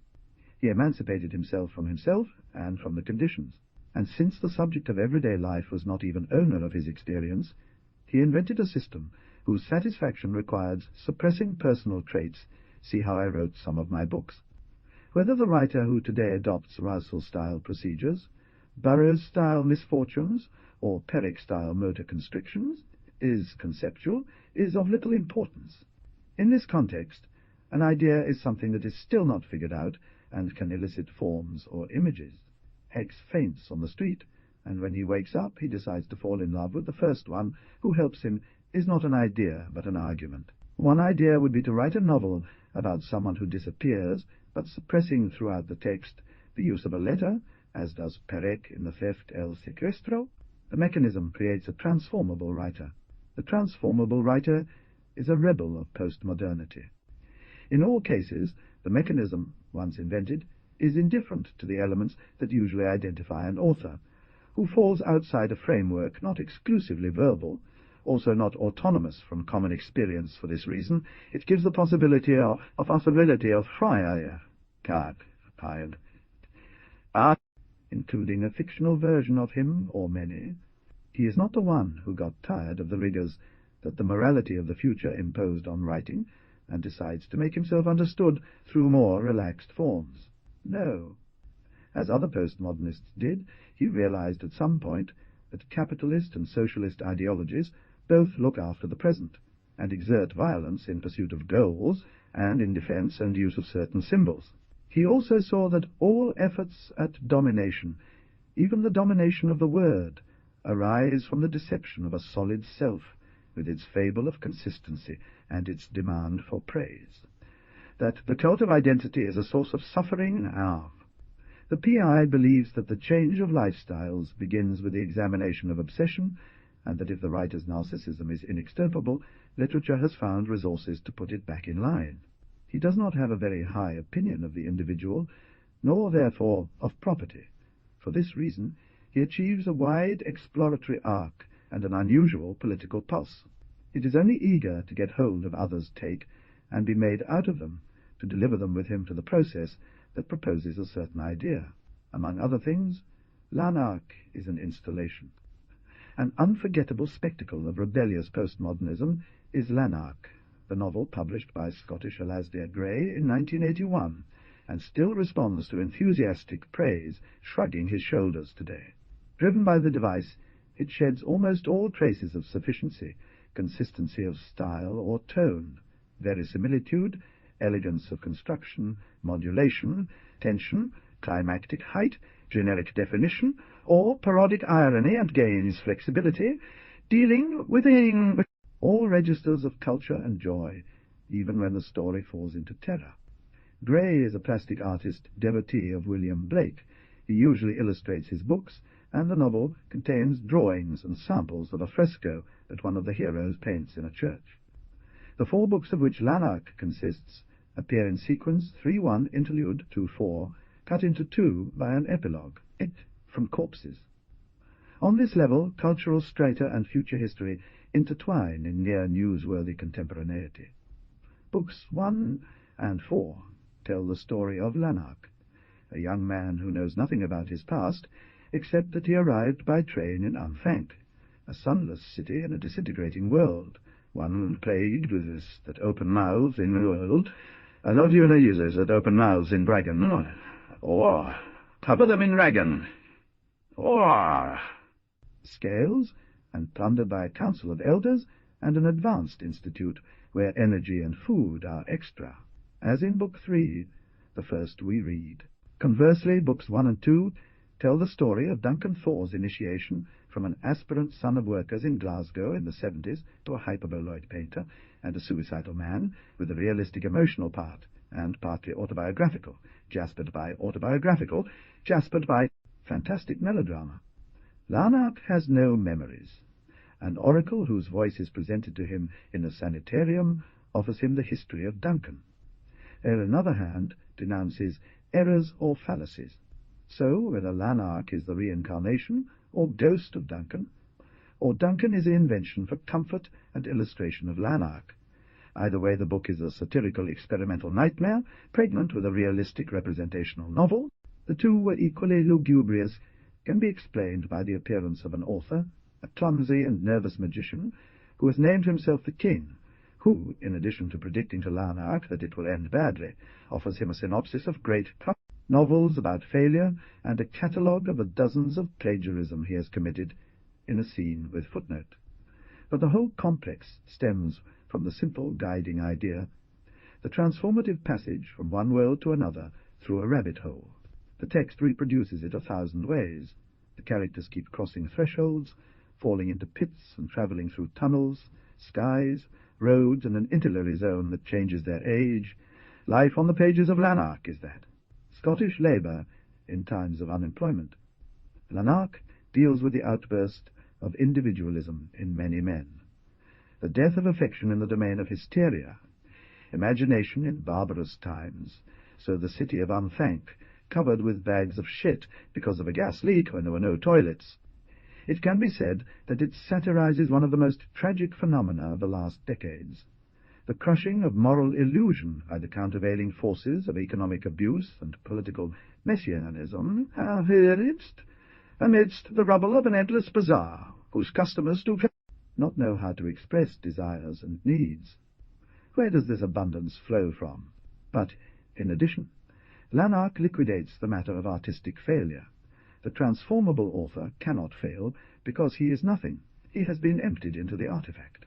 The multiplication of reasons is as mad as the uncertain temporal that the novel embodies, and as swift as Gray's phrase, frank and jolly, light even when most obstinate, almost without internal punctuation.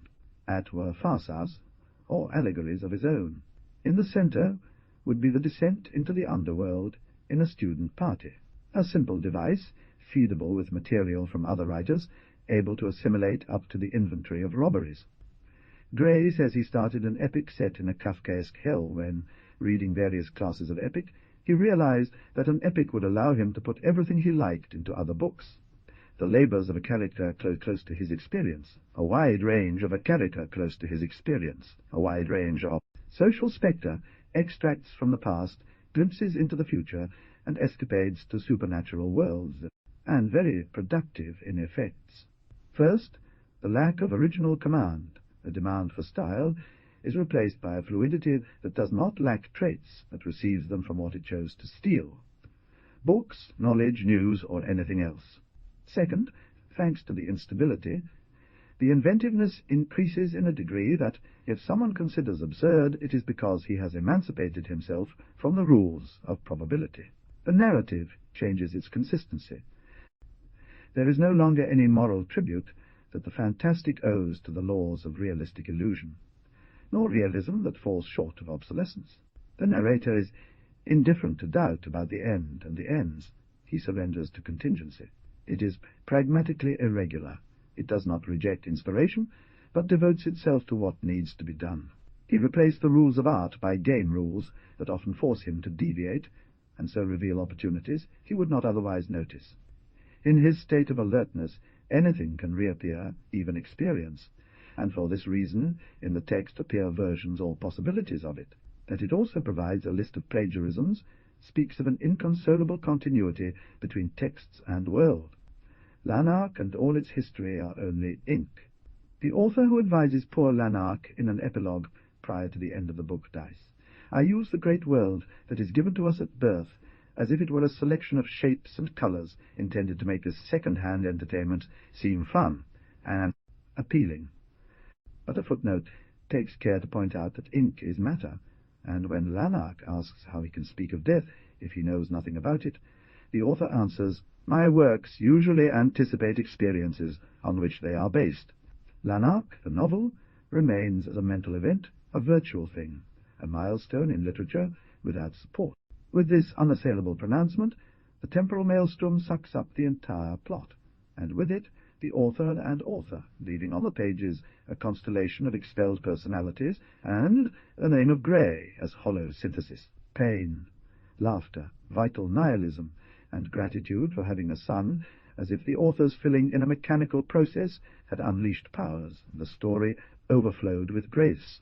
Apart from the fanciful narrative, see the first Kostogratov of Scythia, the stewardess's catapults, the daredevil realism of customs, the structural dislocation. What amazes Lankin is the sensitivity of language to political and artistic passion, the diplomatic cynicism, the technocratic lie, the loving beggar, and the satisfied love, vanity. Once Morton Feldman, revealed by his search for an unverbalized musical language, attempted to address a composition without instruments. Soon he found that the sounds didn't care about his ideas of symmetry and design. They wanted to sing other things. An old proverb says, "Man proposes, God disposes." It seems to me, he wrote, that despite our efforts to catch it, music has already overflowed its banks. The composer plans, but the music laughs at him. True. Technologies capture the living being, and perhaps it cannot be used correctly. The technique of the novel will make the writer a certain type of novelist, and maybe petrify the words. Something that seemed to be lost will sprout up instead. But only now, and perhaps only for the time being, we know that from mistrust of the subject which crystallizes in the technique, devices can emerge to dissolve it. A Place of Dreams about Lorenzo Garcia Vega. In The Art of Losing, his disjointed autobiography, Lorenzo Garcia Vega says that Vils is his dream experimental city. From within, the book is defined in relation to a Japanese prose genre called zuihitsu, a collection of fragments, anecdotes, observations of curious things, descriptions of feelings, and so on, all by chance, with some relationship between them. In principle, Vils does not resemble anything.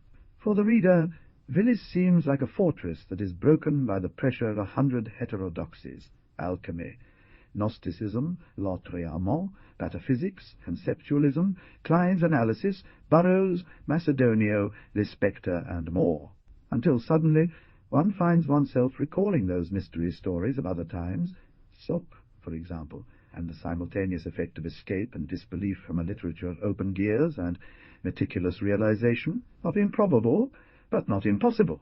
Ete plan Garcia vegitont.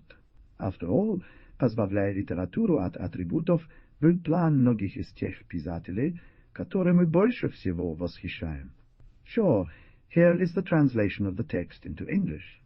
Of course, why not literature without morality, without psychological, metaphysical, or historical profit, without thought calories or eye balm, without music, more reluctant to the museum, and the stifling weight of meaning.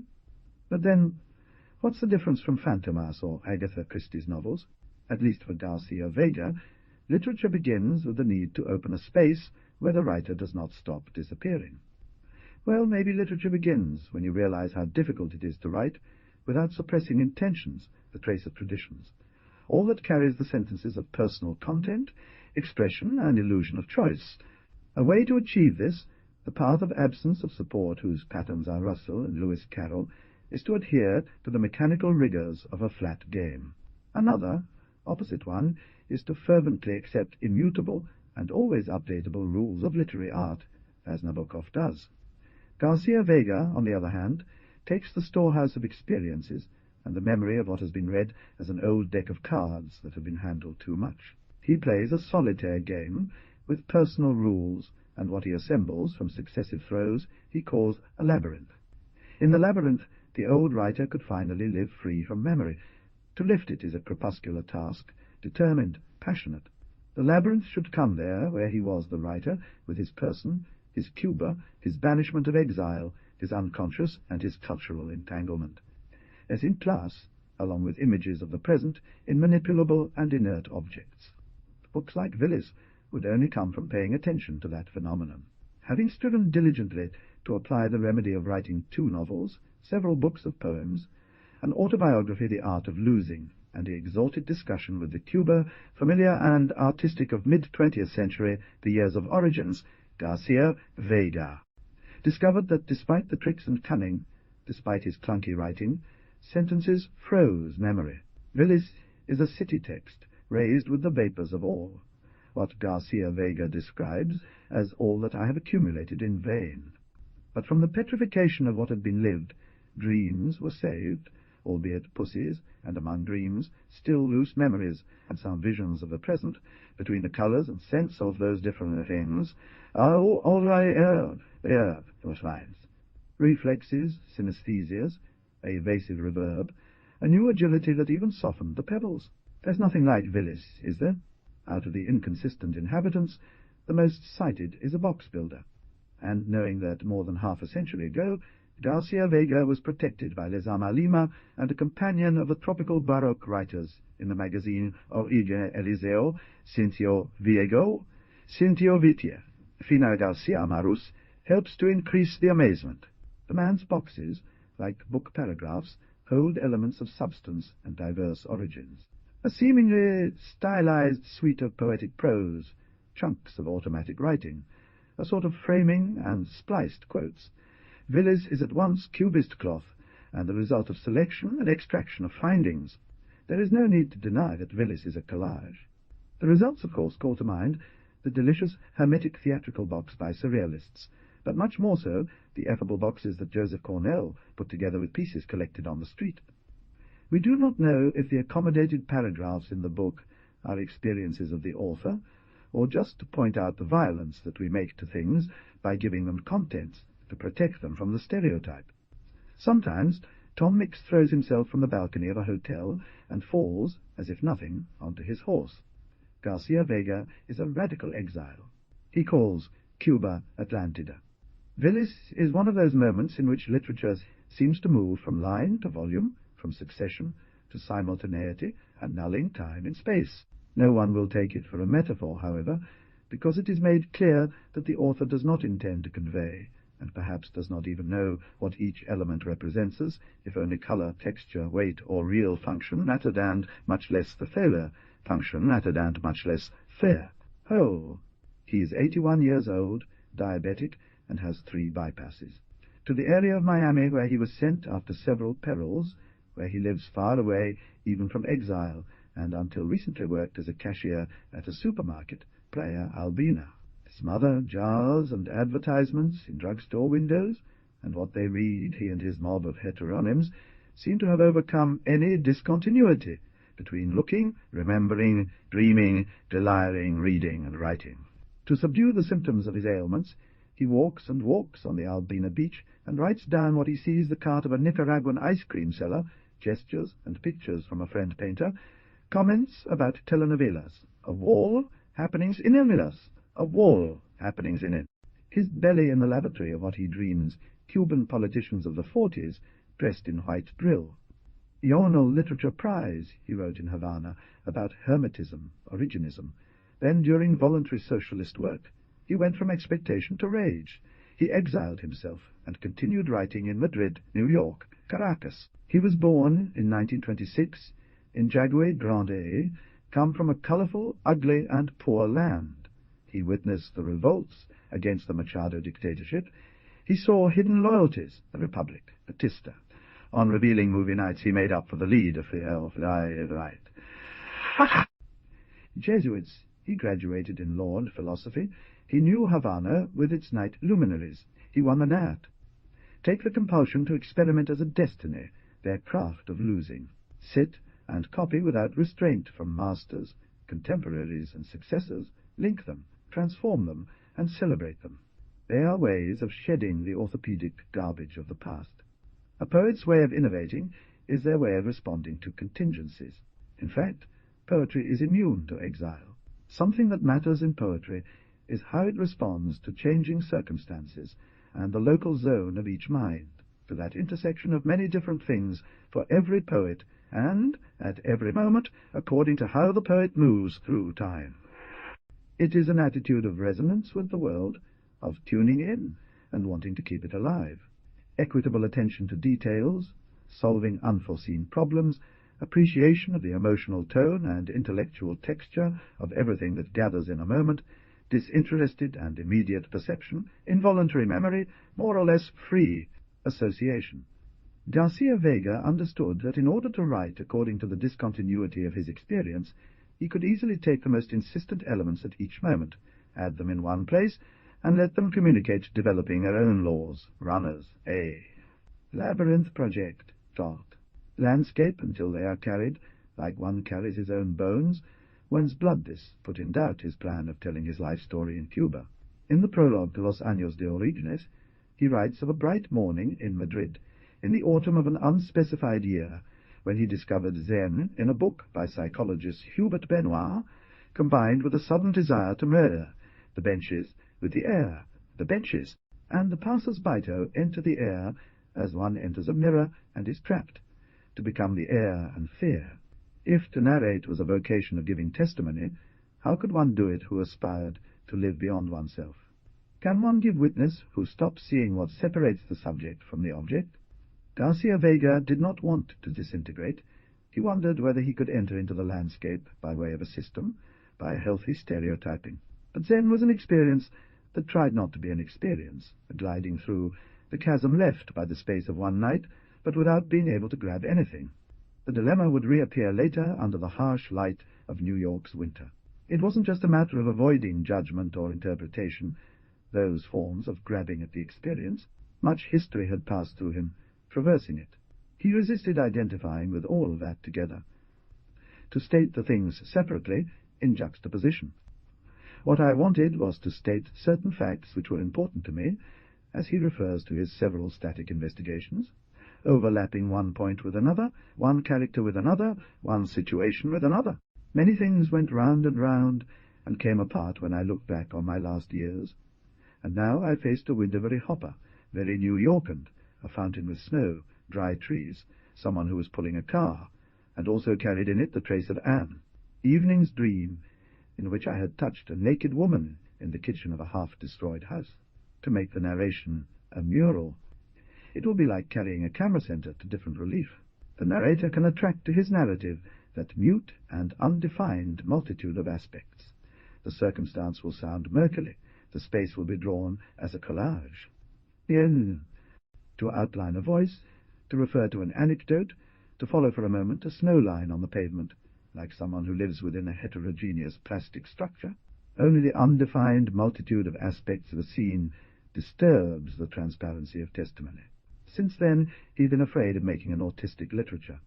There is, however, an element of vanity in this fear, and when its books turned resolutely to the plastic, writing began to take on a cryptic aspect, decipherable at best for those who had the keys exposed in long books, and Garcia Vega worried.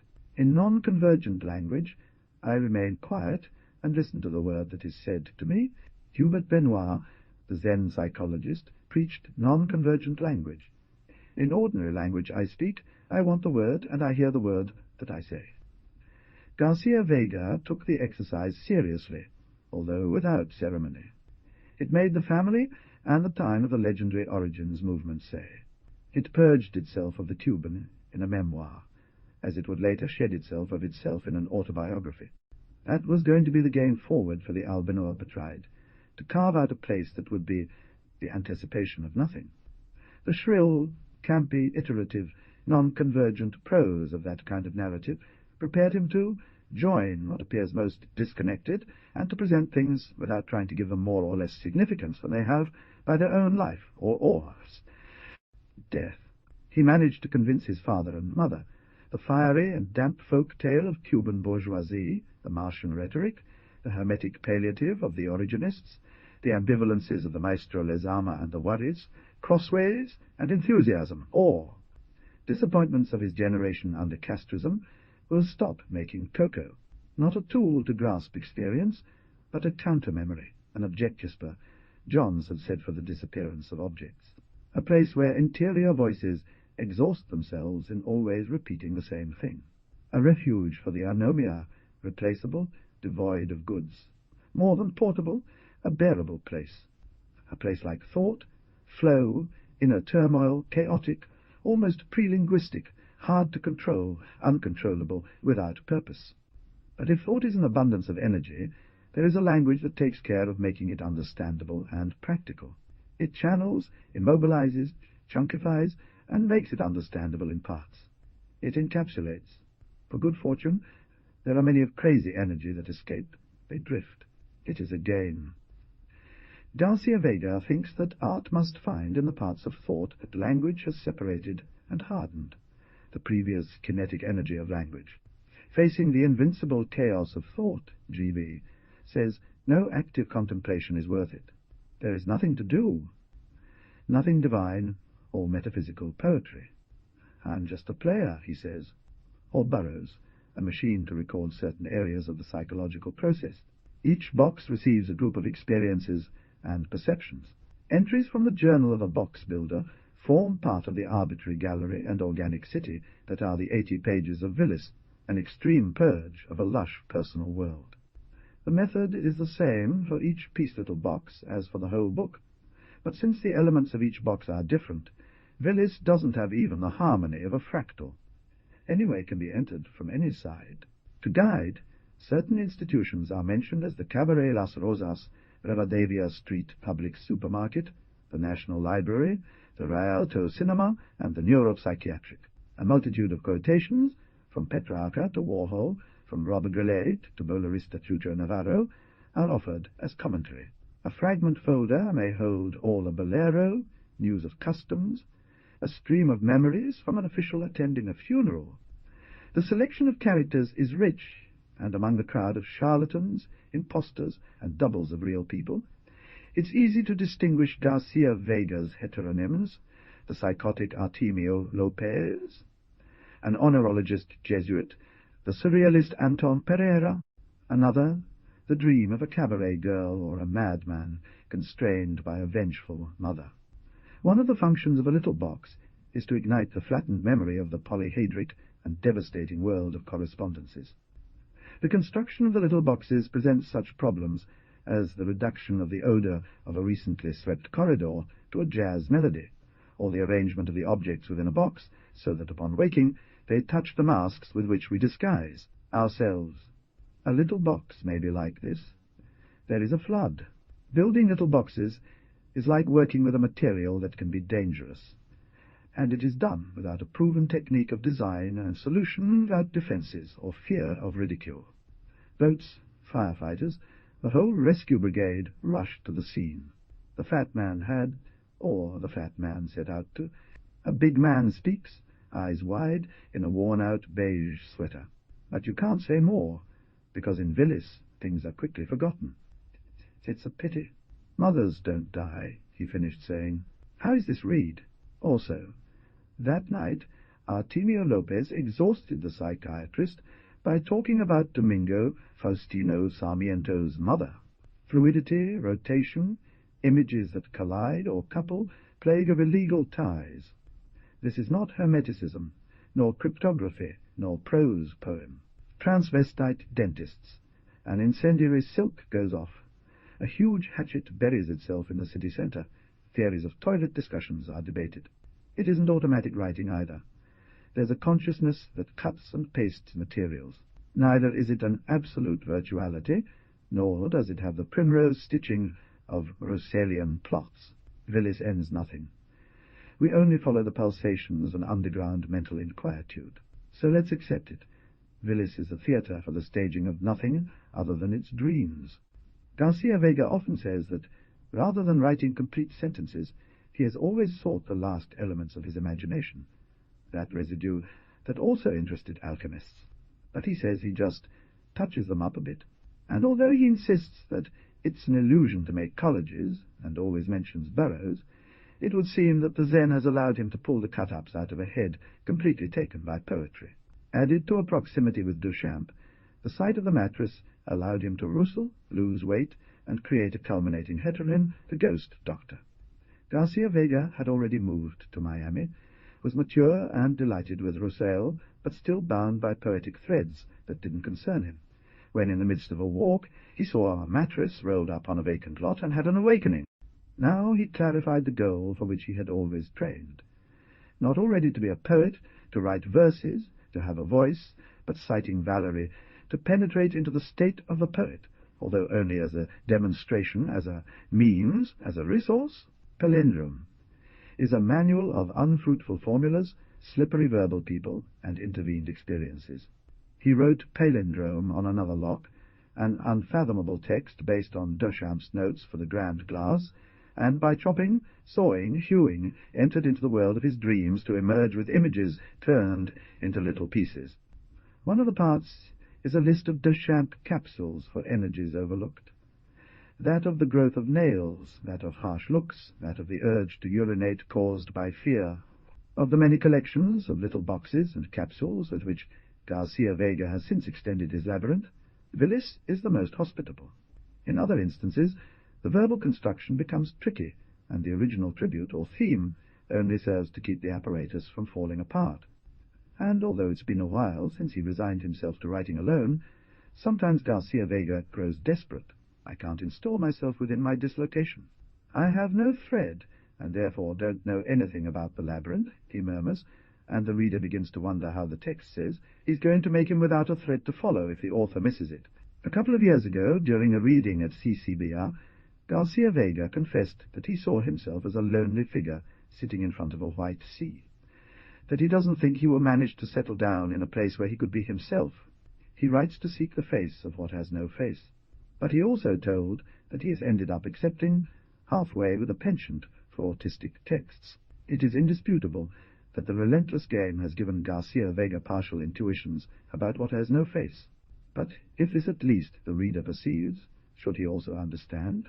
Should he commiserate with the poet's autism?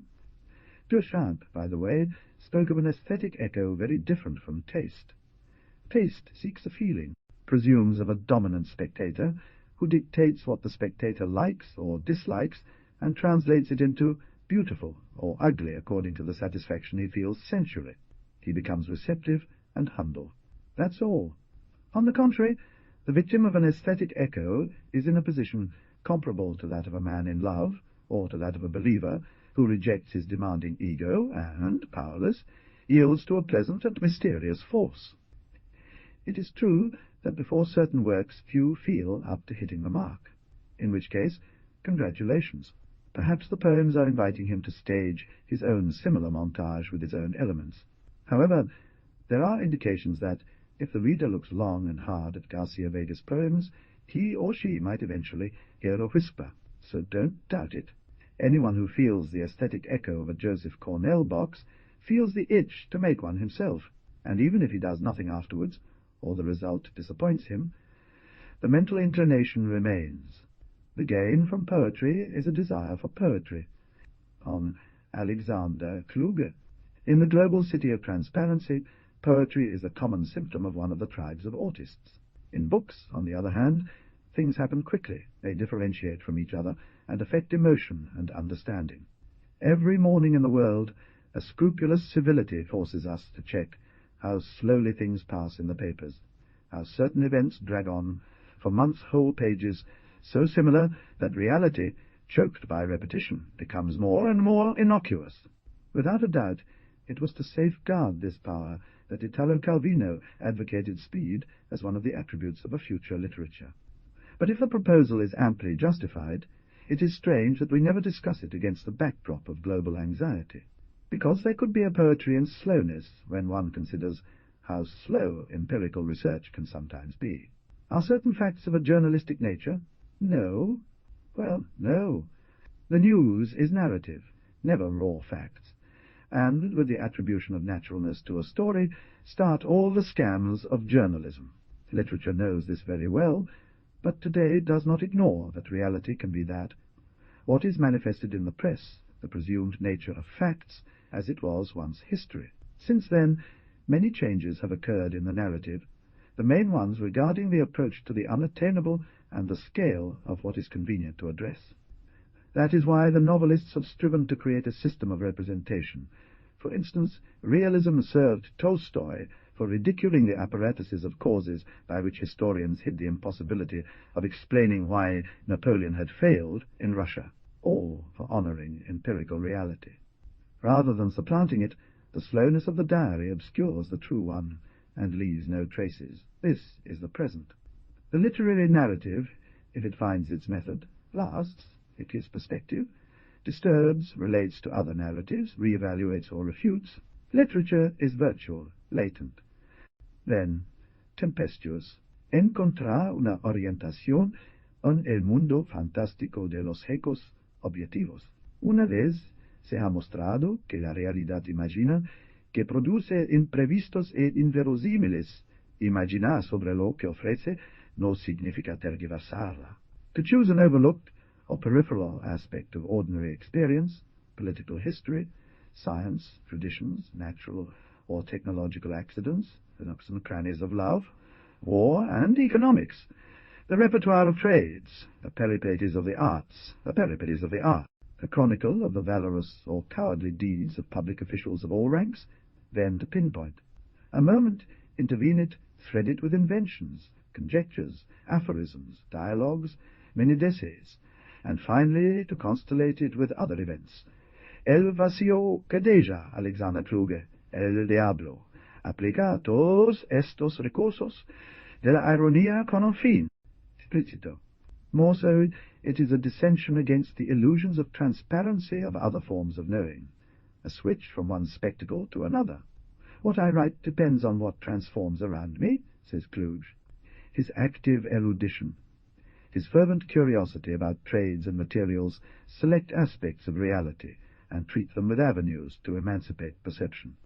The whole is a book of stories made with what almost all literature ignores, the legal feat of a Puritan caste that assassinates the violator husband, the acuter pragmatism by which an amorous triangle survives the Nazis in occupied Paris, the death of an elephant subjected to an electrocution experiment, the tortured lusts that a cold induces in Maria Callas the night before a premiere, an excess of vanity that leads a popular Nazi actor to immolate himself to the Russians, the impotence of an MIT cosmologist to induce the White House to invest in a remote spatial probe the size of a salt shaker.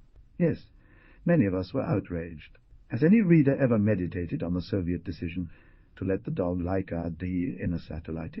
The whole consists of about 200 stories. But after the story of Kluge, the sacrifice of the little animal for the progress depresses less than the outburst of sentiment that sets off a technical setback. The tone is loose, cultivated, without flourishes, and the humour is varied.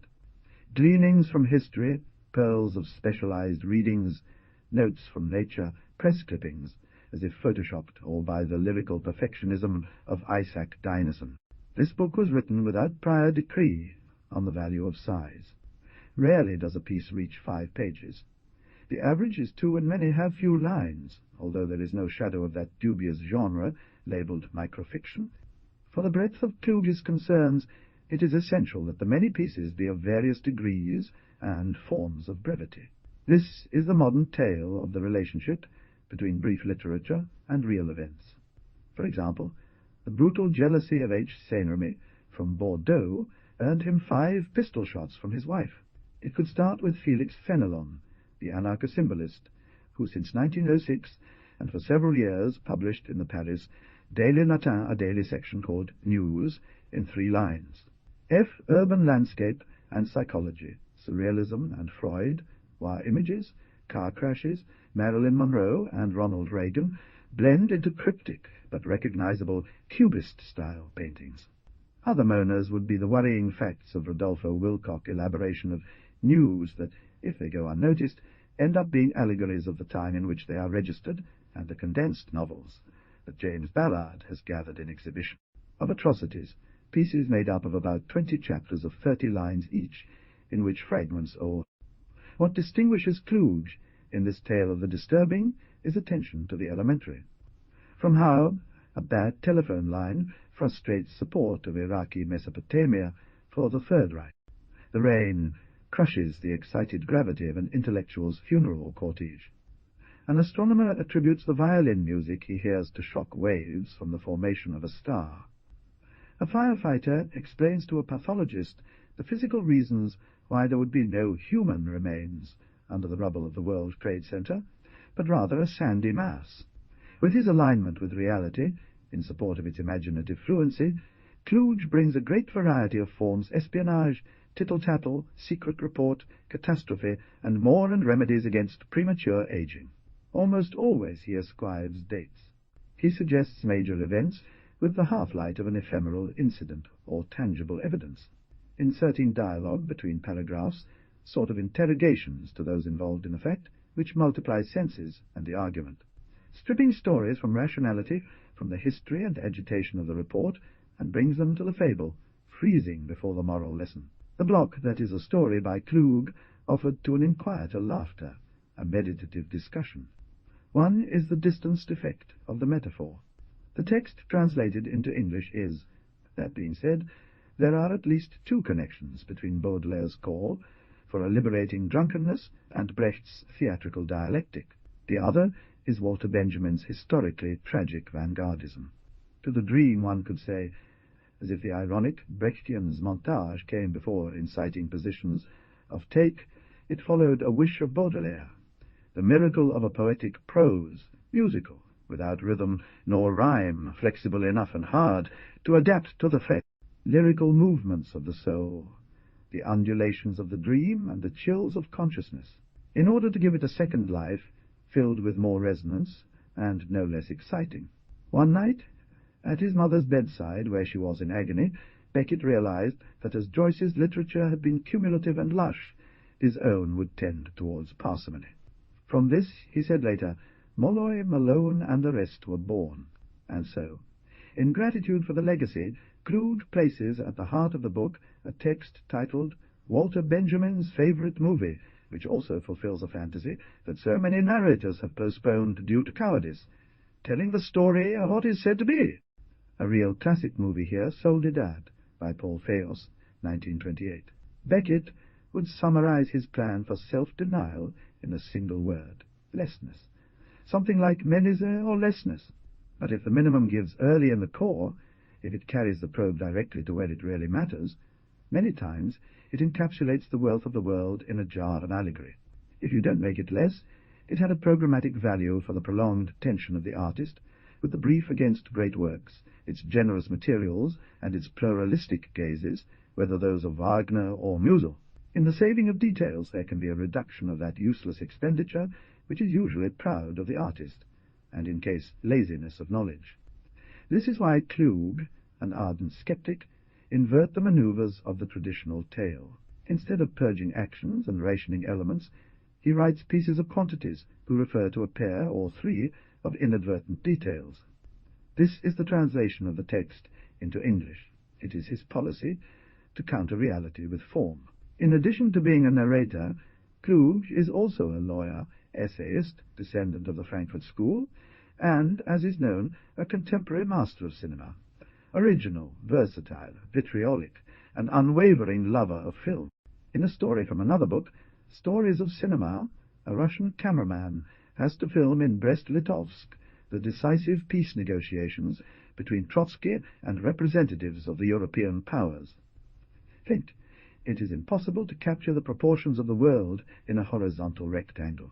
Because there is no space, it cannot convincingly absorb the arrival of a train, the walk to the palace, the tension, the movements of negotiators in the room, the unwavering pacifism, the implacable anti-imperialism, and the Russians withdraw. Every time I leave something outside, up there, down here, or on the sides, my heart breaks. The man and his team solve the problem by inventing selectivity. Then they will realize that they have invented montage. They opt to film the plume of smoke from a train, 2 Prussian backs with different bayonets on their belts, an eye with a monocle, vibrant lips of Trotsky in a speech, and so with the idea of composing everything as best conveys the experience. If cutting reality, it is not a pain for journalism. Art is an action against helplessness to include everything, or the invention of forms that dilute it. In Kluge's narrative, the technique of montage has become a poetry, a mastery of materials or craft that does not renounce a metaphysical foundation as Benjamin demanded, a way to approach a source that folds itself continually and perhaps is pure Alcée. Void. Is there an appropriate way to tell the story of Lux Flicker? On the ground, 2 articulated iron plates clash with the advance of the train. In a dangerous instant, an old woman and a girl have to cross the bellows-shaped fabric tunnel that separates 2 coaches of an express train. The girl holds on to the lady with one hand and keeps the second door open with the other. The old woman can't find anything to grip. A nail from the door hurts her ankle, but she has an indomitable will to survive. With luck and her ingenuity, she manages to get to the other side. He falls. The train enters a curve. Iron sheets threaten to cut off his foot. The girl throws herself on top of him to protect her. An inspector shouts, "Watch out!" End. It's 2 pages. Thus Kluge works with very different stories, and in all realms, with the assurance that only analog thinking is up to the task. There is no grammar of consequences, but juxtaposition. The anxious suspense and reflection on human tenacity are combined in equal measure as the material, physical, and psychological components of the moment are mounted in parallel, as if luck is not an a priori, but rather the surplus of A. Synchronization between discrete elements. Causes are not described. The book is seeded with illustrations that diversify the focus. There are notes that can be essays or slogans, cross-references, double titles, anomalous use of italics and capitals, and above all, there is no page break between story and story. All this disrupts the book's linearity. It indicates that it is not a novel, but a collection. And if all collections are incomplete, Kluge's collection revels in its inadequacy. It's a very uneven collection. Rather than any collection, it has the character of metaphors. Invite one to imagine missing sections, to consider the void, and, above all, to pay attention to what arises from the simple neighborhood between disparate articles.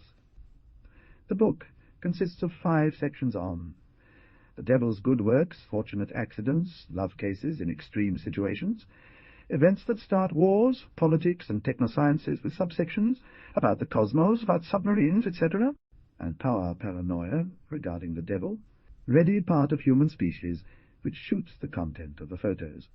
In a story from Stories of Cinema, Nobel Prize winner Eric Kandel explains that the infinitesimal twinkle of neurons in a brain is a language we don't understand and doesn't depend on outside world, although the 2 parties have learned to tune in. If Kandel is right, there's no better defense of the hypothesis that the pleasure of cinema lies in the fact that inevitably each viewer sees a slightly different film, a half-dream. In cinema, a 50th of a second, there is darkness and another 50th a picture. The brain fills in the black gaps with its own signs, and at the same time detaches the image as a continuous whole, so that one sees 2 movies, one made by neurons and another bright one received by the eyes, but are fused into a collective impression, alley, and this thanks to an infinitesimal interval. The interval is the nursery of imaginative synthesis. The elementary device of imagination is metaphor. Tempest, outburst of an enraged god, for example, allows us to appreciate that imagination is a revolt against the limits of time and space. This X in the poem is not so enigmatic. The motif of the metaphor, as one poem by Wallace Stevens says, is a desire to rejoice in changes, to access the sharp lightning, the vibrant, arrogant, fatal, dominant X. Metaphorical imagination is the least limited of human impulses to incorporate itself into what exceeds it, what is ignorant of conditions and precedes sense. This X is what, through parallel montage and analogy, the stories of Kluge are ringing out in the void left by the devil, as if the devil were a subordinate of polarity. Thus the bandit Kluge compose his objects and infiltrate them in the world of knowledge through categories. Thus salute the montage that interrupts the series, the interval of darkness, the blank between paragraphs that allows to associate two concepts, the illumination of what was still not by the link between unequal elements. For some reason, in the space that the devil leaves, there are so many Kant quotes, the liquidator of metaphysics, who set up the indefectible limits of human contact with things. Splendid quotes from the champion of moral law and understanding, who are nonetheless there as under friendly suspicion. Over the global triumph of the bourgeois neurosis spreads the terrain of the devil. But Kluge does not fear a new dark age. That enlightenment has driven God from the world doesn't mean for Kluge that one can't miss the absence very much, all the more when contemporary cowardly atheism shows the straw in dozens of idolatries in irrational competition. We want to restore, let us say, charm. The text translates to, it is proposed to investigate the discontinuities of the world which enlightenment sought to dominate with reason. The devil only fights against the tyranny of the innocent, brings contrast and danger, but has his lapses. A coincidence, chance, or fortune is a failure in the supposed hegemony of evil. But just because reason disengages from the matter doesn't mean we'll fall into superstition, does it? The author's name, Marcel Cohen, remains as it is in the original text, as it is part of the title header, and does not require translation. For that, thinks Kluge, there are stories that attack the matter like hundreds of partial actions. Between the automatic sparking of each brain and the intermittent light of objective facts, the nervousness of matter, according to Gershom Scholem, imagination synthesizes its poems. Sometimes monumental gods, other times simple messages on the times. Walls, of orphanage as repetition and exit, about Jonathan Lethem. As for Kluge, he has patented the docufantastic poem, instant, veracious, captivating, collectible. It is an effective instrument against what reality has of false. And like the cinema for the audience of the beginnings, in the propitious or acious caprices, in the moments of surprise and relegated memories that conjures up, the expression is his. It offers a hint of blind happiness. Last year, the American Jonathan Lethem, who had previously been associated with odd forms of fantastical writing, published an extensive coming-of-age novel. What drives an eccentric person to engage in realism? The Fortress of Solitude was described as a panorama of pop culture and his country's recent history. The scene is thus. Perhaps the idea of accepting a fundamental orphanhood, that something marks a path before parents, can give new life to a genre overwhelmed by the hero's progress towards some accomplishment. The 1970s. A white middle-class boy, one of the very few in a Brooklyn neighborhood predominantly black, walks down the street with a basketball or a Coca-Cola can. 5 black boys of his age sit on the step and call him over. They ask what he's carrying there, and beg him to let them take a look at it for a minute. The last phrase marks the threshold of a humiliation. The white boy's faltering, for who would flee would be to admit himself guilty of racism, propels a crescendo of psychopathology. The kids get closer. Lo dejo un ratito, déjalo, piensas que no se lo vamos a devolver? What are you afraid of? Are you scared of getting punched? Well, look, buddy, I'm talking to you. Are you deaf? What's the problem? Don't you like me? Or are you a racist, no-mit? Silence from the defenseless one. Finally, strangle him, brother. Strangle him for his pale face. Then They tell him it was a joke, and help him stand up. So one gets behind him, grabs an arm, twists it behind his back, and under threat of breaking it, forces him to kneel, press against a hip, and when he releases him, the target spins like a top, with his legs crossed, and without the ball or coke. Another day, many days, the toll will be $1. In thousands of neighborhoods across the world, men know this initiation routine. In Jonathan Letham's last novel, The Fortress of Solitude, the key is repeated casually, not without a macabre effect, as the number of a status quo of interracial obliteration and class ghosts that will determine a life of attempts to break it. It is the dramatization of a fight to the death, and takes place, with variations, within a framework of absolute indifference. The key of street extortion is something more than the violent fitting of two solitudes. It's a manifestation of the orphan. Letham's previous novel was called Motherless Brooklyn. Something in the plot will make them change their minds. For the characters, at least for them, it's an a priori, a meme, a world category, perhaps even a substance. The Spanish translation, Orphans of Brooklyn, is far from a clincher, because the orphanhood to which it refers in these books is not a personal trademark, but meanwhile, being an orphan is also the unifying thread of a versatile work that makes your heart race. Metcalfe is hired by a man who someone wants to pin the murder of a famous urologist on.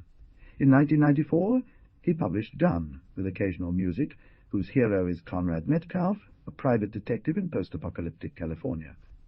Let's keep in mind that Jonathan Lethem, 1964, grew up in Boerum Hill, the Brooklyn neighborhood where the Fortress of Solitude takes place, and to which he has returned, after spending time in many places. It does not take him long to discover that no one wants to solve the case, neither the victim's ex-wife, nor the police, nor the hired Guna kangaroo, literally by the local mafia. People are very susceptible. Metcalfe, who performed the experiment out of love, is trapped in the neurosexual apparatus of an ungrateful woman who left him taking his own.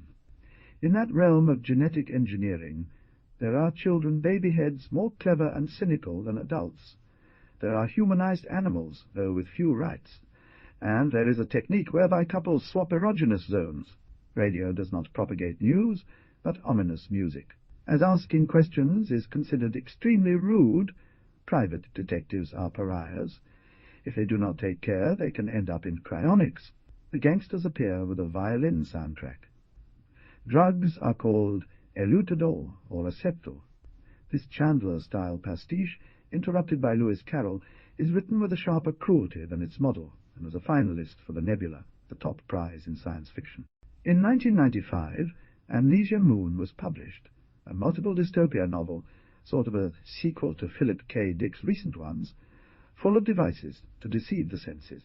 In 1996, a collection of short stories, The Wall of the Sky, The Wall of the Eye, increased the formal assortment of genre refinements and additions, always with a touch of neurophysical anomaly. In Vanilla Dunk, for instance, basketball players wear suits that enhance the skills of great historical figures.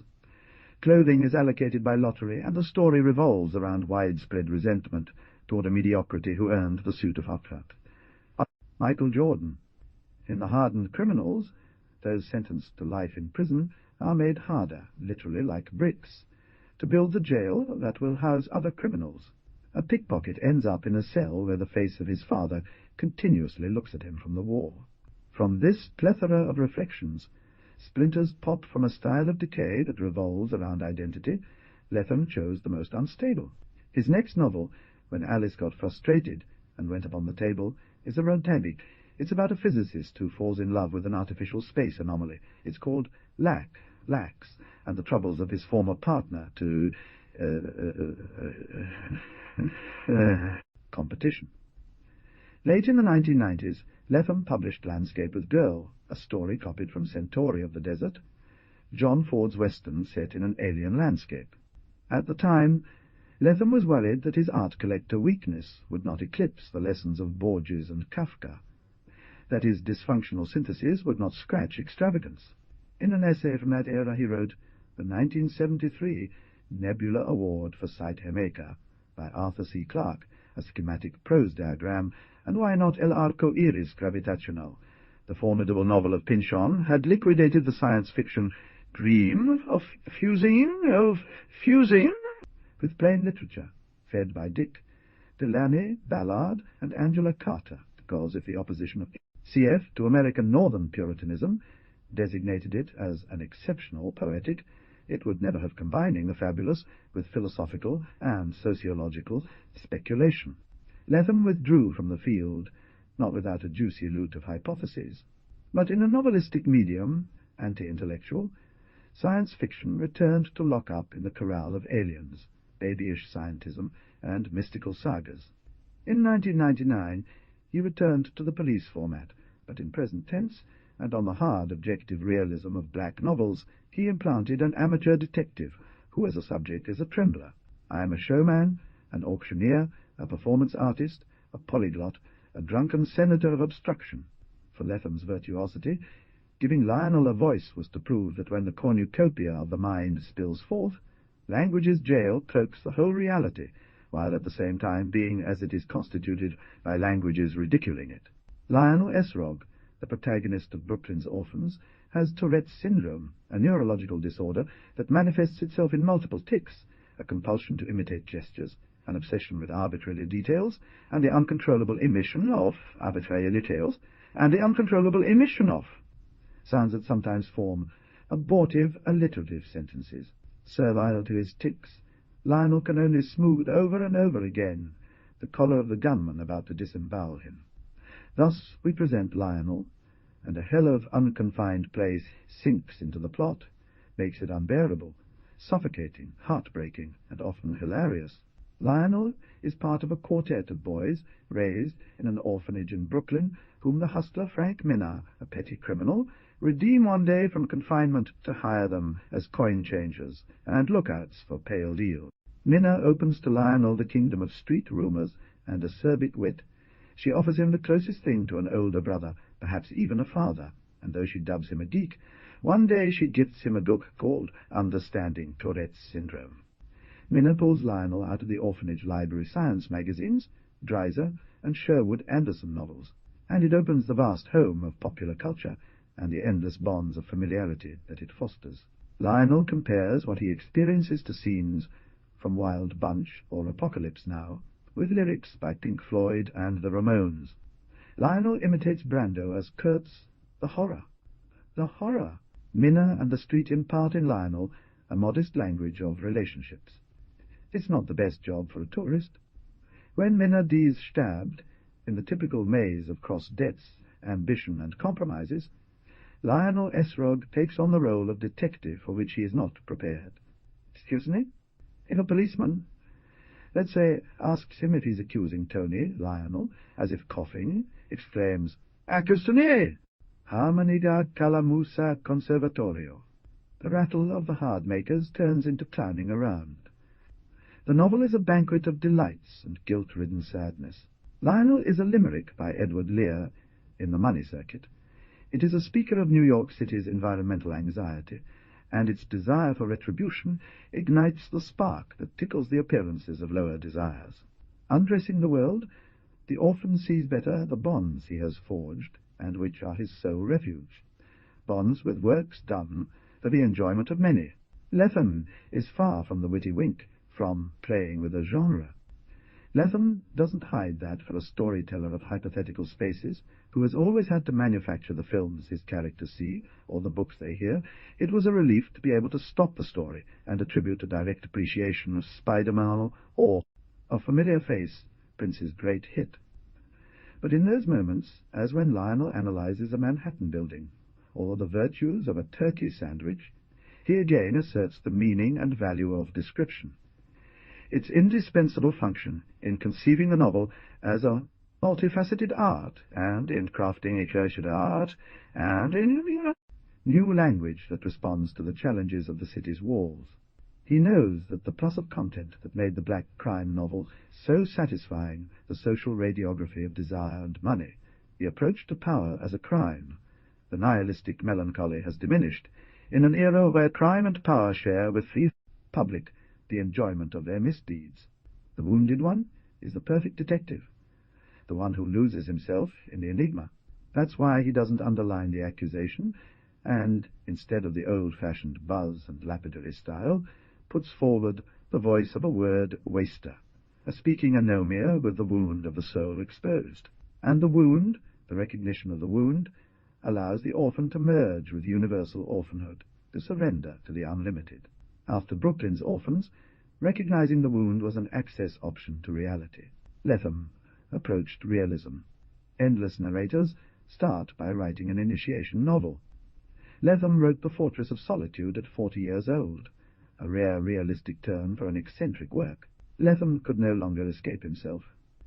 The use of an alter ego did not hide the urgency to confront the Brooklyn of his childhood, with wars and frustrations, with the paralyzing equation between conditioning and fate.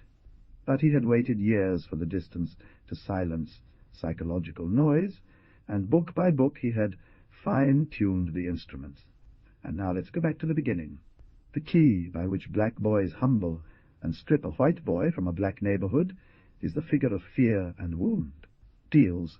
The novel tells the story of Dylan Ebdus, son of a beatnik mom and reclusive artist who makes a living as a commercial illustrator, and his friendship with Mingus Rood, an exceptional young black man with an unusually open personality. From the persistence of the phenomenon of poverty in spite of denial that it exists, and its consequence, which is to make a living for oneself.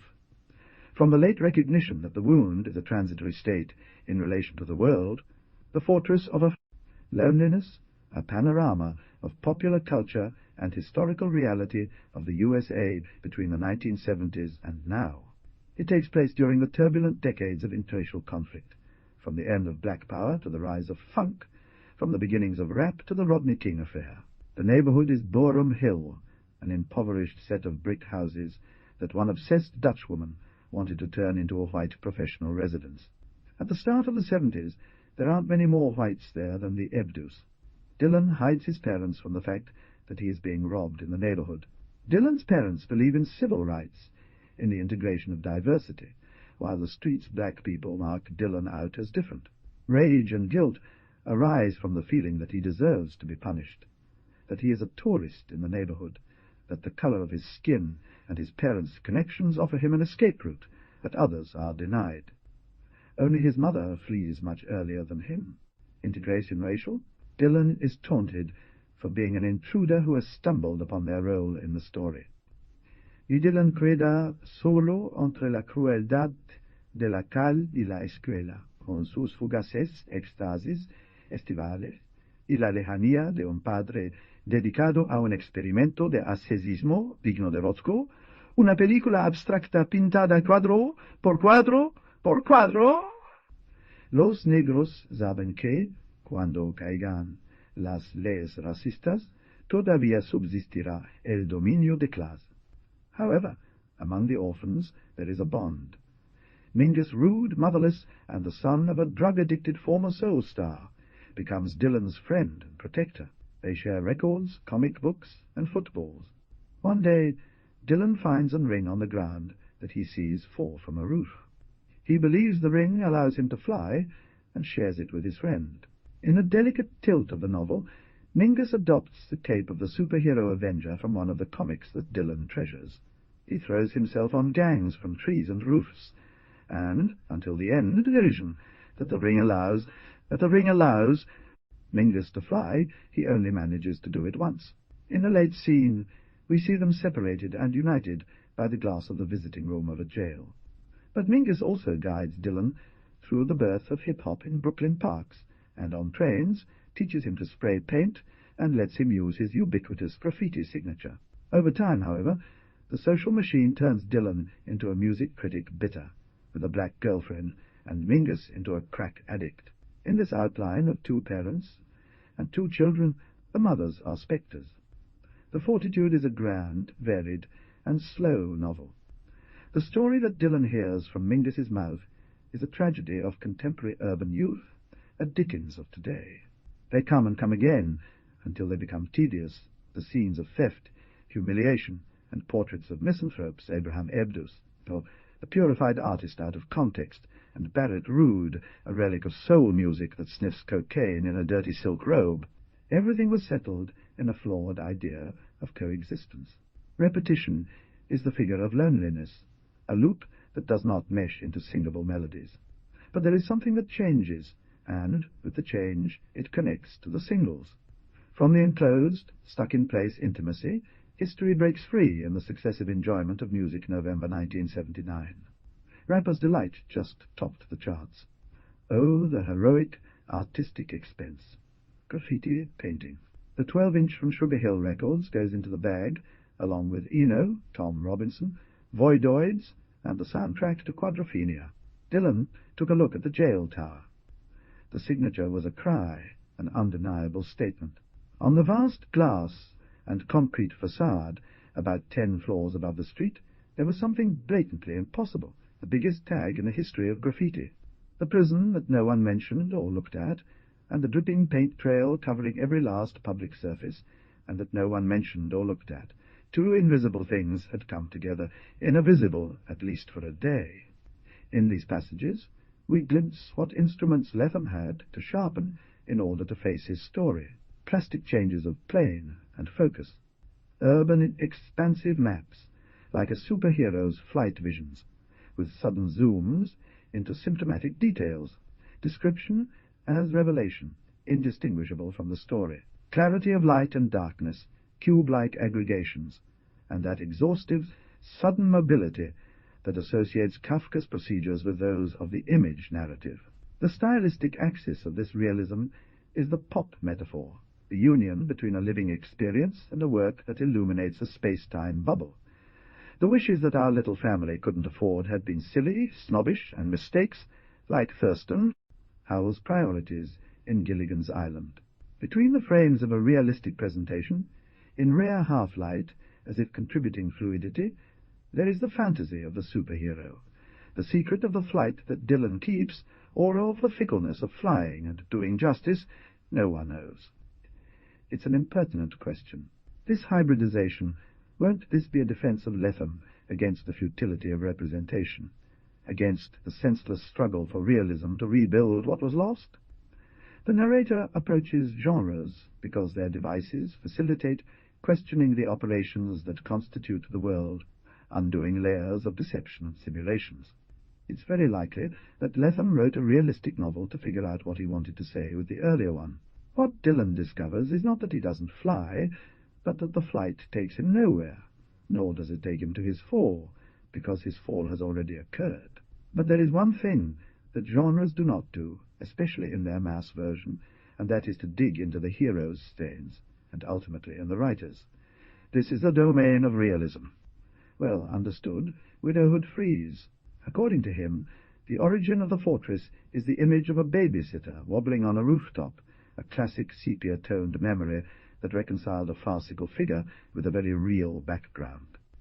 Discover that widowhood is not the absence of parents who validate the project we are from birth. It is the intuition that the project we are still controls us and condemns us to catastrophe. At the end of the novel, driving a car down a road with no destination, Dylan, who no longer wants to flee from his wound or pretend he is flying, puts on Brian Eno's Another Green World and realizes that the innocent secrecy of that record conjures and inhabits an intermediate space. Why not? It's fragile, you are ephemeral. In his memory, on the other hand, an intermediate space has the width of a summer night before school starts, from the music of a scratched record player to a street cable. Dylan realizes that, forced to make his life into a life, the bourgeois in which he has been fulfilled is the scar of a dream, and that this dream, the utopia, is a show that always closes the night of its premiere. But between intermediate spaces, perhaps life in a loop is not bitter. Nothing bitter if, on the fatal script, you improvise.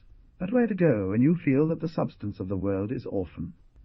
In the classic coming-of-age novel there was a game, a learning, and a return that consummated the person project.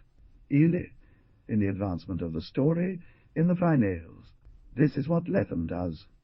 If the realistic novel will always run the risk of remaining the bourgeois genre, now consolidated by the world triumph of the bourgeoisie, if the remains of their experiences of self-destruction are today reversed in gloomy luxury constructions, then the only way to take away from it is to intervene there where conditioning plasmates more effective. He leaves his characters in the accord between circularity and improvisation, which is a mode of change without end, without remedy, but free from the yoke of development. With the fortitude of solitude, the Bildungsroman is transformed into a novel deformation. Carefully, but without spending on suppressing the fatal caprices of the writer, he chose always suitable ground for the novel, and proceeded step by step. David Markson, in the basement David Markson, born in 1927, undertook a comprehensive task of excavation, preservation, and restoration of historical ruins of art and literature. As a combination of university study and editing work with popular little books had trained him in the knack, he wrote 2 detective novels and one about cowboys, both of an elaborate but elegant grossness, which sold well enough to pay for 5 for 5. Years' absorption, 2 of them in Mexico, in a house on his admired Malcolm Lowry. In 1970 he published a carnival-style novel, teeming with nods, about a floundering womanizer and a mature love. Then he published his poems gathered together. In 1977, a story of Eros and Thanatos among Yanks in Mexico, with a round plot and a stream of consciousness à la Faulkner. But Markson continued seeking an extreme form for the survival of the novel. As if he had been enlightened, he then concentrated all that he knew about imaginary lives and real lives, and works in the persistent rambling of a single character. It was a legendary achievement. Wittgenstein's Lover got 54 rejections from publishers. It was finally published in 1988, and today it is a work loved by letter-hurt people who find in it the incomparable experience of pain of soul, and pleasure of pain of soul, and pleasure of text. Playfulness.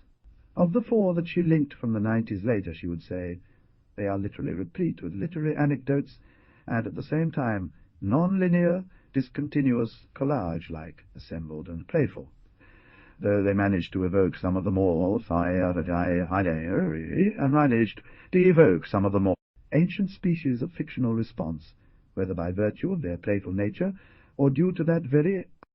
In 2010 he died.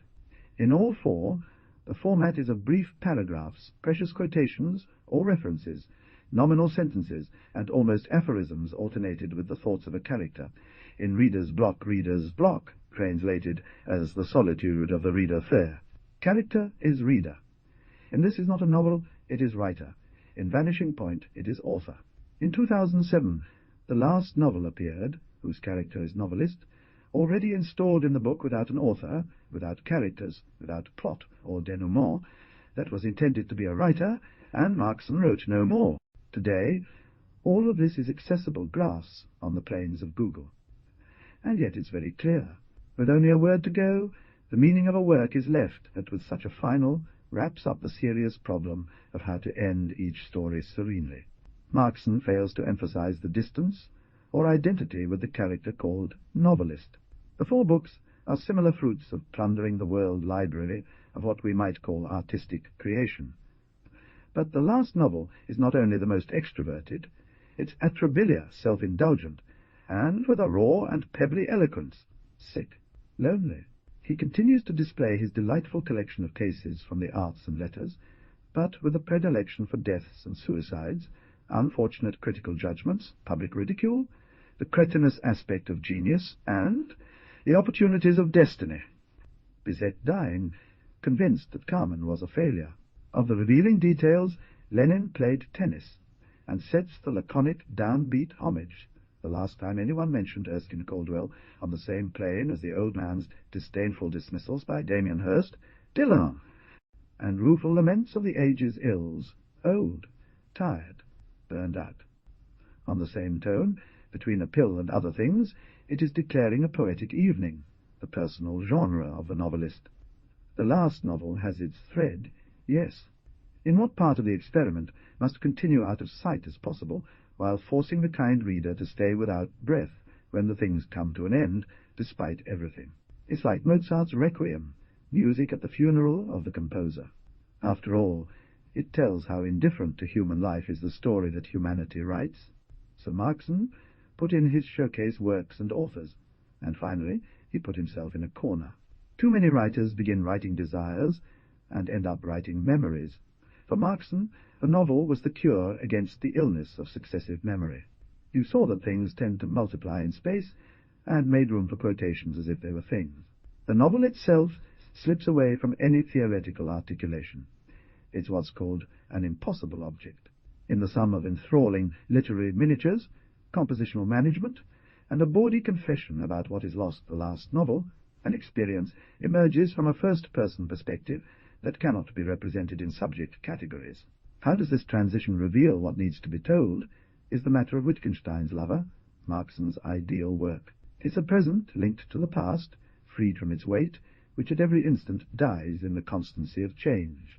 As if once again Baudelaire's lantern shone on the transient, the fleeting, Why would there be anything to tell? In general, the cause is anxiety, and urgency to unload. For Kate, the heroine and narrator of the novel, the issue is getting rid of baggage. Logical discontinuities about transportation, apparatuses, provisions, and so on. At first, the problem was material, because Kate found herself alone in the world after the inexplicable disappearance of all humans or animals, or she believes that she is the only one in the world, or imagine that, and with all the abandon material in the middle of the process, her tours of America and Europe, looking for someone else, faced the marvelous situation of a novel, the fantasy of absolute loneliness, a body busy with survival and a consciousness that wishes to shorten, that is up against memory, its traps and its weaknesses. But the things of this world, whether the ruins of Troy, a history book on baseball, or the cassette of a car with an aria by Bellini, rouse thought which does not concede or lighten up, even though Kate is settled in a house on the coast of a house on California,